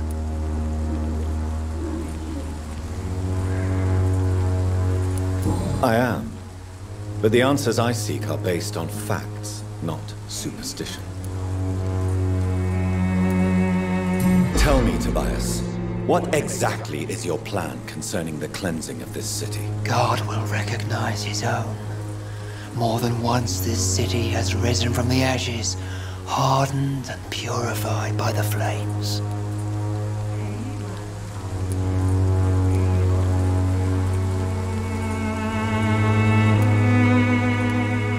Purification by fire has proved useful, but where do you stop? Burn the clothes? The buildings? The corpses? Worse? Your lack of faith is predictable. But my task is to convince rational minds like yours to see the light. This is God's will. You're mad and dangerous. You're nothing but a soulless butcher. A small-time Torquemada. The Savonarola of Whitechapel. My son, if you think salvation is a free gift, go listen to the lies of that pompous fool, Joseph. Joseph, a fool? Vicar Larrabee of St. Mary's Church. While he continues preaching his fraudulent redemption, more and more people die in the streets.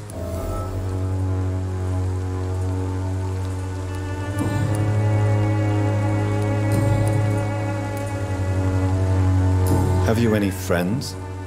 Any family left in these terrible times? No. But I have a disciple I see as my son. He is so devoted. I send him to preach the good word in the heart of this corrupted city.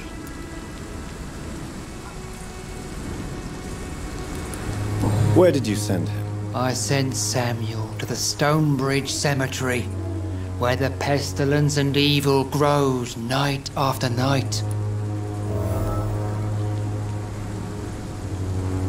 You sent him on some preaching crusade during the epidemic. As a true believer, Samuel will fear no evil while he walks through the valley of the shadow of death.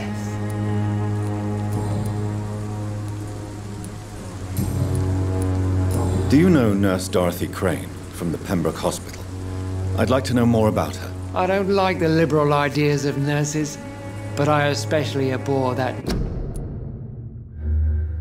Nurse Crane you mentioned.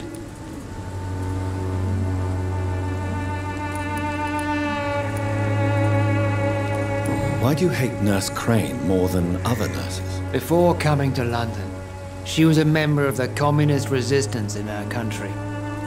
That's what happens when you let a woman get involved in politics. So you're not exactly a fan of Florence Nightingale's work. But nurses are essential for modern healthcare. Nuns should be the only women allowed to take care of male patients. It's obvious only they have the necessary moral fiber. I have heard enough for tonight. Goodbye. your bottle.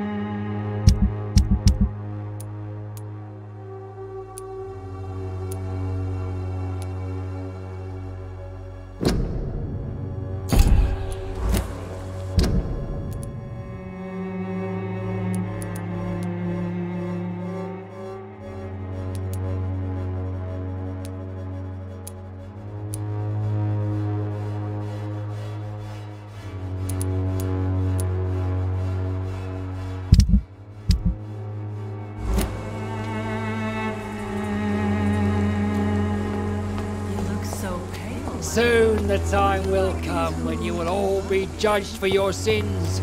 Even now, he judges your words and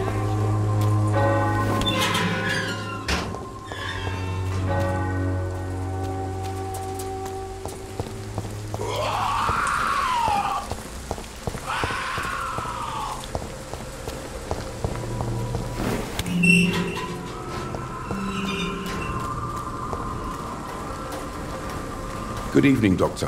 Can I help you? Goodbye, Mr. Darby. Farewell.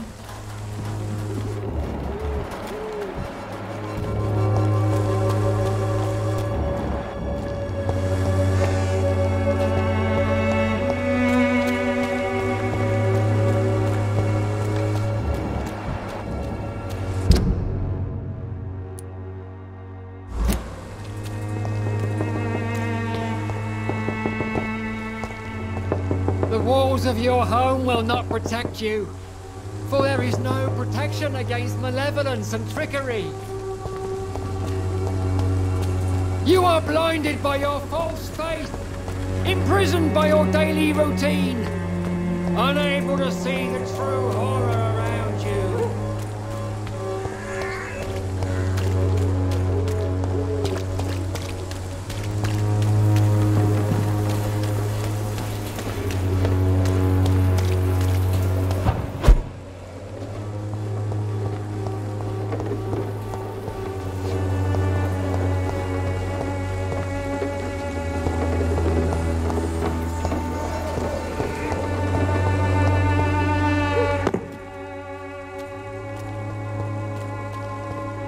It's locked, all right.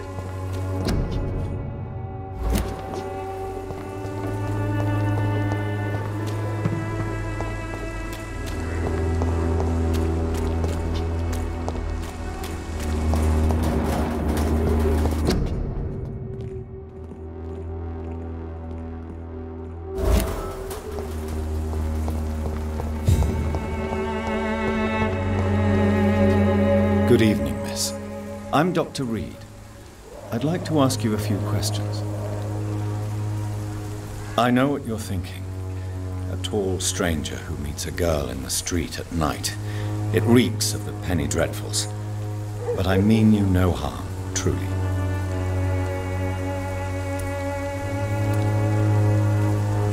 I know you understand what I'm saying. Your silence has nothing to do with you being mute, does it?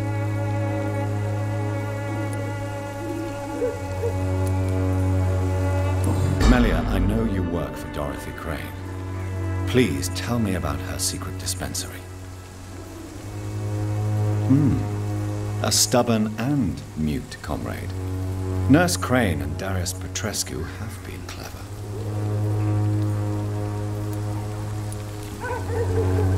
Very well. Goodbye then.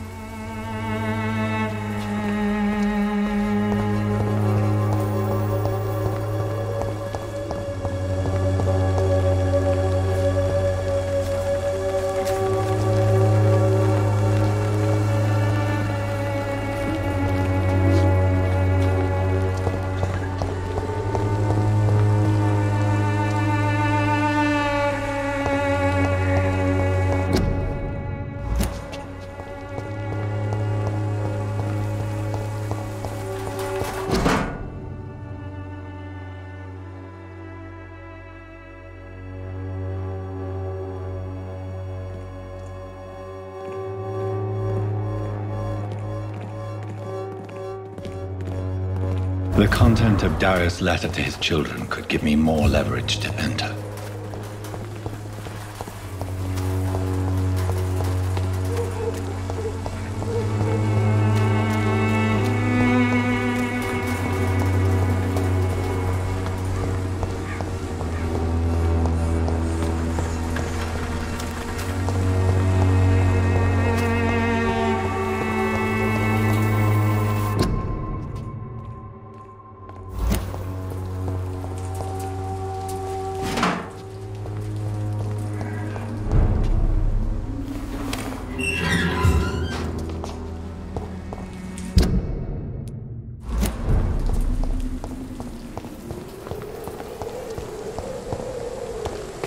It's locked.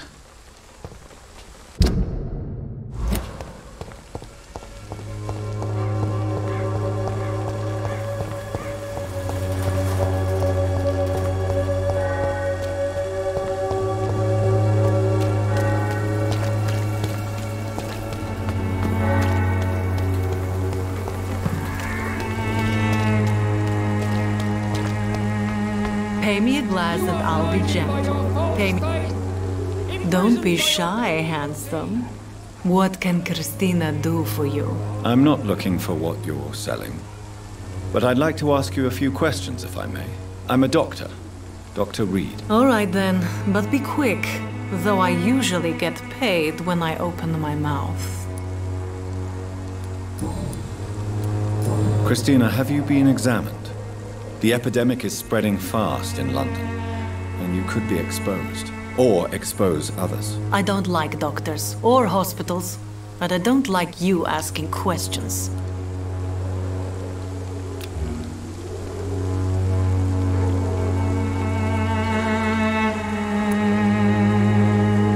Considering your line of work, I assure you it is only a matter of time before you have health issues. If it is going to happen, it will happen.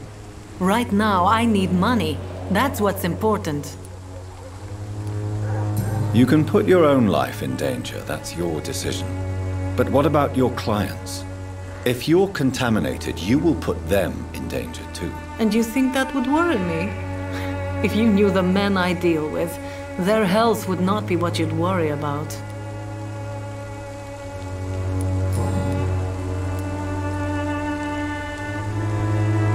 Clayton Darby claims he will expose the crisis in Whitechapel to all of London.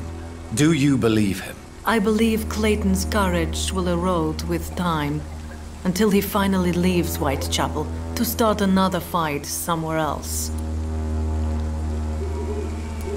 Why this skepticism? How can you speak about starvation if you've never been hungry? Or about poverty? Or anything else you have never suffered from? Are you talking from experience? I've seen your type come here to get a good fuck in a cheap room or a dark alley before going back to their fancy houses in the West End.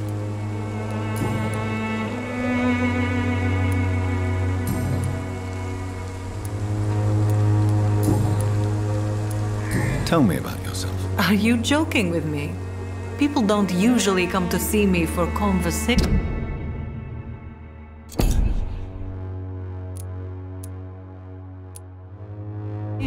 I have no interest in your work. I am, however, curious as to what led you into this career. Short story. The war, exile, and England. This country is not especially welcoming. I've been refused many jobs because of where I am from. I had few options left.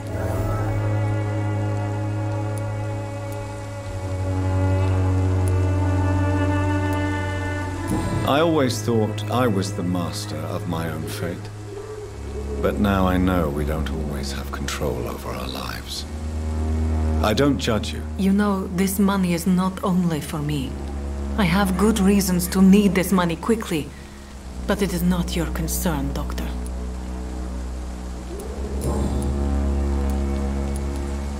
Do you know Nurse Dorothy Crane from the Pembroke Hospital? Anything you can tell me about her would be helpful. I don't know her, but I know her name is Dorothea Crasionescu.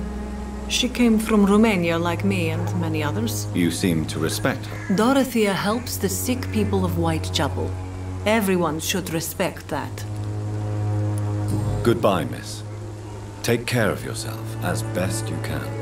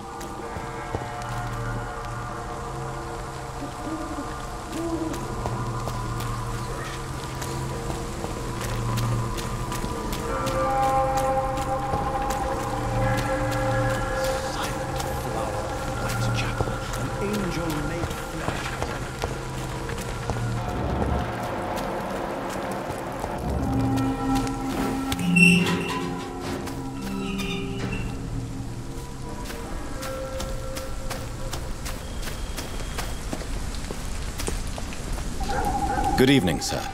I'm Dr. Reed. I would like to ask you a few questions. Please be my guest. Although I may not be the best informant regarding this part of town, my words speak about that which the eyes cannot see. Really? Are you an artist of some kind? I'm a poet, sir. Richard Nethercott, at your service.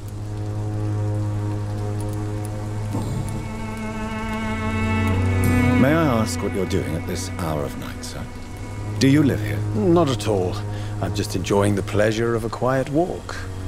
Though night talks are always preferable, if you ask me. Especially with strangers.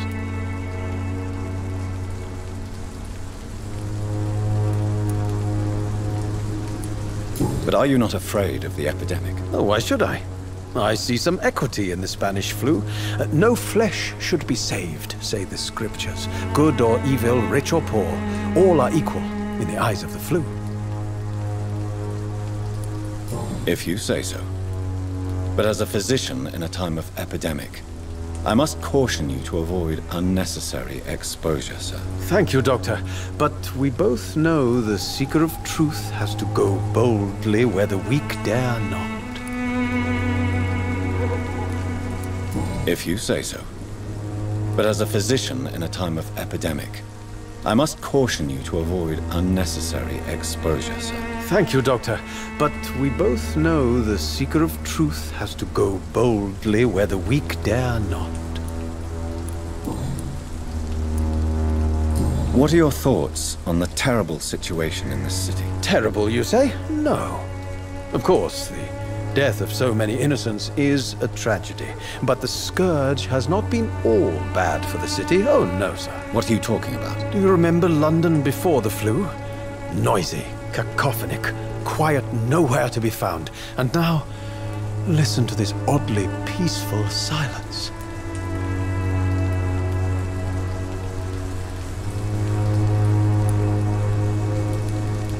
Yes. The enjoyable silence of the grave. You have a unique perspective on the situation, I must admit. Most people fail to understand my perspective. I don't blame them. But how could I call myself a poet if I veiled my feelings? Are you aware that your life could be in danger in this part of town? But this is where I must be to feel the real beat of the city. I had to come, see it for myself, alone.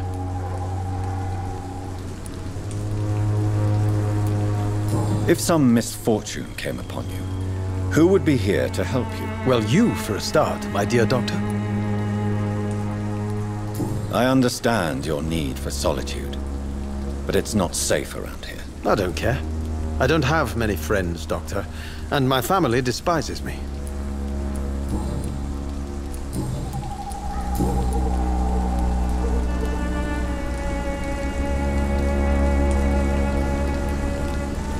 Tell me, Mr. Nethercott, why seek inspiration in Whitechapel? The place is not beautiful per se, but how to explain it? Stirring and challenging.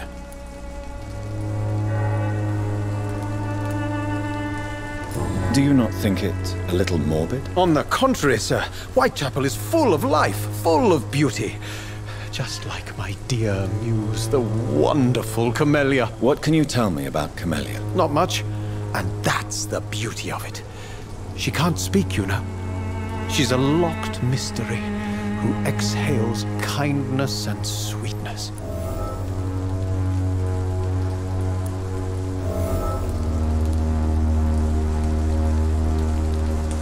Perhaps you're just afraid to find out the truth about your muse. One day, perhaps, I'll ask her to come with me. But will she still be my wild flower of Whitechapel if she moves uptown? And have you ever tried to learn more about her? Where she lives? How she survives? Whom she may know? Maybe I prefer she remains an enigma. Reality can be so dull, don't you think? And have you ever tried to learn more about her? Where she lives? How she survives? Whom she may know? Maybe I prefer she remains an enigma. Reality can be so dull, don't you think? In what way, exactly? The struggle by gaslight, the barren smiles and the arid hunger under the rain. If you say so. Such vibrant antagonism and vivid paradox, the stripped humanity raged across each street. Vivid, of course, yes. And what about the poignant distress? Oh yes, the poignant distress. You see what I mean, don't you? That's what I want to write about, and that's what Whitechapel is made of. Do you need medical attention, sir? It may be wise to let you prescribe me something. I don't feel like I should.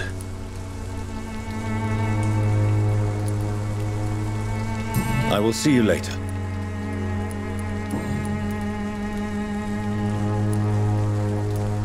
Tell me, Mr. Nethercott, why seek inspiration in Whitechapel? The place is not beautiful per se, but how to explain it? Stirring and challenging. Do you not think it a little morbid? On the contrary, sir. Whitechapel is full of life, full of beauty. Just like my dear muse, the wonderful Camellia. What can you tell me about Camellia? Not much. And that's the beauty of it. She can't speak, you know. She's a locked mystery who exhales kindness and sweetness.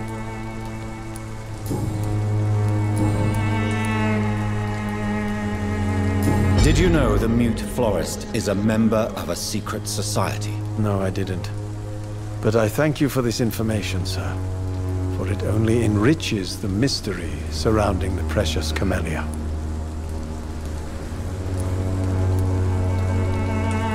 Are you not curious? Is there not more you wish to know? That girl has not an ounce of malice in her.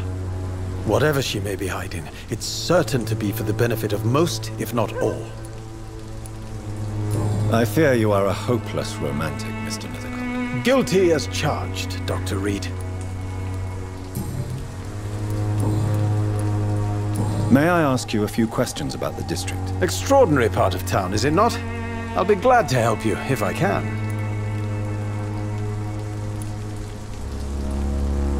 I'm looking for Dorothy Crane, a nurse who lives in this vicinity. Dorothy Crane. Oh, I love the name. The Crane of Whitechapel. Sounds very mysterious. But, sorry, no, never heard of her. What can you tell me about an old man called Darius? Darius Petrescu? Yes, I know him. At first, I thought he was only a small publisher. I invited him to publish my work, but his reaction was pretty clear. Not interested in your talent? Darius is an old political activist who takes delight in printing tracts and lampoons. Those communist activities only require mediocre writing skills.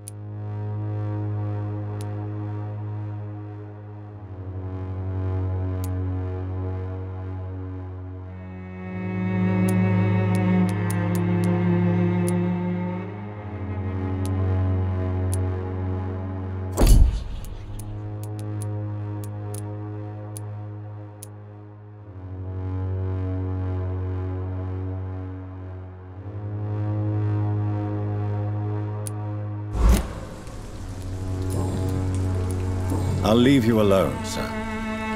Darius is a bit less of a mystery now. It should not be that difficult to incite him to let me in.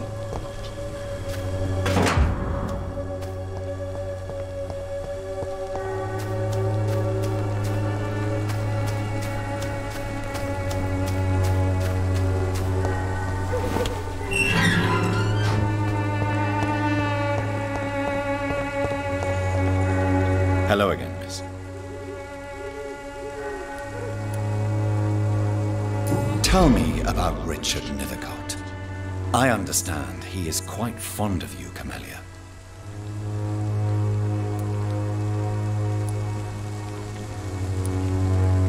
Very well.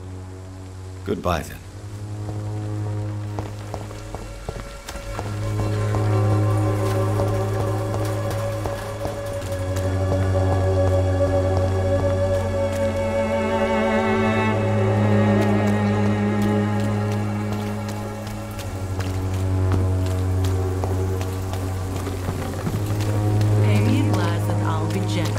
Pay me a bottle and I'll be nasty. You are blinded by your Can't we just look the other way this week, Joe? Come on, we can sort it out, right? It's not my call, Barrett. You paid one way or another. Please, Joe. How long have we known each other? We even used to be neighbours for Christ's sake. I'd prefer not to give you another beating, Barrett.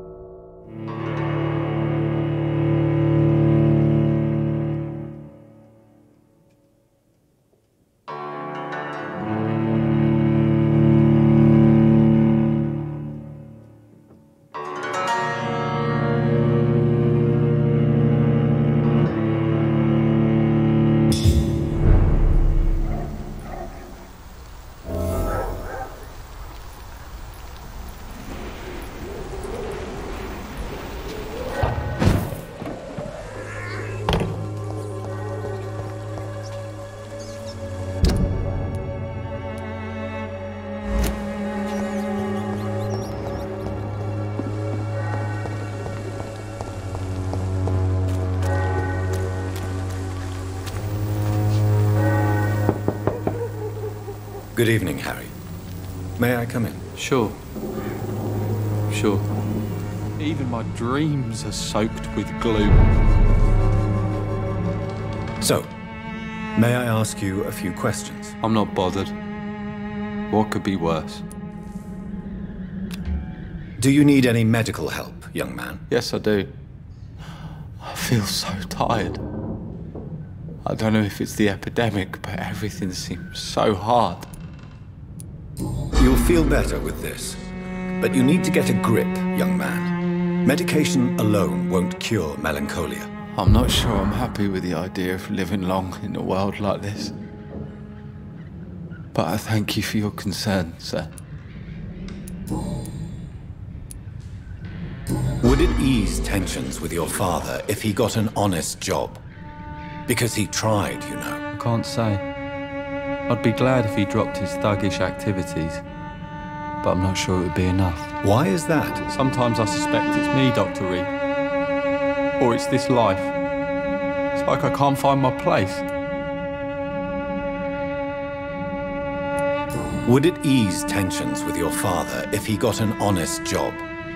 Because he tried, you know. I can't say. I'd be glad if he dropped his thuggish activities, but I'm not sure it would be enough. Why is that? Sometimes I suspect it's me, Dr. Reed. Or it's this life. It's like I can't find my place.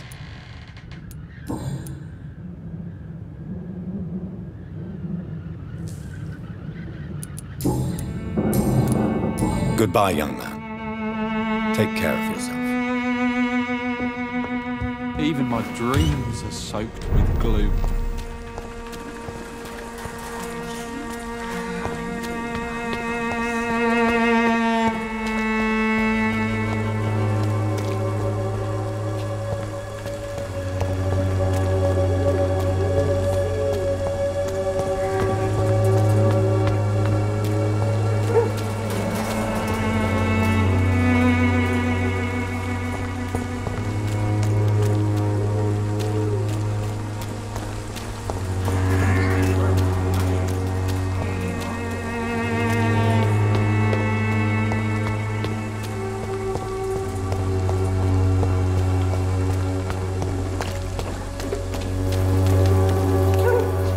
Good evening, Doctor. Can I help you? Do you need assistance? That would be nice of you, Doctor. Who knows what I may have caught during my investigation. If you persist in investigating the most pox-ridden boroughs of London, you must accept the risks. Thank you, sir.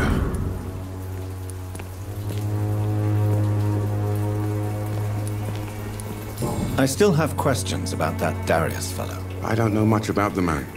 He's very cautious. Never goes out. Doesn't seem to have any friends or family.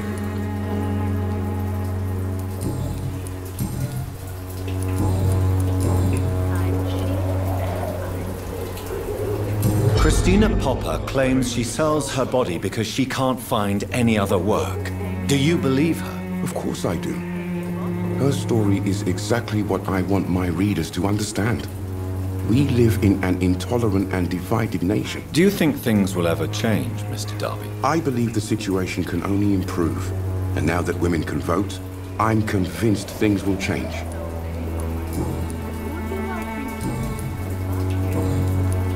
Goodbye, Mr. Darby. Farewell. Pay me a glass and I'll be gentle. Pay me a bottle and I'll...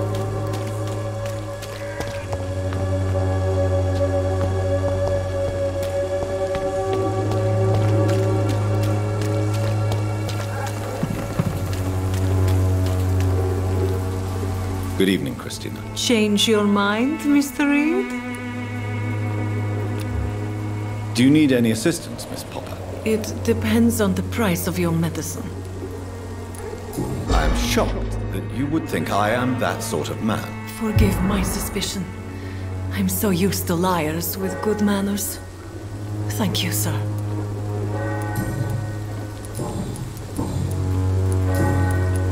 Goodbye, miss. Take care of yourself as best you can.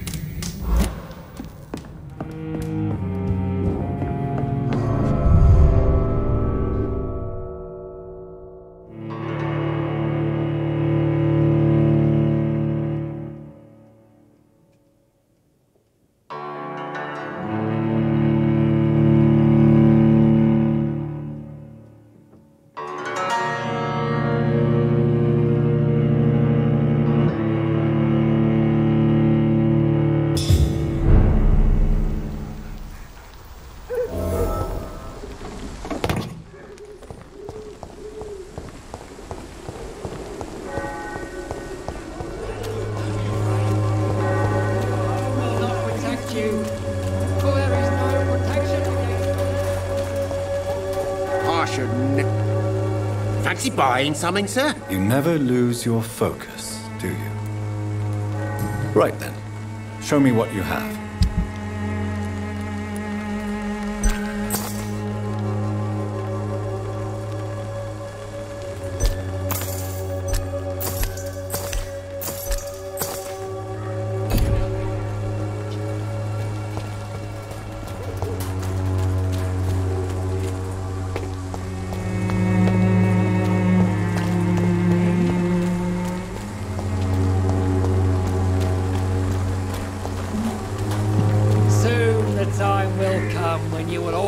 Judged for your sins.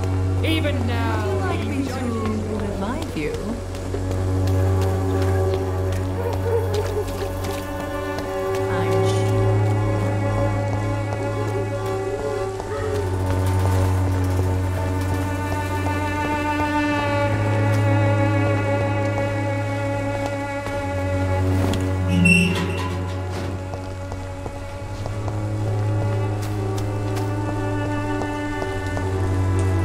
Good evening, Mr. Nethercott. And good evening to you too, my good sir. Can I be of any help?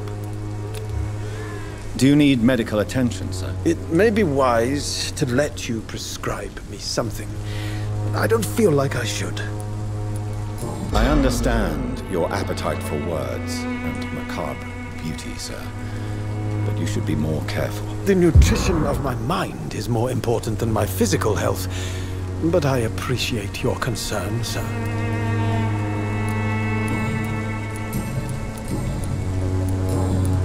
I'll leave you alone, sir.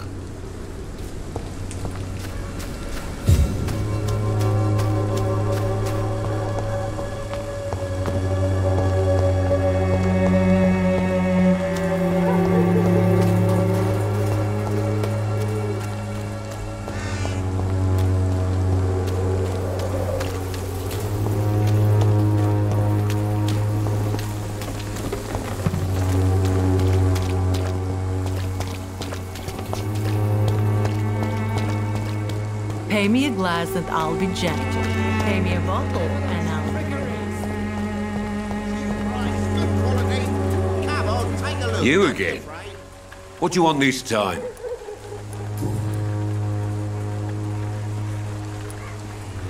Why do you keep on working for the gang, Joe?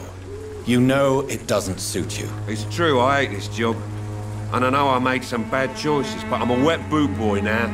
People won't forget it. You could leave tomorrow. Start another life in another town. That's easy for you to say, Doctor. We are poor. My son's weak, and there's no way he'll endure another disappointment. Harry doesn't seem happy living in Whitechapel. Why did you make him come here? I've always put my son's interests above everything else, whatever he may think. Our house is small but affordable. The walls are thin, but the door is solid. You really love your son, don't you, Mr. Peterson? He's my pride and joy. Even if he hates me for the choices I make and pushes me buttons more than he should.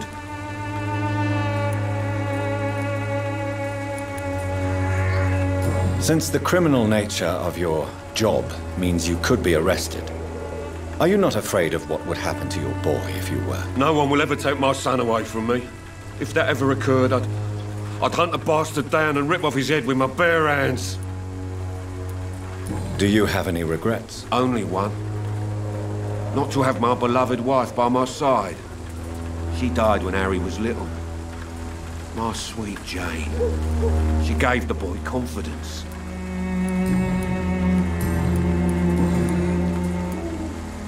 How did you become the local bully everyone is afraid of, Joe? There's no pride in roughing up poor bastards.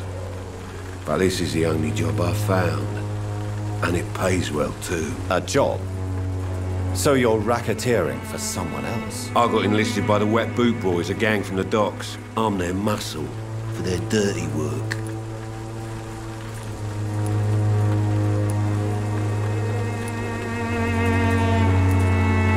Most people don't become thugs when unemployed. This is a choice you made. I don't care what you think, sir.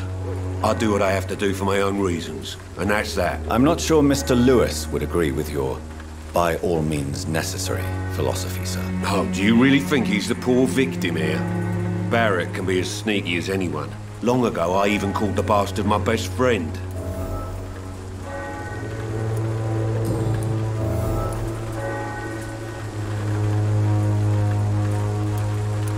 Goodbye, Mr. Peterson.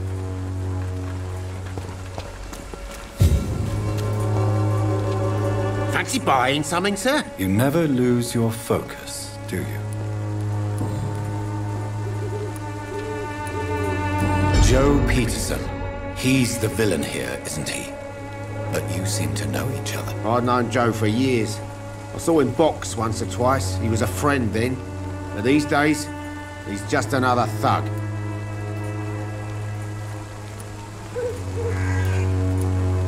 And no one has ever stood up to this thug? Nobody would be fool enough to stand against the wet boot boy. What can you tell me about Mr. Peterson? Besides his behavior toward you, obviously. Colossus Joe was a decent boxer, good one even. But after his wife passed away, he found every excuse to stop training. Just wanted to pick fights with everyone.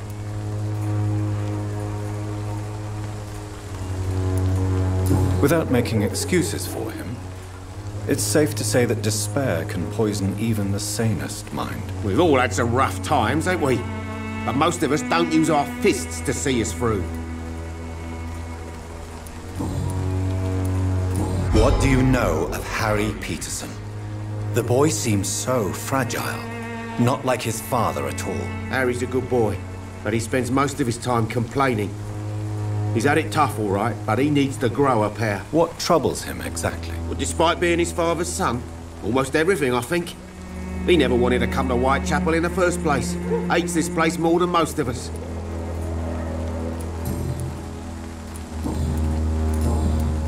Goodbye for now, Mr. Lewis.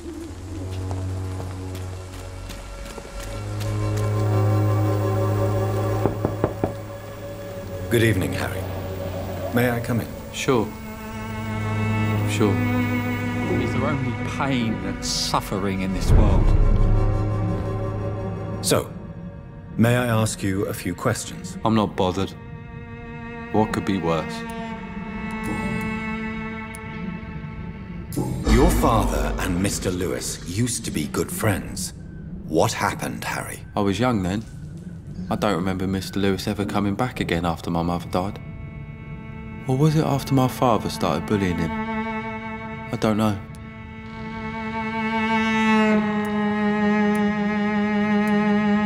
But you are not responsible for your father's actions. Am I not? Dad always says that he joined that gang for my safety. So if I wasn't born, people wouldn't be worrying about Colossus Joe. Have you tried speaking to Mr. Lewis about it? I don't go out often, but yes. And he scolded me and told me to leave him alone. I guess my father frightens him too much.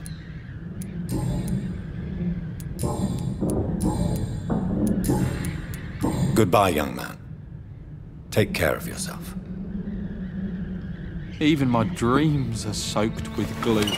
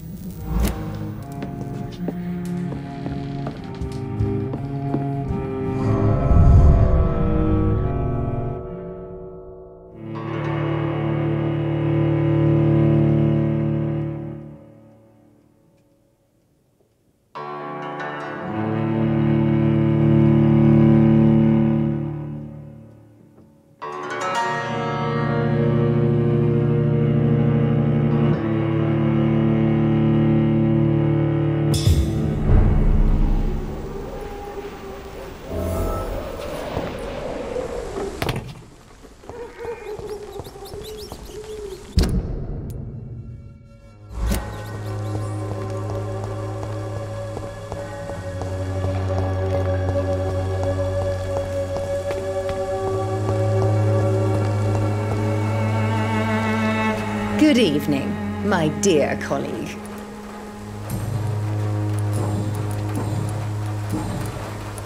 I'd like to see what kind of medicine you're selling.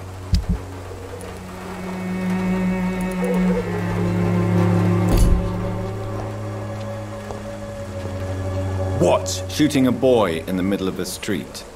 Not the best thing to do, wouldn't you say? What? You saw what happened? Who are you? I'm Dr. Reed, and I'd like to ask you a few questions, if you promise me to set your gun aside. No. Look, I'm not a violent man. I'm Benjamin Palmer, doctor. And no one can help me. Not even you. What can you tell me about this place? Nothing to say, really. This is where I used to live, and this is where I live now.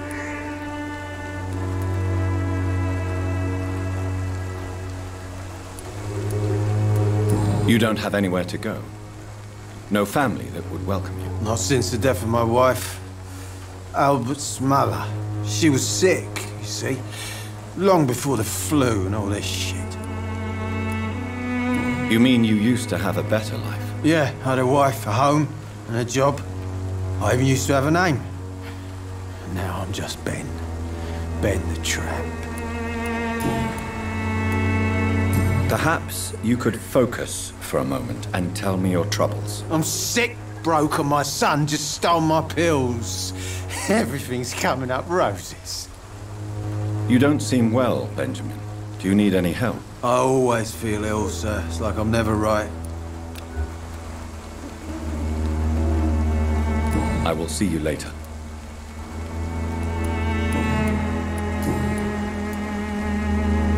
Do you know Nurse Dorothy Crane from the Pembroke Hospital? Have you heard anything? It's funny, I've been searching for her too. I need some pills. But the woman is a phantom, if you ask me. Really? And why is that? Word is she ain't real. She's a cover for some doctor who runs an illegal dispensary for migrants. Whatever the boy did, I'm sure he didn't deserve a public execution. I swear I didn't want to hit him. It's just that I'm sick in the head, you see, and the boy just frayed me last nerve. I have found a very interesting letter. Your son planned to prove his worth to the gang by stealing your medicine. Oh, I see. So the little bugger thought he could use his dad to build a reputation. The gang's recruiter was dead when I found him.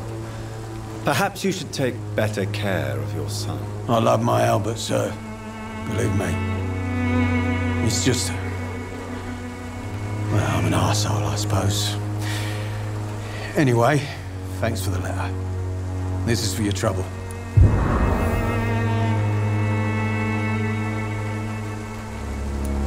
A gun, alcohol, and a bad temper make a terrible cocktail, sir. Goodbye for now. Good evening, Benjamin. Can I help you? I'm afraid not, Mr. Reed. A gun, alcohol, and a bad temper make a terrible cocktail, sir. Goodbye for now.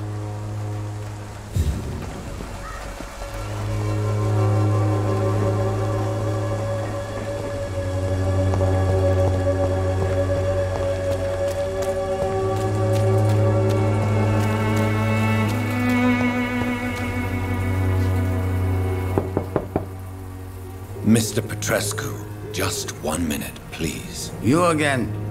Go away. Sir, wait. Stop this nonsense. I know Nurse Crane is here. Shall we speak man to man, you and I? All right. Speak up. Don't you see we're on the same side? We fight to help the poor, sick, and abandoned. I'm nothing like you, Mr. Doctor. Yes, you are. You too believe in providing medical care without charge. You know what we have to sacrifice to make the world a better place. I have to admit your words have conviction. All right, I'll let you see, Dorothea. Don't make me regret this, though.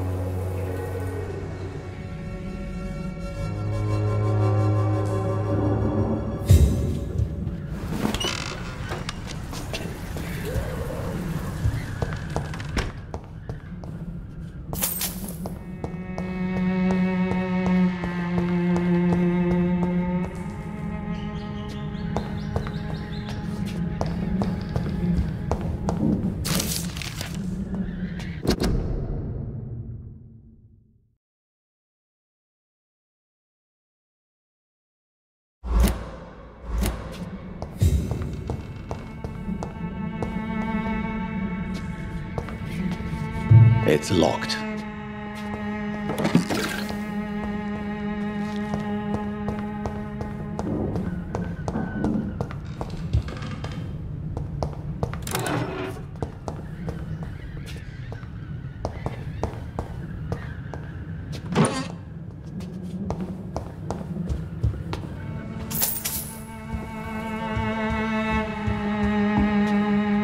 If you want to talk to Dorothea, you must go across the courtyard and take the stairs. We've not been formally introduced.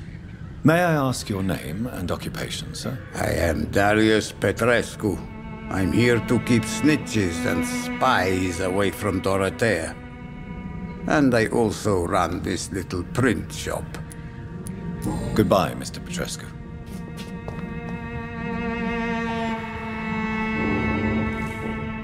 Yes? So Dorothy's real name is not Crane? Like myself and many people in this area. Dorothea is from occupied Romania. That's all you need to know.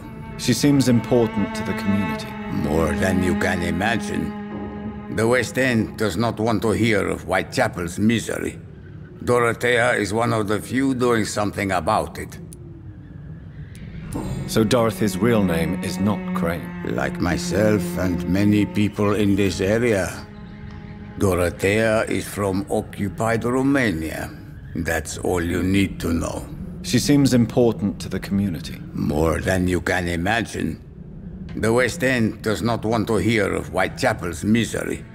Dorothea is one of the few doing something about it. Tell me everything you know about Camellia, the mute florist. I do not believe in the afterlife, Doctor, but I'm almost convinced Camellia is an angel. She volunteered to give out our medical leaflets.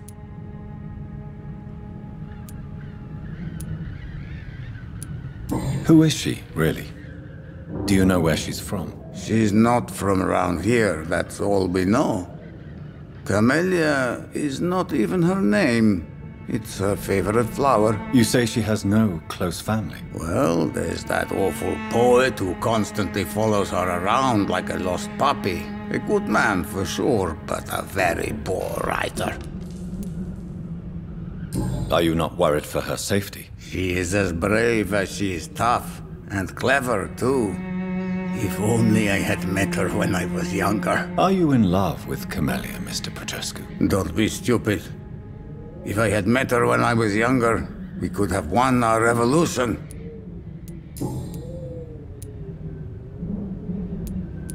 Tell me everything you know about Camellia, the mute florist. I do not believe in the afterlife, Doctor, but I'm almost convinced Camellia is an angel. She volunteered to give out our medical leaflets.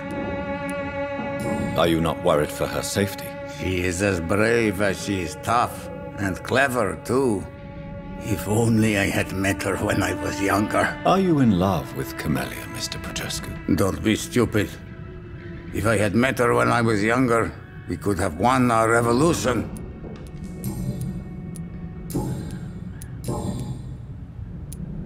Do you have any family left, Mr. Petrescu? Children or grandchildren? Who knows? I have abandoned my people for so long, they might as well be dead. As dead as I am for them, I suppose. This war won't last forever. Did you ever think of returning to your country now it's free? No. I have taught strength and determination to my sons and daughters. I'm an old, dying man who only has memories of better times to cherish. Don't be embarrassed, sir. If you must know, my own father disappeared many years ago, and I forgave him. It's quite awkward to talk about our families like this, but thank you, Dr. Reed. I appreciate your trust.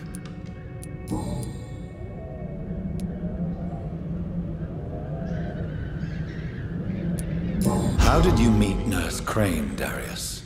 Why does she trust you? I'm her oldest friend in England.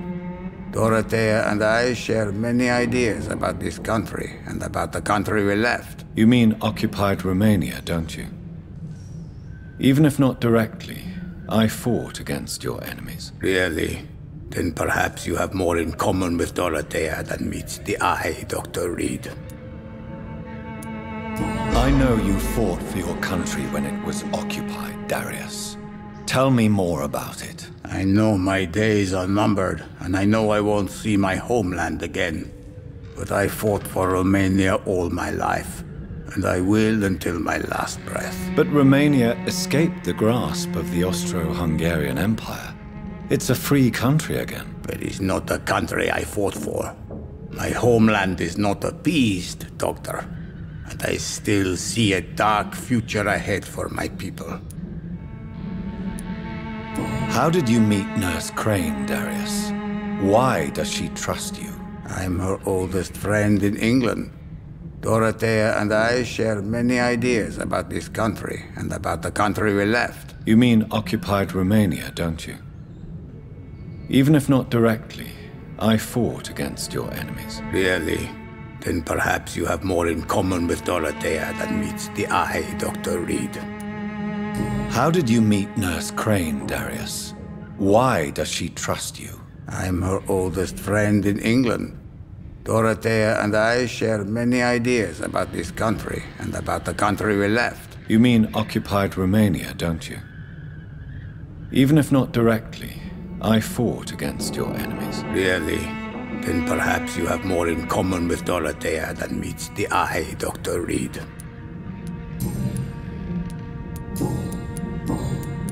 Goodbye, Mr. Petrescu. Yes? Do you need some help, Mr. Petrescu? I am very tired, but that is all. I don't need you, Doctor. Well, I think you do. Take this, and you'll feel better. Free drugs from an English doctor? It must be my lucky day. Goodbye, Mr. Petrescu.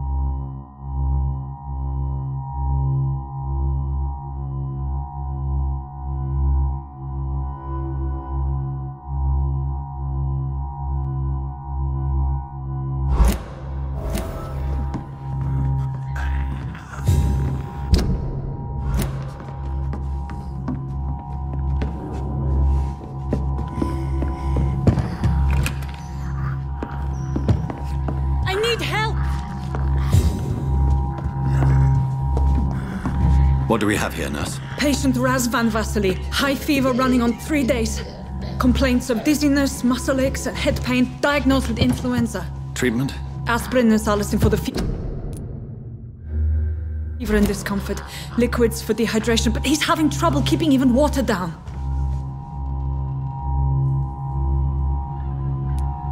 Thank you, nurse. Anything else I should know? He did lose consciousness this morning, but he's never had convulsions like these.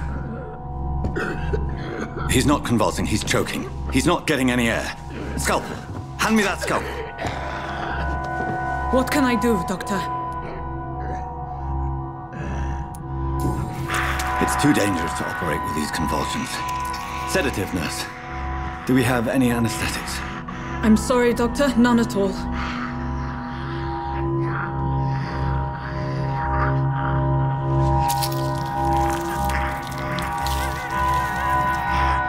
I need to perform a tracheostomy. Short pipe. That rubber tube will do. We're going to cut a passage for air through the neck. Yes, Doctor. He's breathing again, but he's coughing up blood. Internal hemorrhaging. I need to make another incision into the chest cavity to drain the fluids from the lung. Prepare another tube. A thoracostomy? Doctor, we've nothing to fight the infection. We need an aseptic environment.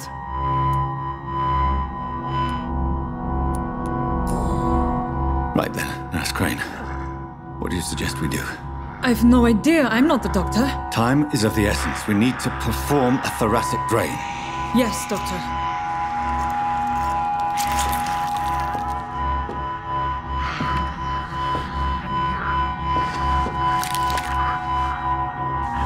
He's still bleeding, Doctor.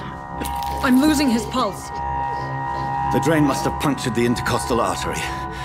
There's too much blood. Are you all right, Doctor? I can't see.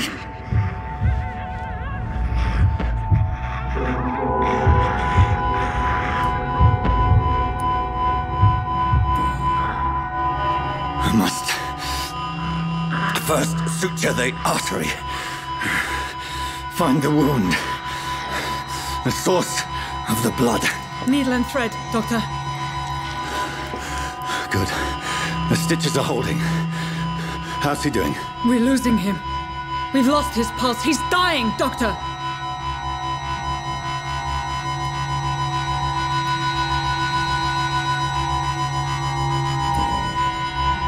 Cardiac massage, now. Cardiac... What? Are you making this up as you go along?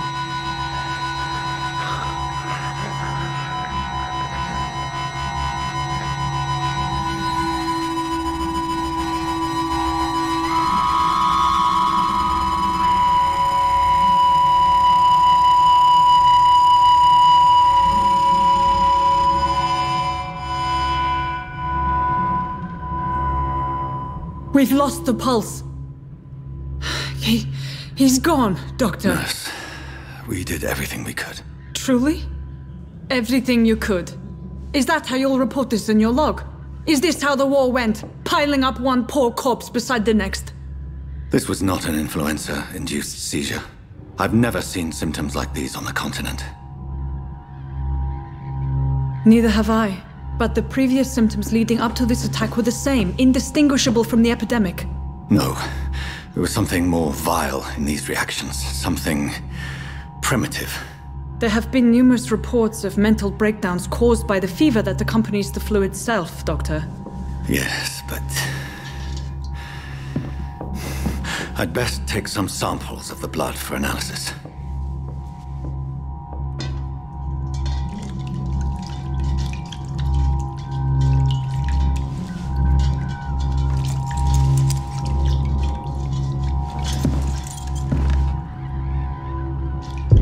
I doubt you're here to test my bedside manners.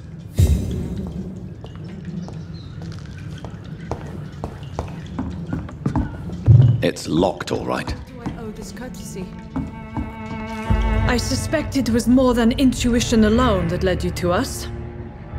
So, how might I be of service, Dr. Reed?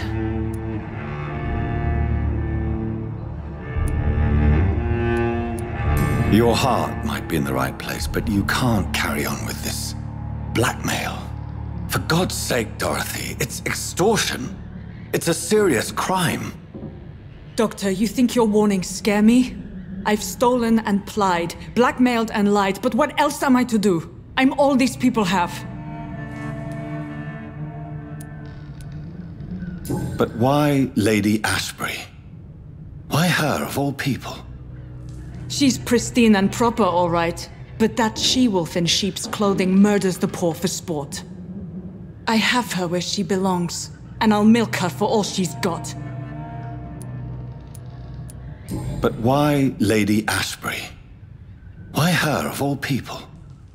She's pristine and proper, all right. But that she-wolf in sheep's clothing murders the poor for sport.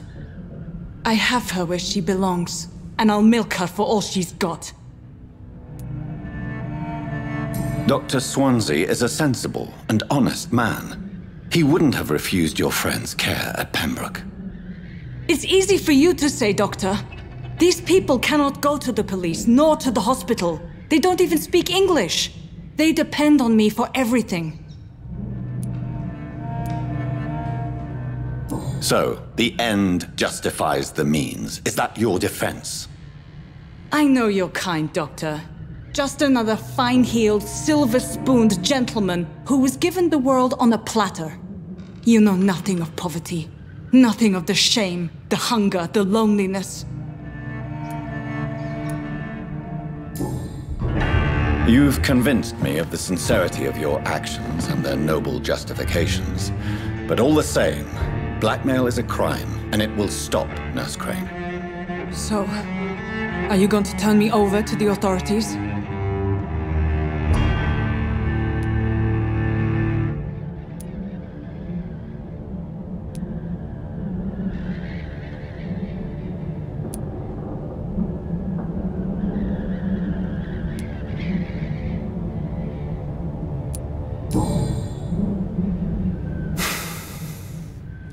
No.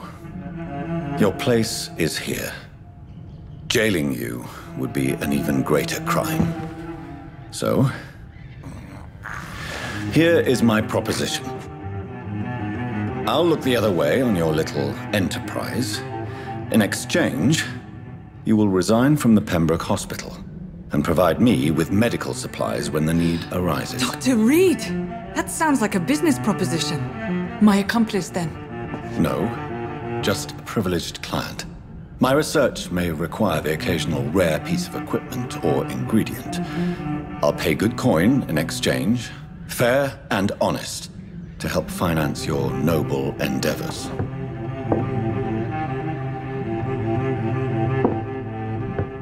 We have ourselves a deal, Doctor.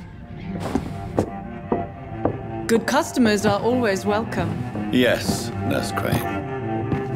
We have a deal.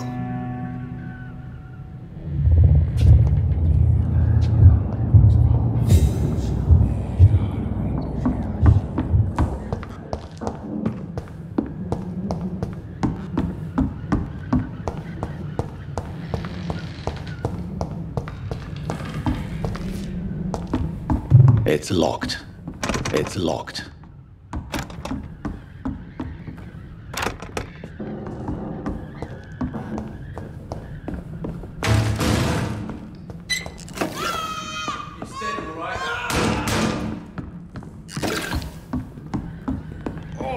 This one stinks already.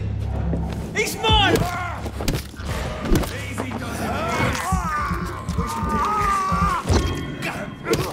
He's done for! Bloody leech!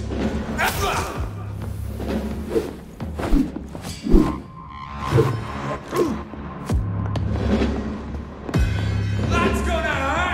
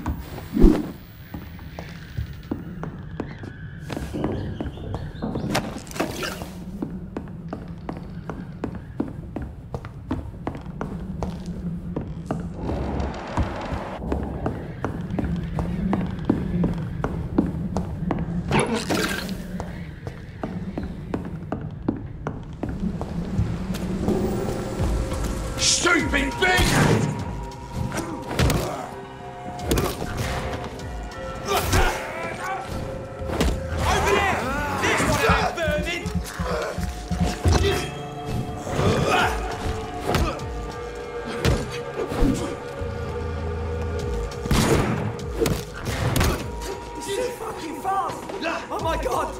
It's a leech! Kill it!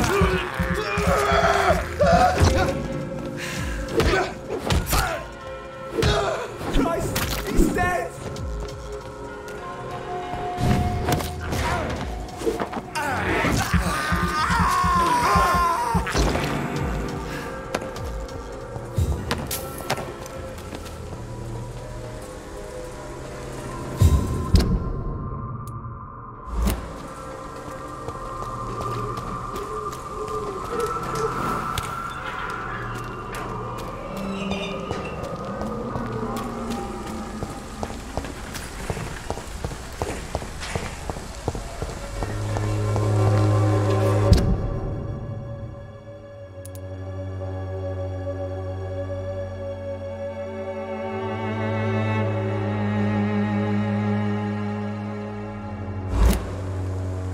When science fails you, this is...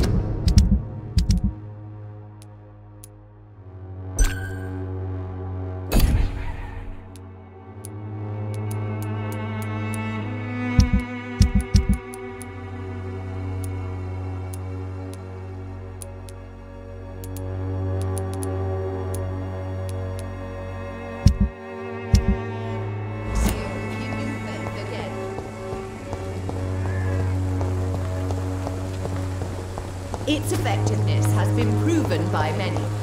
Even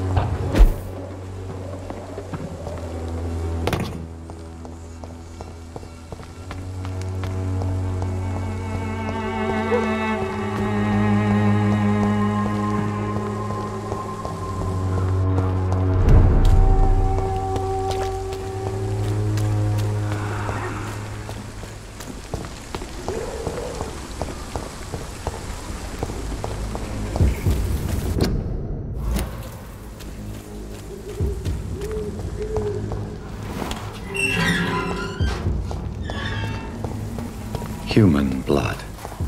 Whoever left these marks did so deliberately.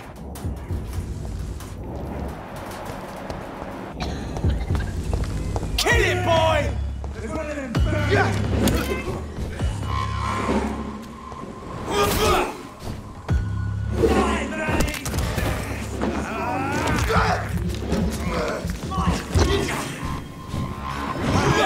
Doesn't like burning, does it?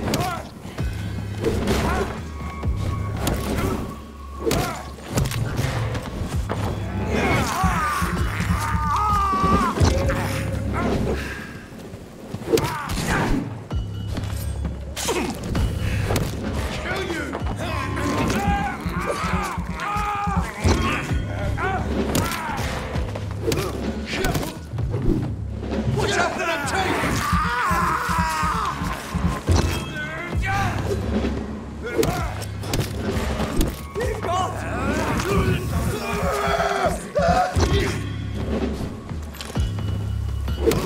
Burn it, boys! Mine!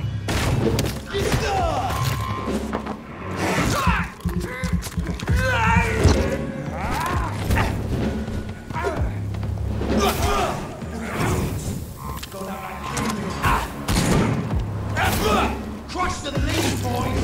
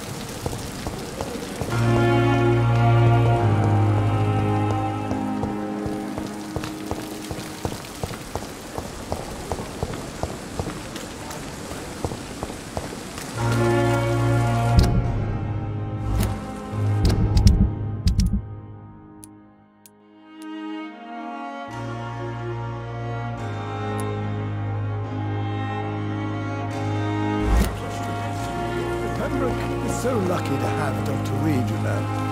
I met him in New York once. Good evening, Nurse Brannigan. Good evening, Doctor. Do you require medical assistance, Nurse? I will be fine. As soon as I can get some sleep. Nurse, you won't be able to help people if you're sick. Take this, and do try to get some rest. I'll try, Dr. Reed. Thank you. Goodbye, Nurse. Call me if you need assistance. Good evening, Milton. Good evening, Doctor. Still trying to save lives? Do you need any medical help, Milton? I'm afraid I do. Like everyone in this hospital. It's a sad state of affairs when even the hospital workers are worried about disease. Our job brings us into contact with all kinds of infections, Milton. There's no shame in being ill while you're in a hospital. That's easy for you to say, Doctor. I get the feeling you don't fall sick often. Well, thanks, anyway. Why do you have such a mediocre reputation among your colleagues, Milton? Fuck them. Nobody knows the horrors I've seen since working here. This city was sick long before the epidemic, Dr. Reed. I know it's a difficult task, but correct me if I'm wrong. Is this not the job you are paid to do? I've seen babies left to die while their brothers were properly fed. Underage girls and boys sold to all manner of perverts. I'm sorry, I don't know what to say. Yeah, exactly. We lack words. So excuse me if I don't look on the bright side of life. Goodbye, Milton. Still standing up.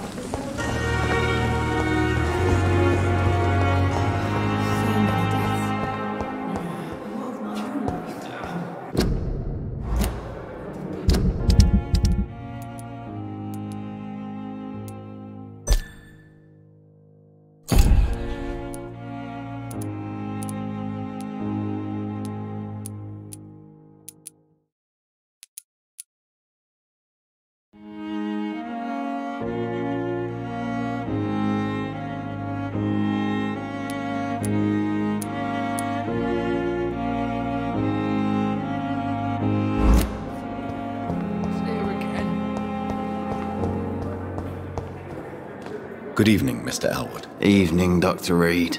Soldier, do you need assistance? Not really. I think I caught something in this bloody hospital. I swear I'm dead, yet smiling inside, Dr. Reed. As long as you remain here, I will make sure you don't have to worry about your health. Don't think you can do much about it. Damage is done. Goodbye for now, Mr. Elwood. Damn. The pain. It's here again.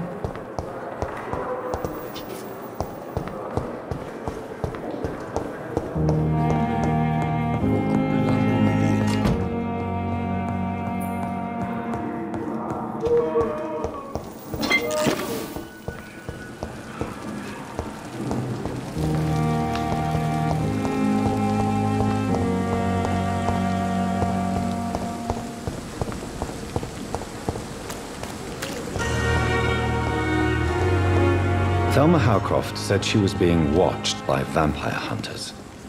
Where are they hiding? I should investigate. It's locked, all right. Court medical bench, sir. I understand you must be very angry about this unfair situation. I managed to arrange to have you buried in the same mass grave as your wife. I hope that might help. It's locked.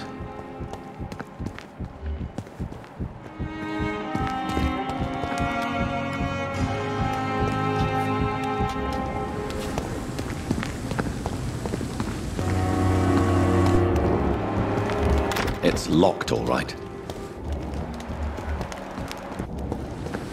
I'm sorry you ended up playing.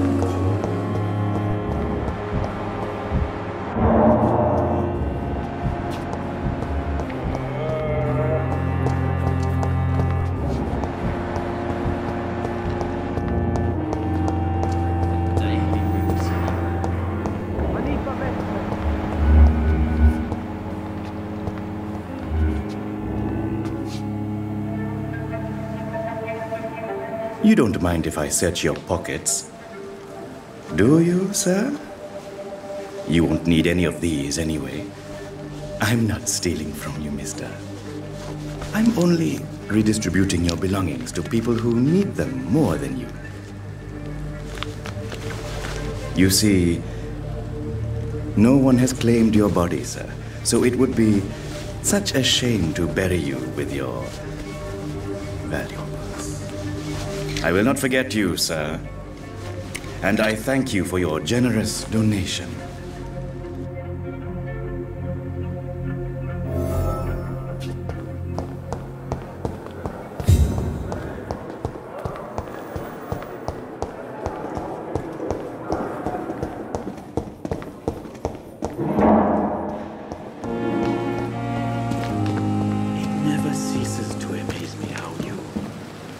Good evening, Dr. Reed. Such a pleasure to see you again. How dare you steal from the dead, Rakesh? Is that what your pawnbrokers is really about? These people are dead, sir. What they possessed could be useful for the living, and I'm sure they would agree if they could speak.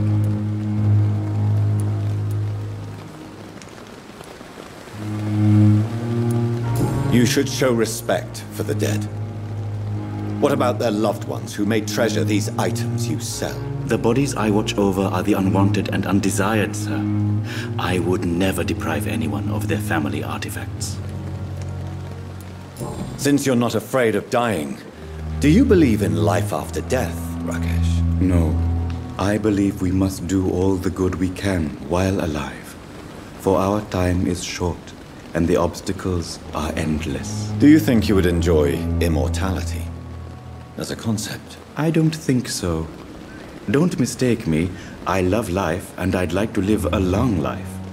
But everything has to decay, sir. Even goodwill.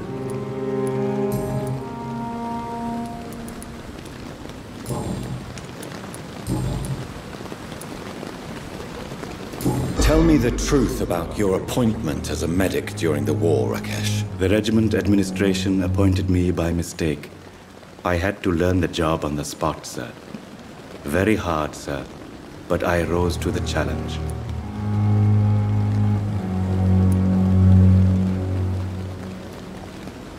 You can't impersonate a doctor. You can't improvise a medical education. People could die at your hands. You're absolutely right, sir.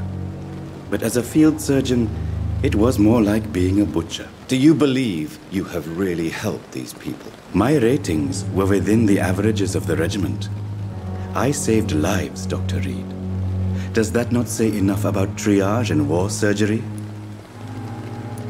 Do you realize how many soldiers died because of that decision? You should have refused. Yes, sir. I swear I did, sir. But no one listened. When the first wounded arrived, I had to do what I could. It is an unbelievable story, Mr. Chidana. It was a time beyond belief, Dr. Reed. But I'm happy not to deal with the wounded. I prefer caring for the dead now.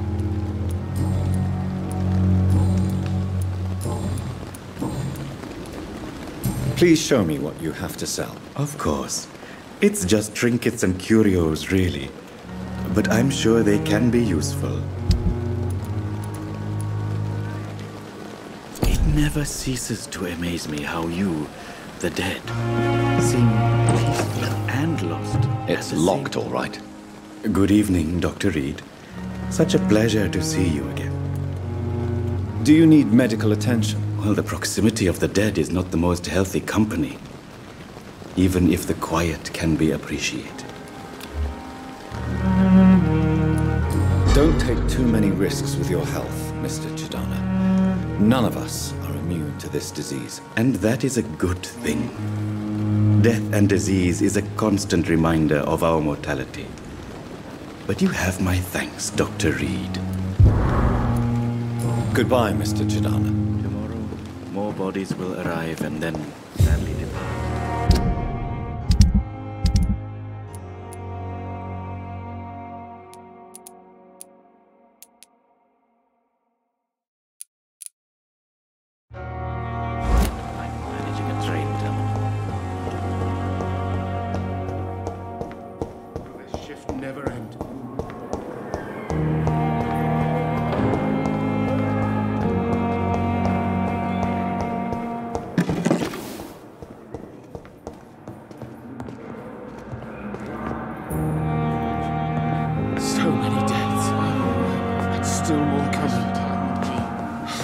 Sure we're making a difference.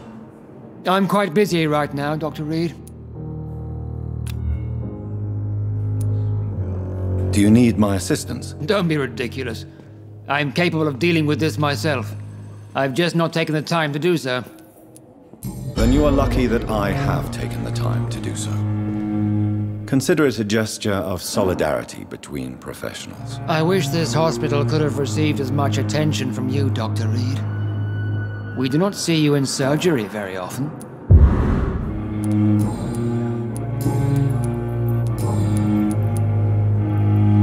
Tell me, Waverley, what do you think of Dr. Strickland's enthusiasm for his experimental research? Strickland is playing with his patients' lives for pride and glory. Now that, sir, is unethical. Are you thinking about something in particular? Harvey Fiddick needs delicate surgery.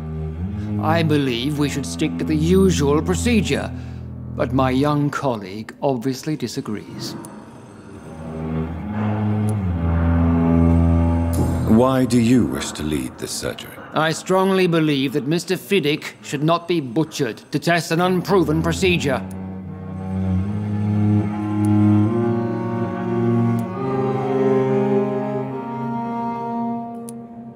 Other people may say that's too conservative a point of view. Conservative? And what are you going to say to Mr. Fiddick if he loses his arm because of the operation? Because that's what's going to happen if the surgery is a failure. And are you not afraid that your rivalry with Strickland may be blinding you? Rivalry? I guess you could call it that. But I will never be childish enough to let my personal feelings affect my judgment. Thank you for your time. We'll talk later. You always knew the words to calm the children, Helen. As for me, what a blundering idiot. Sir. Good evening, Mr. Fiddick. Good evening, Dr. Reed. Any news about my operation? Is there anything else that's bothering you? Can I help in any way? Really? Why has no one else asked me that since I got here? I thought I was in a hospital. Unfortunately, you are not the only person who needs help. And complaining about it won't do you any good. Well, perhaps you're right, Dr. Reed. I'm sure if me missus was still alive, she wouldn't be happy with me going on like this. Goodbye for now, Mr. Fiddick. I'll see you later. I will not let you down, my boy.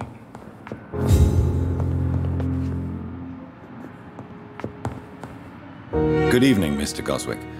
How are you? I'm okay.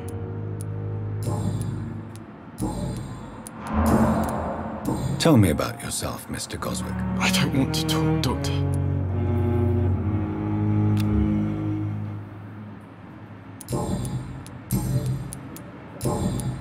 I have to go now, sir. But don't hesitate to contact me if you need any help. Good evening, sir. Like a book. Doctor. Good evening, Doctor. How is my son doing?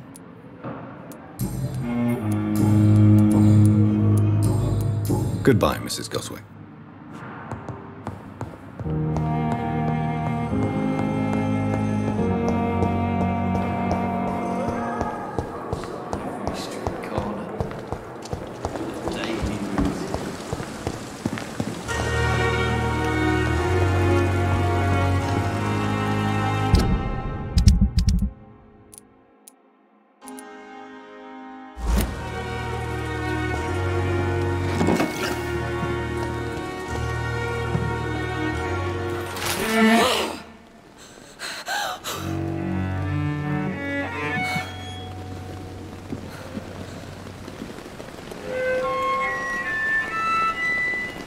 I would ask you to avert your eyes, sir. Or did you not know it was rude to stare? I knew it.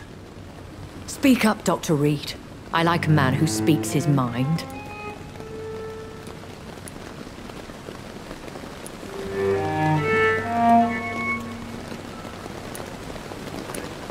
You killed him. He trusted you. And you killed him. Spare me your sarcasm, Jonathan. You are but newly born in this world.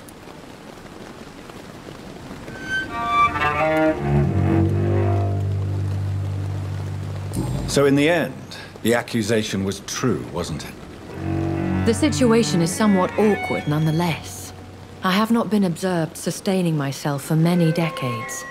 I have to say I'm a trifle embarrassed. Anyway, I have concluded my inquiries concerning your blackmailer. I see. Please excuse my agitated state. Under normal circumstances, I wouldn't let anyone see me in this condition. I must confess I have not put an end to the blackmail, my lady. Unfortunately, I could not bring myself to do it. I'm so disappointed in you, Jonathan. I didn't expect this from you. Lady Ashbury, you yourself admitted how ridiculous the sum of money was. I can assure you it was all used for charitable ends. Well, you are full of surprises, aren't you, Jonathan? All right, say I trust you, but you will still pay the ransom. That is only fair. After all, it was you who failed to bring this problem to a satisfactory conclusion. I believe I could agree to that. And since a lady always keeps her promises, I will now answer any questions you may have.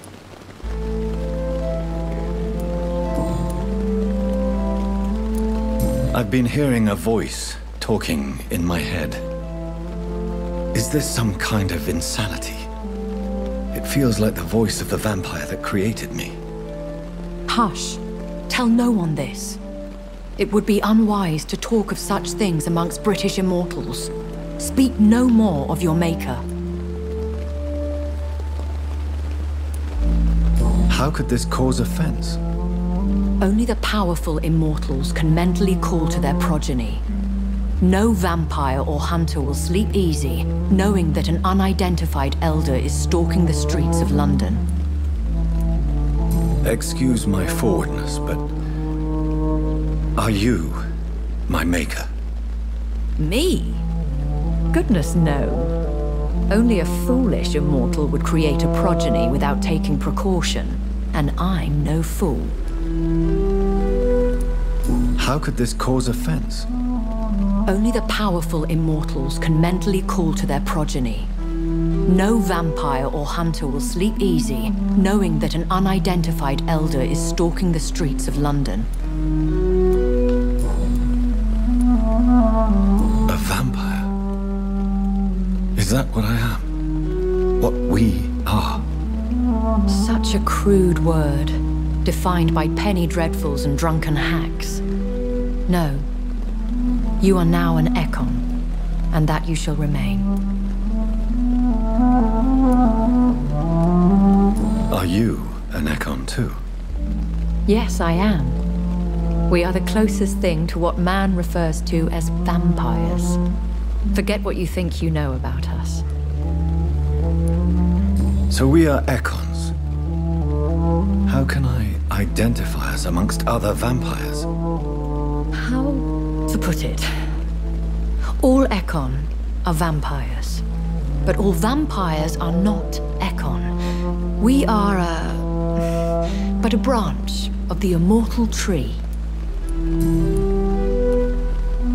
I don't understand. Why was I created and then left for dead?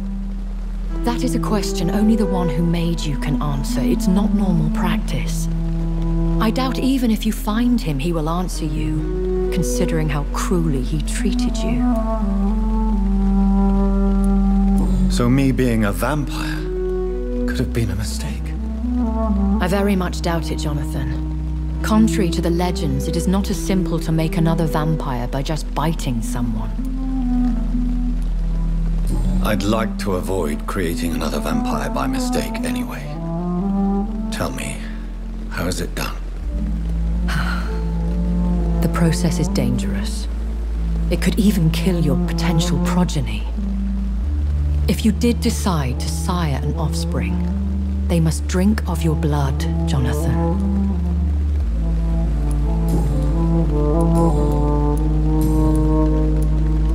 Why does Dr. Swansea allow you to feed on the patients of the hospital?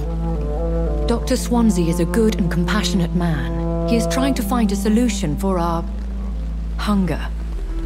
Until that happens, he is clever enough to understand that I only feed upon the dying.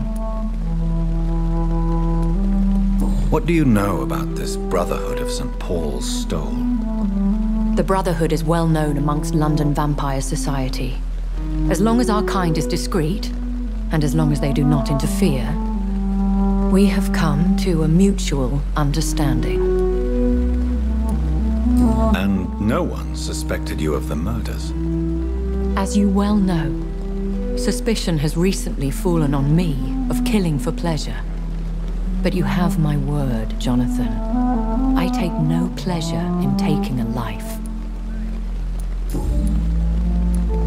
Why did you save me in the canning factory? I could hardly stand by and watch such a promising young blood as yourself be torn to shreds by some gutter scowl. William Bishop wasn't the vampire that created me then? No, Jonathan. Whatever their strength and demeanor, Scowls are the progeny of careless vampires. It cannot be the other way round.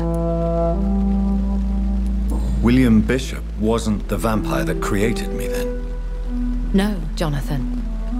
Whatever their strength and demeanor, Scowls are the progeny of careless vampires. It cannot be the other way round. What type of vampire is a Scowl? Not a true vampire. The deformed offspring of lesser vampires. It is a shame these creatures run wild, slaves to their baser instincts. I know this is beyond the pale, but may I inquire your age?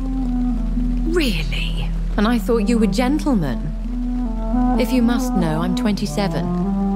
I've been 27 for a long time now, and 27 I shall remain. Very well. But I believe there is more to this than you are saying. A lady has to have some secrets. And who bestowed upon you this eternal youth? My maker. He left this isle a long time ago.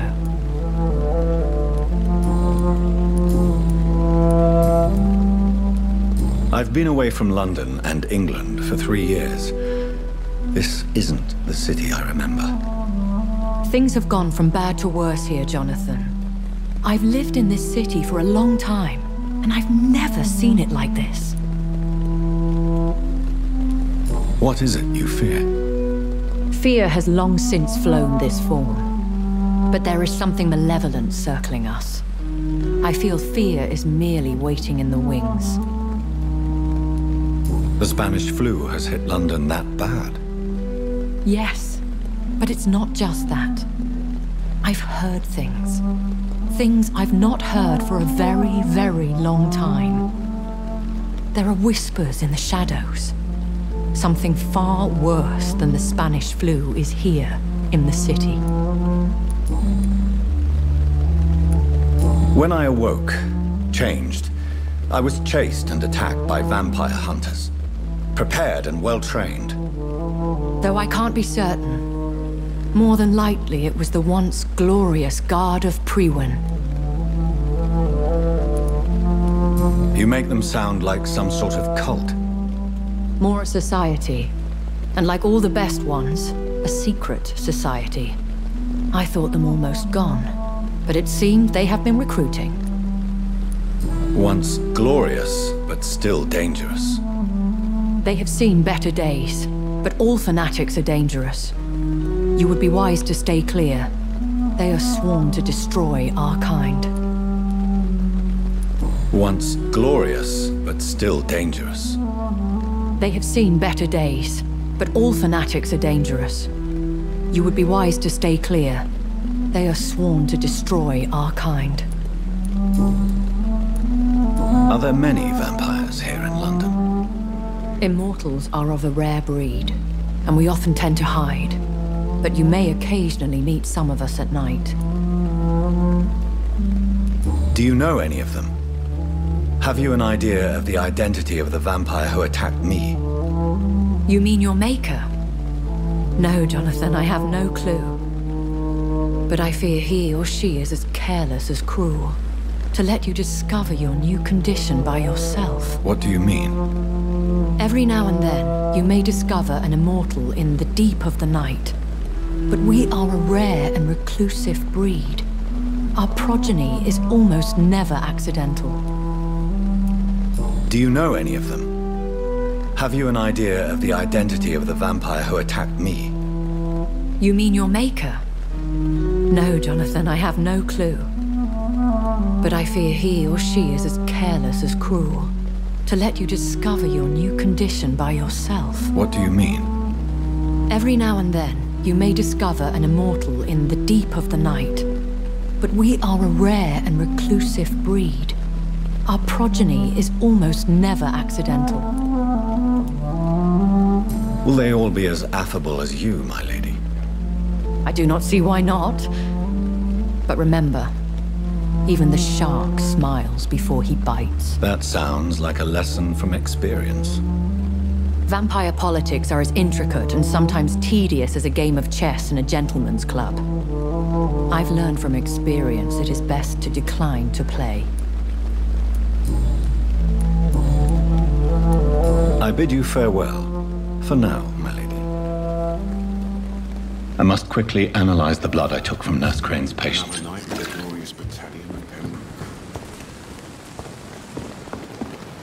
Yes, Jonathan? May I ask you some questions? Please do. I have promised to answer you. I bid you farewell. For now, my lady.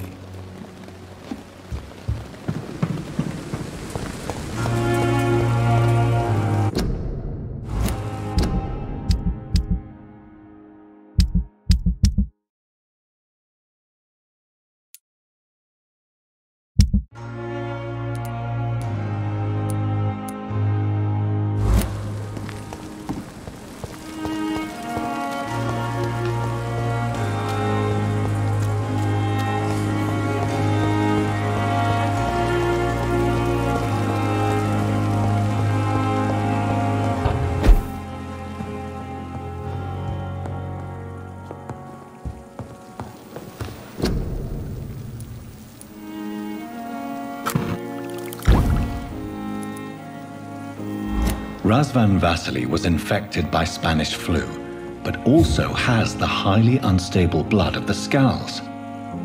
Is the London vampire epidemic transmitted through the flu? I should talk to Dr. Swansea about it.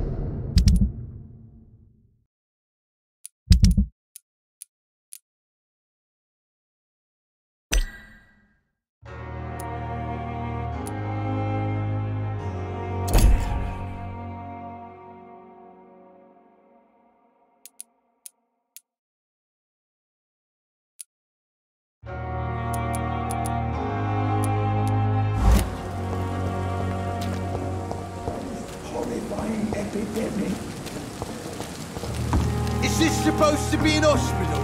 A pigsty would smell better.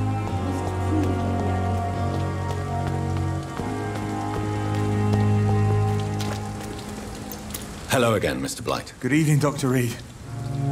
You doing your rounds as usual? Do you need medical attention, sir? Afraid so. In the war, I was always worried about picking up something, getting some infection. Unfortunately, got that fear in London now. Throughout history, some diseases have done more damage to armies than any weapon created by man. You were wise to be careful. You're working at the Pembroke Hospital, aren't you? That's a good enough reason for me and Oswald to go there. Goodbye, Mr. Blight. Take care of yourself.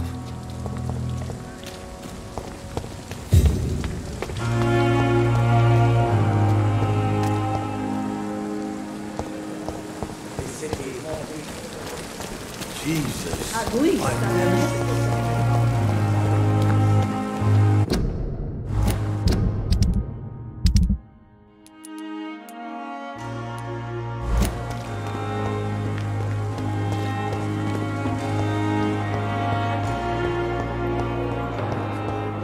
You are going to reveal all your secrets. Good evening, Nurse Hawkins. Good evening, Dr. Reed.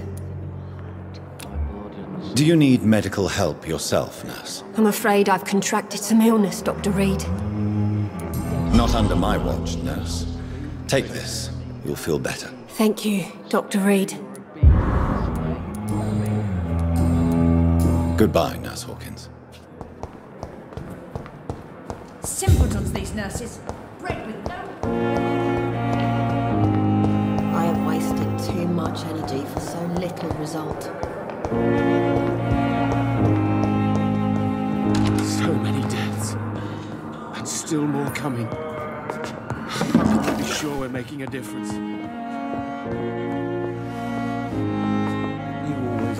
Good evening, sir. Doctor. Good evening, Doctor. How is my son doing? Do you require medical attention as well, Mrs. Goswick? Do you know you're the only one who's asked me this? No. I don't feel well, actually. Despite what you think about this place, I can tell you with absolute certainty, taking this will help you recover. Well, at least your reputation seems well deserved. Unfortunately, I can't say the same for this hospital. Goodbye, Mrs. Goswick.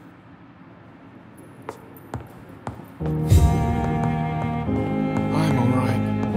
Don't waste your time with me.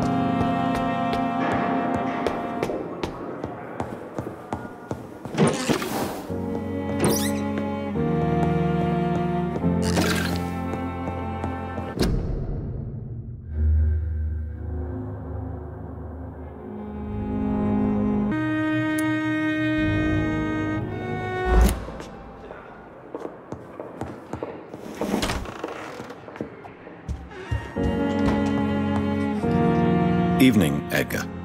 Could I get your professional opinion? Please speak, but I have something important to tell you. This strain of flu, it's very different from the one I saw in Europe.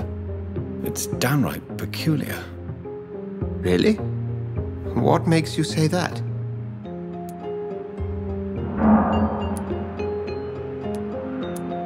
I've just looked at the blood of one of our recently deceased. I see. Do you have anything more to go on? This disease spreads and looks like the Spanish flu, but its effects differ greatly. The London strain is different from the continental one. This is very interesting. Did you find something else? Yes. Unlike the flu, the infected begin to show an increase in outwardly aggressive behavior.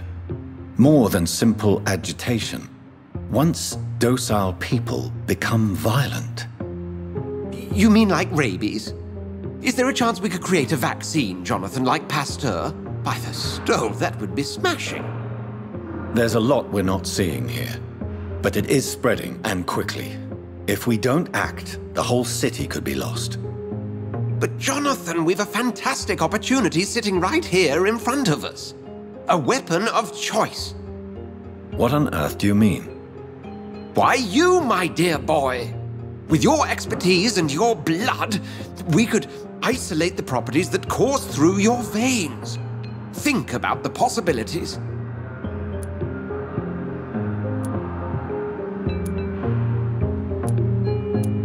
But the risk of infection using vampire blood could compound the situation. I know, but your blood now carries remarkable regenerative properties. With our minds and your blood, there's nothing we couldn't cure. We'll discuss this more later. Thank you for your time. No, thank you, Jonathan. But as I said, I needed to talk to you. I have some rather bad news. Yes?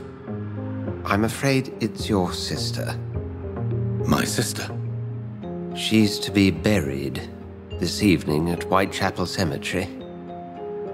Your mother published the obituary this morning. I see. I'm sorry, Jonathan. Please accept my condolences.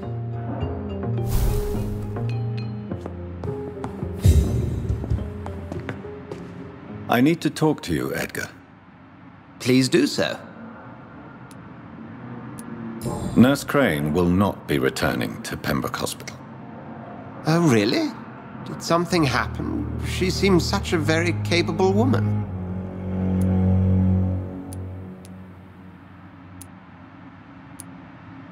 Perhaps too capable. Nurse Crane also ran an illicit dispensary in Whitechapel. I had to ask for her resignation. I see. Well, you'll just have to manage without her assistance.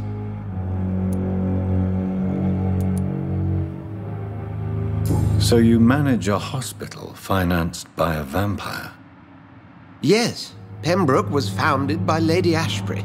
She's also our largest donor. If I may inquire, how did you meet her? Well, Jonathan, she sought me out and offered me the position. It's been a very profitable partnership for both parties. A convenient yet expensive way to have a fresh supply of blood on hand, day and night, don't you think? All vampires drink blood by nature. Me, I praise the lady's exemplary moral fiber. Do you know anything about the vampire hunters in the East End? Without a doubt, it's the Guard of Prewen. Zealots to the last man.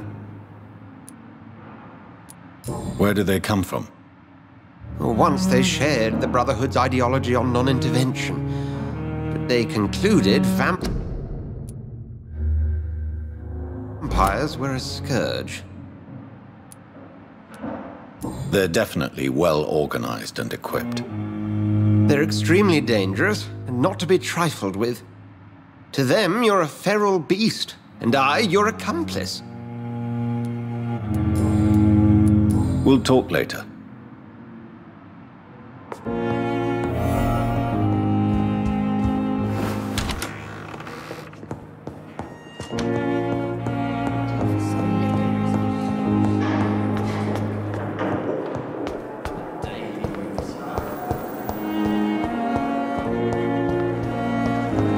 I never thought I would have to attend my murdered sister's funeral. Mary, I can't forgive myself. I'll find the truth about what happened to us. I swear.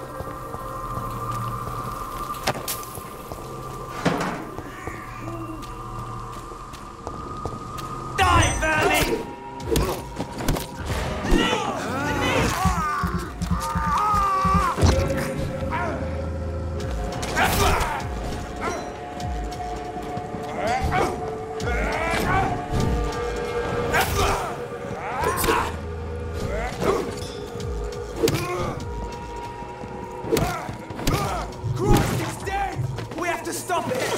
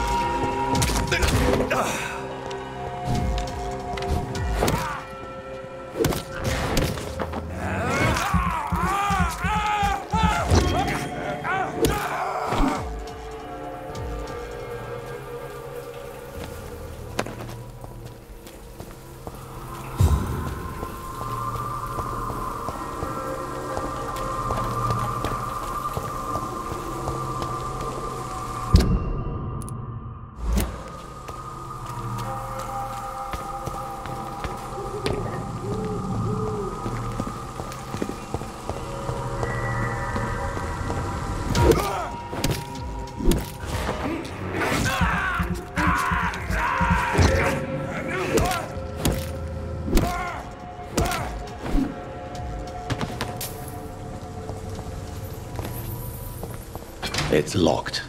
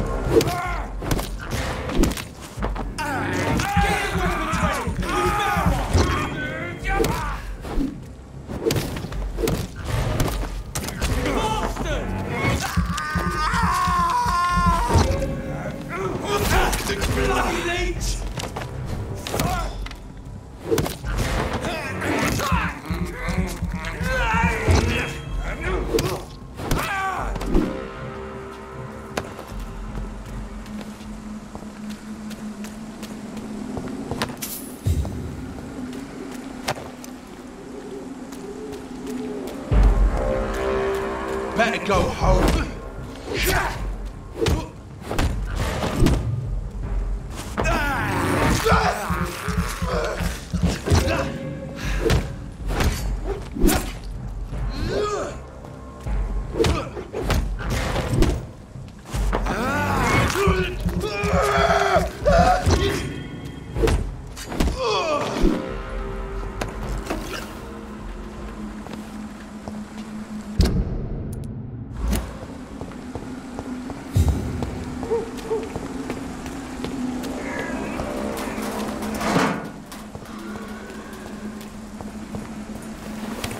Dear sister, I don't know if I have the strength.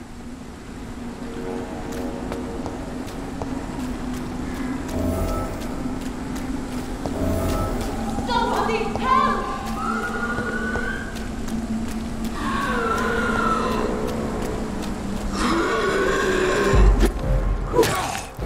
What do you want?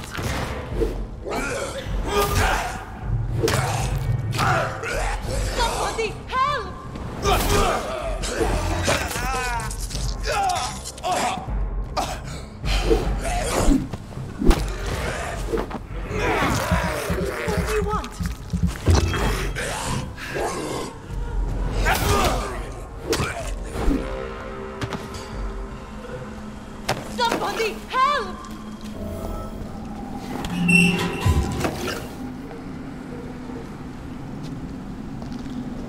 Are you all right, miss? I don't know. Who were those people? They wanted to kill me. Why? They've lost their minds in the epidemic. They won't come back for now. You seem to know a lot about them, sir. I'm Dr. Jonathan Reed. I'm investigating this disease. I am Xiaoxun. Thank you so much for helping me, Mr. Reed. I must go to the cemetery now. Goodbye.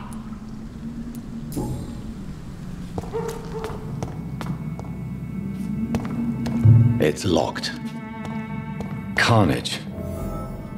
Is Father Whitaker's disciple among the bodies, I wonder? This man's far too old to be Samuel. No. By the look of his clothes, this man's a docker.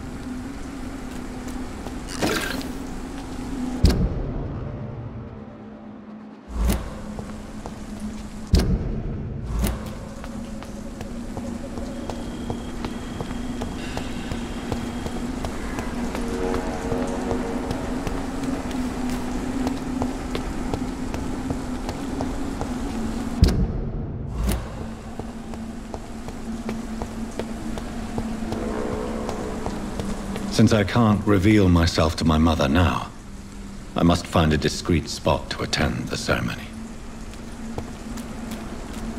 Mother, why have you come here? This is proving far worse than I imagined. My mother would die if she were to see me in this state. I must wait.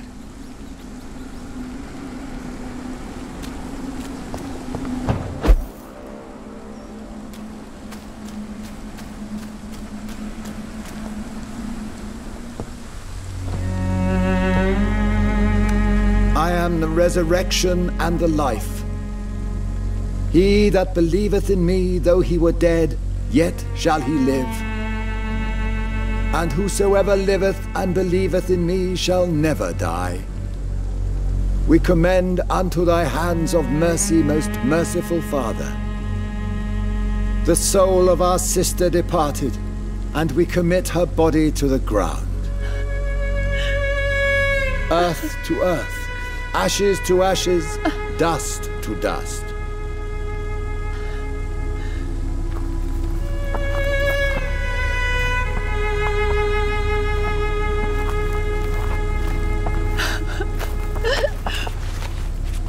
Why kill my Mary and stick her here in this cold, god-awful place? These are the legal requirements for the epidemic, madam. Oh, Avery, I feel so tired. Please take me home. Yes, madam.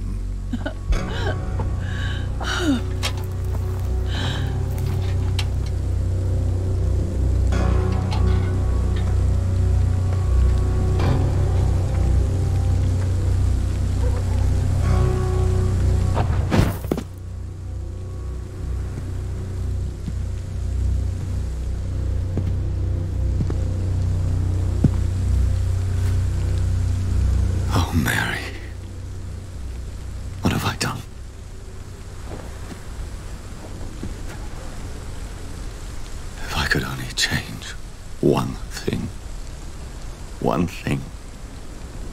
This is a nightmare.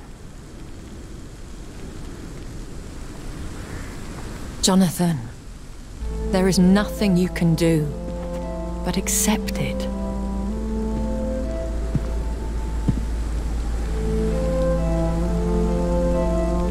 What brings you here?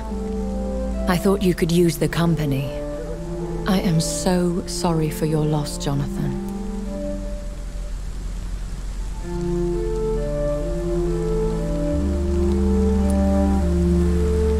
I wish the tears would come, but I'm empty, and I feel a hypocrite. Let your pain run free, Jonathan. Don't smother it. What you feel is your humanity. Don't be so quick to lose it. She had been scouring the most dangerous parts of London in search of me, and it led to her death.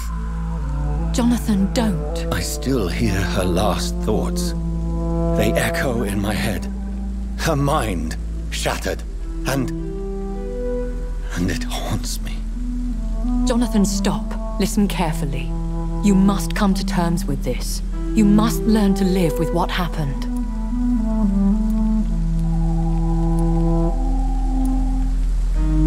How is it possible? Tell me. Is it so easy to take a life every night, and then just smile and nod at those you spared? Don't you see? You're doing the work of our enemies, feeding your remorse. We are weakest when we grieve, and the guilt blurs our senses. And so this is why you're here. To warn me. You've felt this pain yourself. You too have endured this. I don't want to lose you, Jonathan. I've lost so many friends.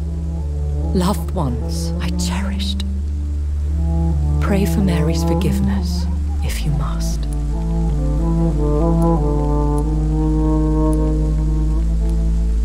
Thank you, my lady. I will. Good. But be careful. If I found you here, others may too. What should I do then? St. Mary's Church is not far from here. Go there and make your peace. Find the solace you need. My lady wants me to confess. No, Jonathan. It's you who wants to confess, I think.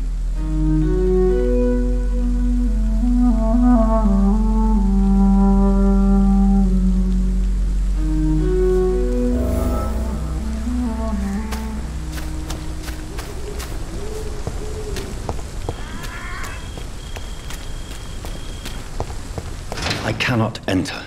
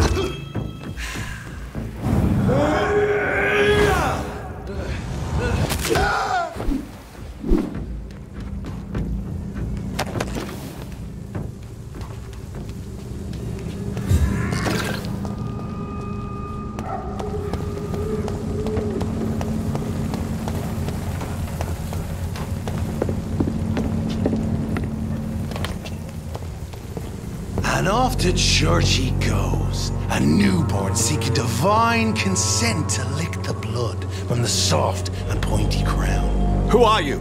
Make yourself known. Newborn, you reek of guilt and pointless compassion.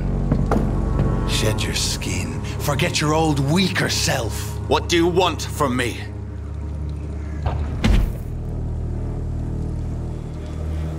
Ascalon does not approve of lone wolves who bring unwanted eyes to our pastures. So your name is Ascalon? Ascalon's will is vampire law. Learn them, abide by them, or I shall return as your judge and jury.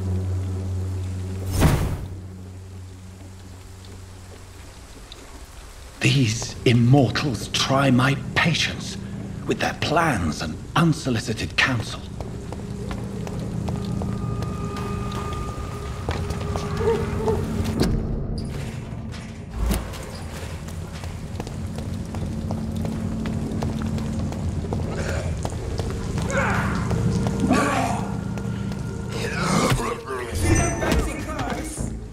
Go on! Back to the shadows!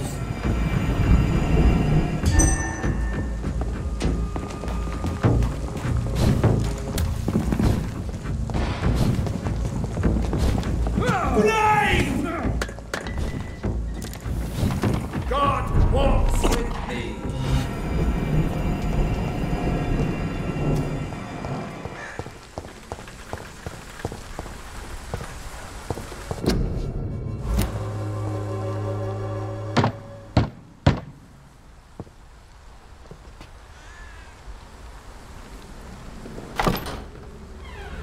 Yes? What is it that you want? I'm sorry to disturb you at such a late hour. No worries, my son. I'm still quite awake, having just returned from a funeral. Yes, I know. I've forgotten what I wanted. I don't know.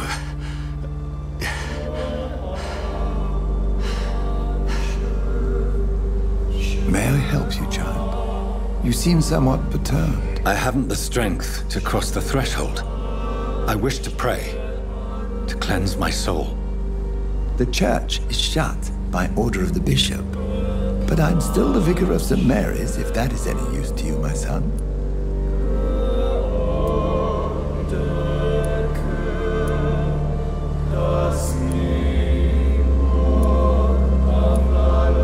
You seem to me a good soul, Vicar. But this is a personal matter. there are no secrets from God, my son. If your heart needs comfort, consider me your chapel. For I can be as silent as stone.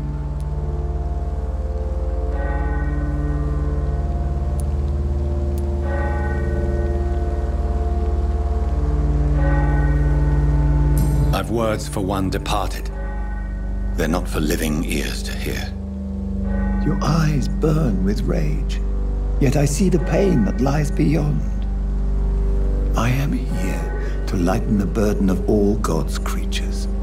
Whatever you tell me is between us and the Lord. Very well, priest, as you seem quite adamant. Open your heart, my son. Tell me what burdens you. With whom do you wish to speak?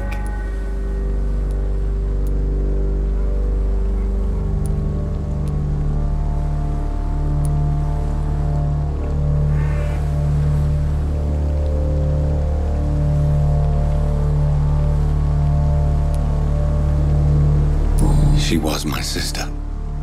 You seem so troubled by the loss of this girl. What happened to her? She has been laid to rest. That's all you need to know. I see. And how are you feeling, my son?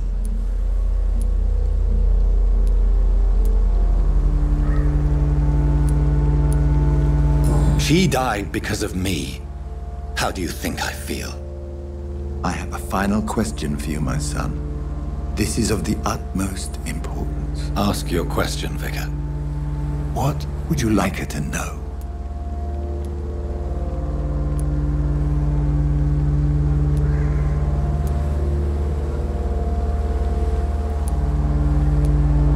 I killed you. There's no excuse. My dear Mary, forgive me. You have been heard, my son, and your burden will lighten if your words are sincere.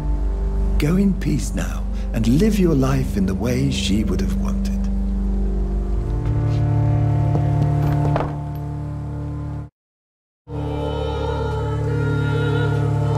Whatever happened on this dock is between my sister and I. It does not concern God at all. It's locked, all right.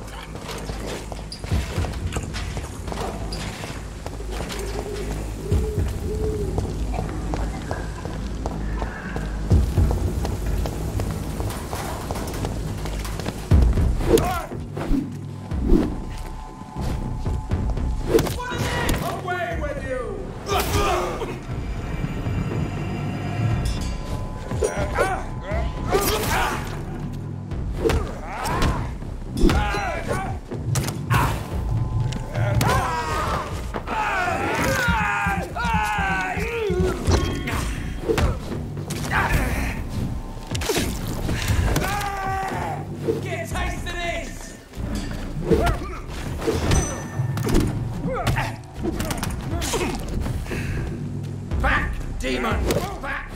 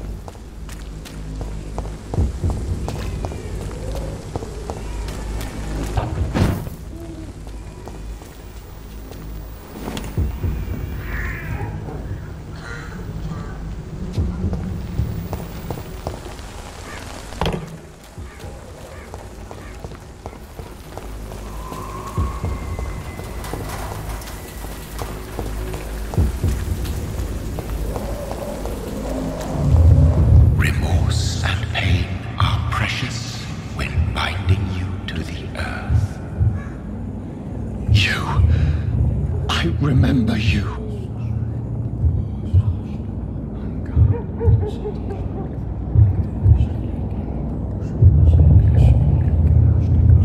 Fear be gone.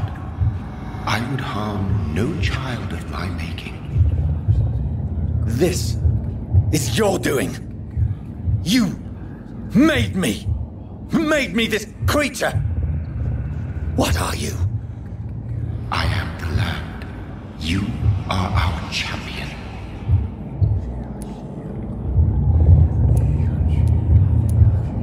Riddles and rhymes. You took my life. Now you insult my mind.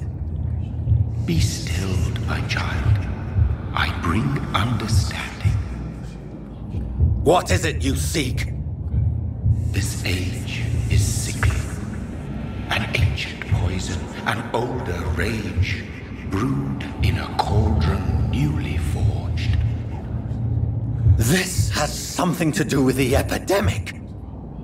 Seek truth, my champion. Defeat the serpent of knowing with iron spur.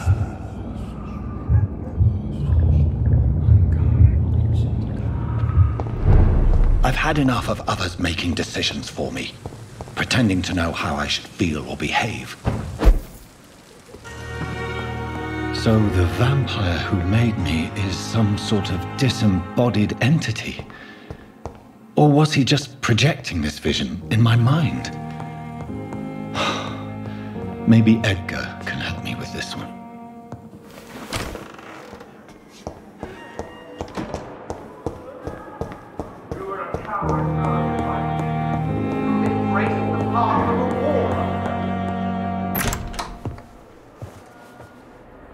God protect us.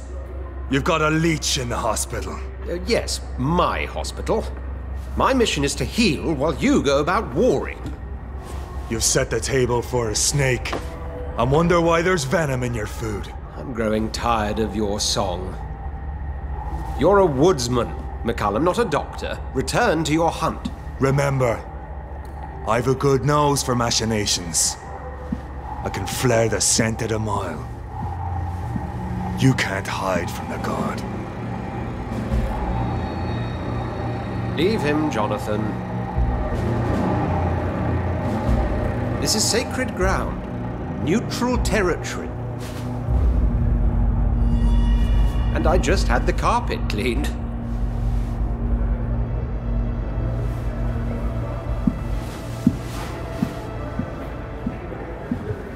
By the sacred stole, this is very bad news. Bad news indeed. What happened? The hospital has been attacked. We have injured patients, at least one dead and several missing. This has spiraled out of control. Even the most infirm are asking to be allowed to return home.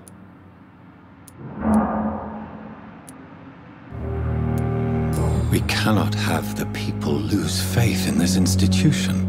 This hospital is their only hope. Of course, you're right. But we cannot afford a public scandal. It would ruin us. We must restore order, and quickly. You mentioned a dead patient. Who is he? She, Jonathan. She was Miss Harriet Jones. I found her room like a slaughterhouse. Blood everywhere. The duty nurse is taking care of the mess.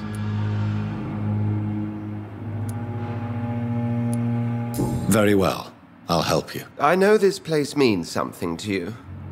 I have noticed how you suppress your appetite when around the staff and patients. You need to know you can trust me, Edgar. I do, dear fellow, I do. Please then, tell me. Sean Hampton, the man we thought we'd saved at the docks. It seems he was infected after all. So Hampton became more beast than man? Exactly. And now Guard of Prewen suspects the hospital of vampire activity. Do you realize what that could mean for us?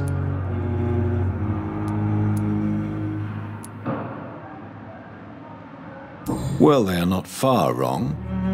The hospital is almost crawling with vampires. McCullum is a fanatic. The Guard will stop at nothing. You don't know what they're capable of, Jonathan. Very well. Since I brought Mr. Hampton here, I will put an end to this.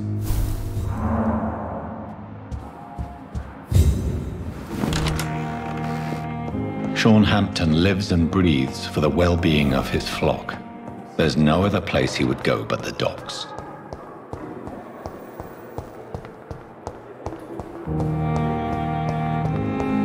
What on earth happened here?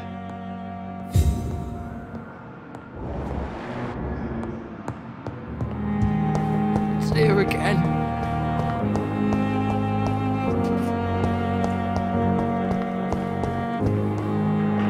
Good evening, Mr. Elwood. Evening, Dr. Reed.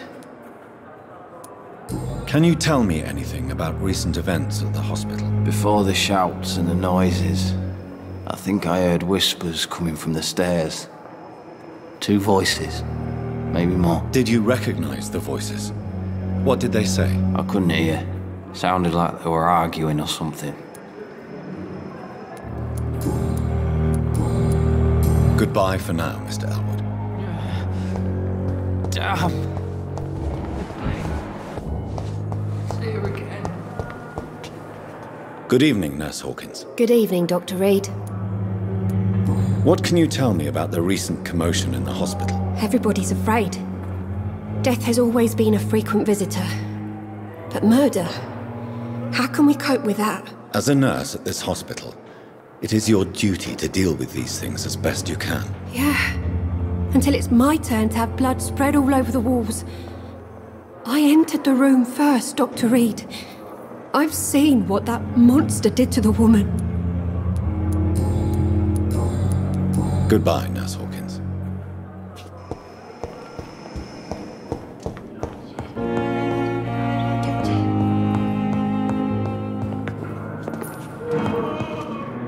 Good evening, Dr. Strickland. And good evening to you, Dr. Reed. Can I be of any help? Can you tell me anything about the recent commotion in the hospital? I'm sure it was not your fault, Dr. Reed. My fault? What do you mean? Oh, nothing. It's just... I heard it was you who brought the murderer inside our walls. But you couldn't know, could you? Goodbye, Dr. Strickland. To calm the children, Ellen. As for me, what a blood... Good evening, Dr. Strickland. And good evening to you, Dr. Reed. Can I be of any help? Goodbye, Dr. Strickland. Good evening, Mr. Fiddick. Good evening, Dr. Reed. Any news about my operation? Please, tell me about the recent commotion in the hospital. I heard Miss Jones call for help from her bedroom. There were some loud noises, like people fighting. All of a sudden, it went quiet. And then a nurse started screaming. Do you know who the nurse was? Not sure, but I think it was Nurse Hawkins. Goodbye for now, Mr. Fiddick. I'll see you later. My sweet girl. Reads me like a book.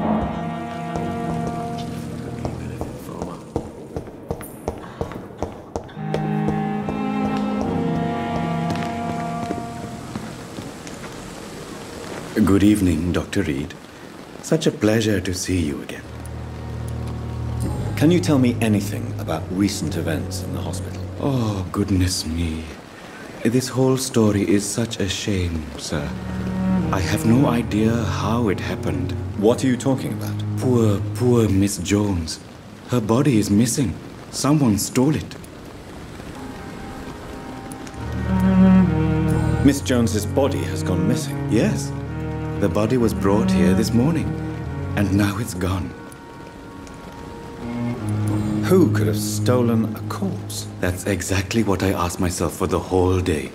Who could do such a thing? These are terrible and shameful times, Dr. Reed. Goodbye, Mr. Chidana.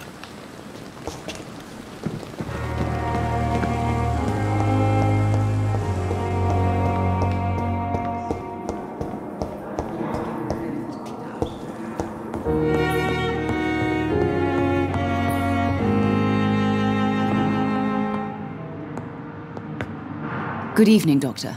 How is my son doing? What can you tell me about the recent commotion in the hospital? It's a disgrace. How on earth can patients be attacked in their own rooms? Goodbye, Mrs. Goswick. Good evening, sir. Good evening, Mr. Goswick. How are you? I'm okay. What can you tell me about the recent commotion in the hospital? I had shouting coming from the first floor. I was asleep when it started. I have to go now, sir. But don't hesitate to contact me if you need any help. Good evening, sir. Doctor. I'm quite busy right now, Dr. Reed. What can you tell me about the recent commotion in the hospital? Nothing like this would have happened if we'd had enough staff and proper shifts. So you don't think the blame is ours? We all hold fast here, Dr. Reed. Our methods may differ, but we are all trying to make a difference. Thank you for your time. We'll talk later.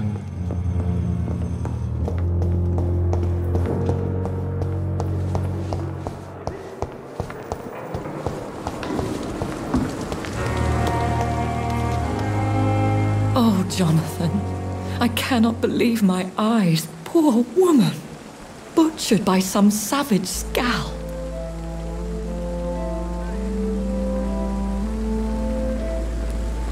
Yes, and I'm afraid I'm at least partially responsible. The man, the scowl, I brought him here. Jonathan, how could you say such a thing? Forgive me if I feel despondent, for there seems to be no end to the suffering and death that surrounds us. I'm always here for you, Jonathan.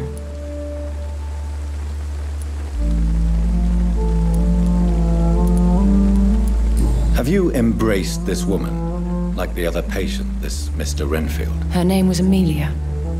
And no, I did not kill her.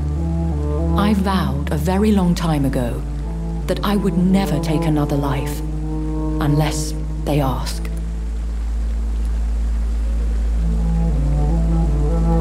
Is there sufficient vitality in the blood of the sick and dying patients? Yes, Jonathan. The hunger gnaws at me every waking hour. Frankly, I'm starving. Temptation surrounds us. Rich, vital. How can you resist? Over the years, any pleasure I once gleaned from feeding is long gone. I drink for sustenance. And though I still thirst for more, I restrain myself. What do you know of Ascalon? I was threatened by a creature, a vampire in Whitechapel, stating I had to obey the law of conduct. What more can you tell me about him? He was bigger than a man. Huge, in fact. He seemed to radiate violence. I thought he was going to tear me apart. Then he vanished. Fergal, the executioner of Ascalon. You were fortunate he was not after you, but rather out doing his master's bidding.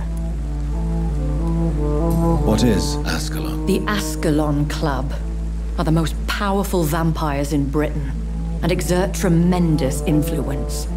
Take my advice and stay well away.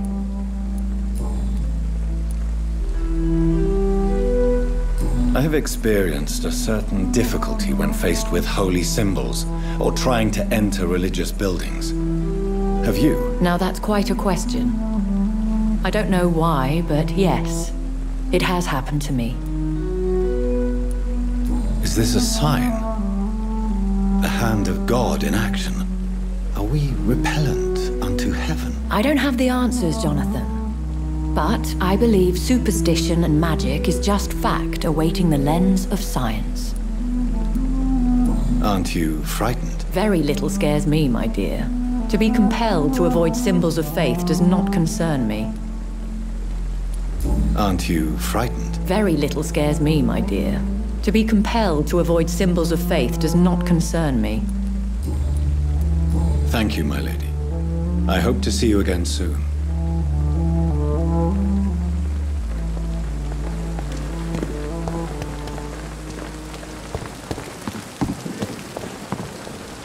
Good evening, Milton. Good evening, Doctor. Still trying to save lives? What can you tell me about the recent commotion in the hospital? Someone killed Miss Jones in her room, and Mr. Hampton's gone missing. Doesn't take a genius to piece it together. You don't seem shocked by any of this. Why should I be? Whoever did this must be long gone by now. And besides, he got rid of the old bag. Goodbye, Milton.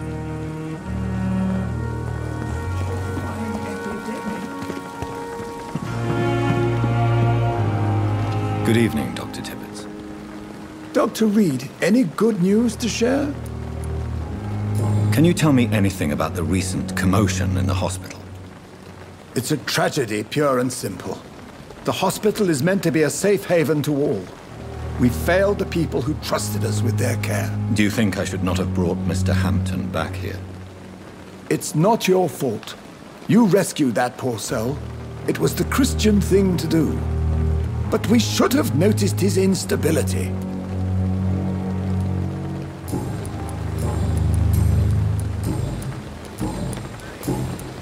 Goodbye, Dr. Tibbets. Get over here now!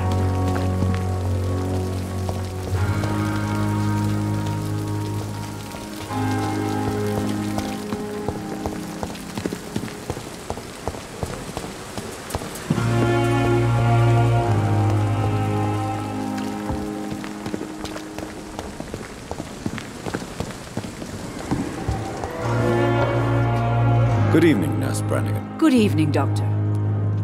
What can you tell me about the recent events in the hospital? That Mr. Hampton killed Miss Jones in her room, then ran away. And did you see all this? No. I was working by the tents when it all happened. I only entered the room when they asked me to clean up the blood.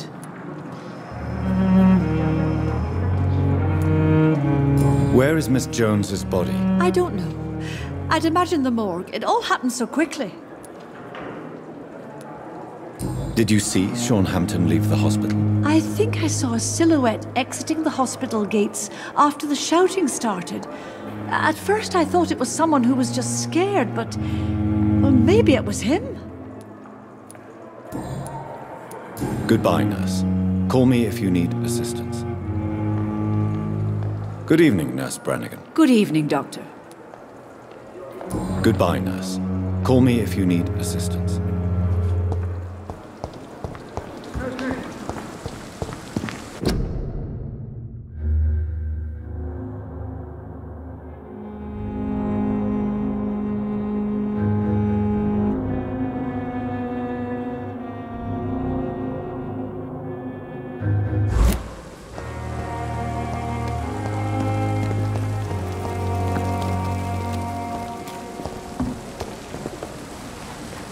Gee. Hey, Doc. What can you tell me about the recent commotion in the hospital? All I know is I ain't letting anyone rip my throat out in my sleep. I found myself a nice blade, Doc. I'm ready.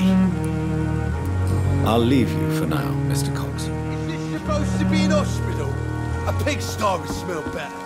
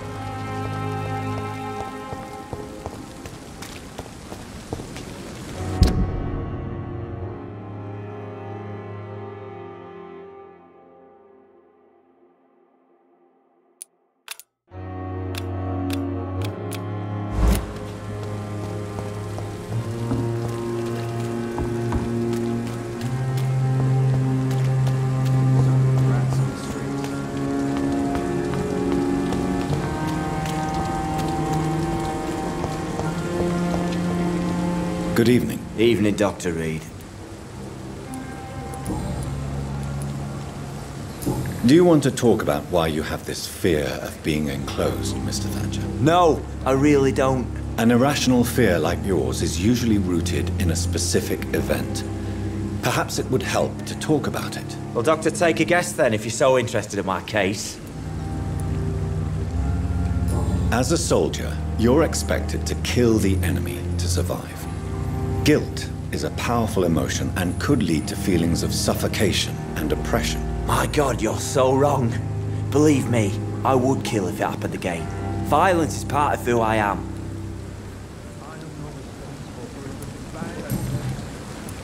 Goodbye, Mr. Thatcher. Try to take care of yourself. Hello again, Mr. Blight. Good evening, Dr. Reed. You doing your rounds as usual? Goodbye, Mr. Blight. Take care of yourself. Hello again, Mr. Blight. Good evening, Dr. Reed. You doing your rounds as usual?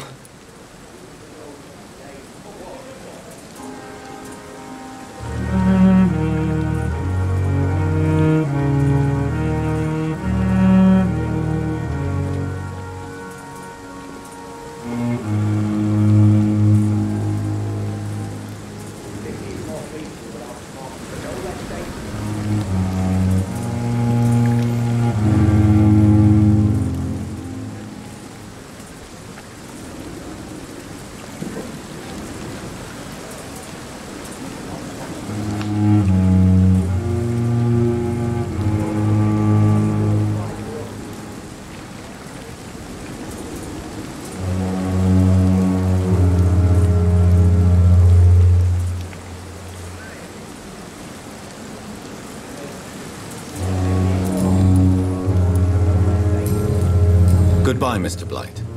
Take care of yourself.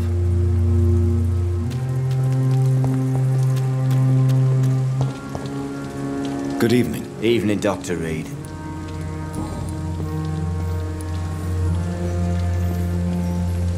Oswald, why did you not go to the Pembroke Hospital to seek medical help? I don't trust doctors.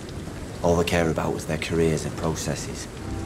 I won't be locked in any room again by anyone. Your fear of being trapped is not going to go away by itself. You need professional help. I've seen enough butchers in white coats to last a lifetime. Hospitals reek of chemicals and death. What I need is fresh air. Mr. Thatcher, do you have a job? No. Since I came back from the war, I spent most of my time and energy just trying to forget. I understand what you mean. I was a soldier too. No. Nobody can truly understand what I've gone through. Why were you locked in that sewer? What happened?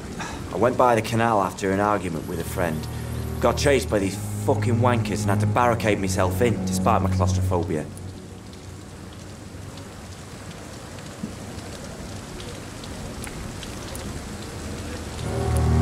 Tell me about your claustrophobia.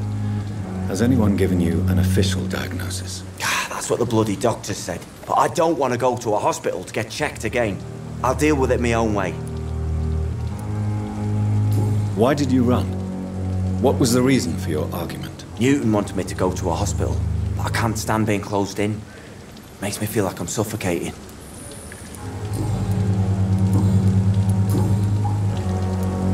Do you want to talk about why you have this fear of being enclosed, Mr. Thatcher? No, I really don't.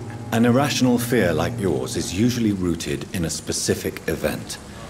Perhaps it would help to talk about it. Well, Doctor, take a guess then, if you're so interested in my case. As a soldier, you're expected to kill the enemy to survive. Guilt is a powerful emotion and could lead to feelings of suffocation and oppression. My God, you're so wrong. Believe me, I would kill if it happened again. Violence is part of who I am. Goodbye, Mr. Thatcher. Try to take care of yourself.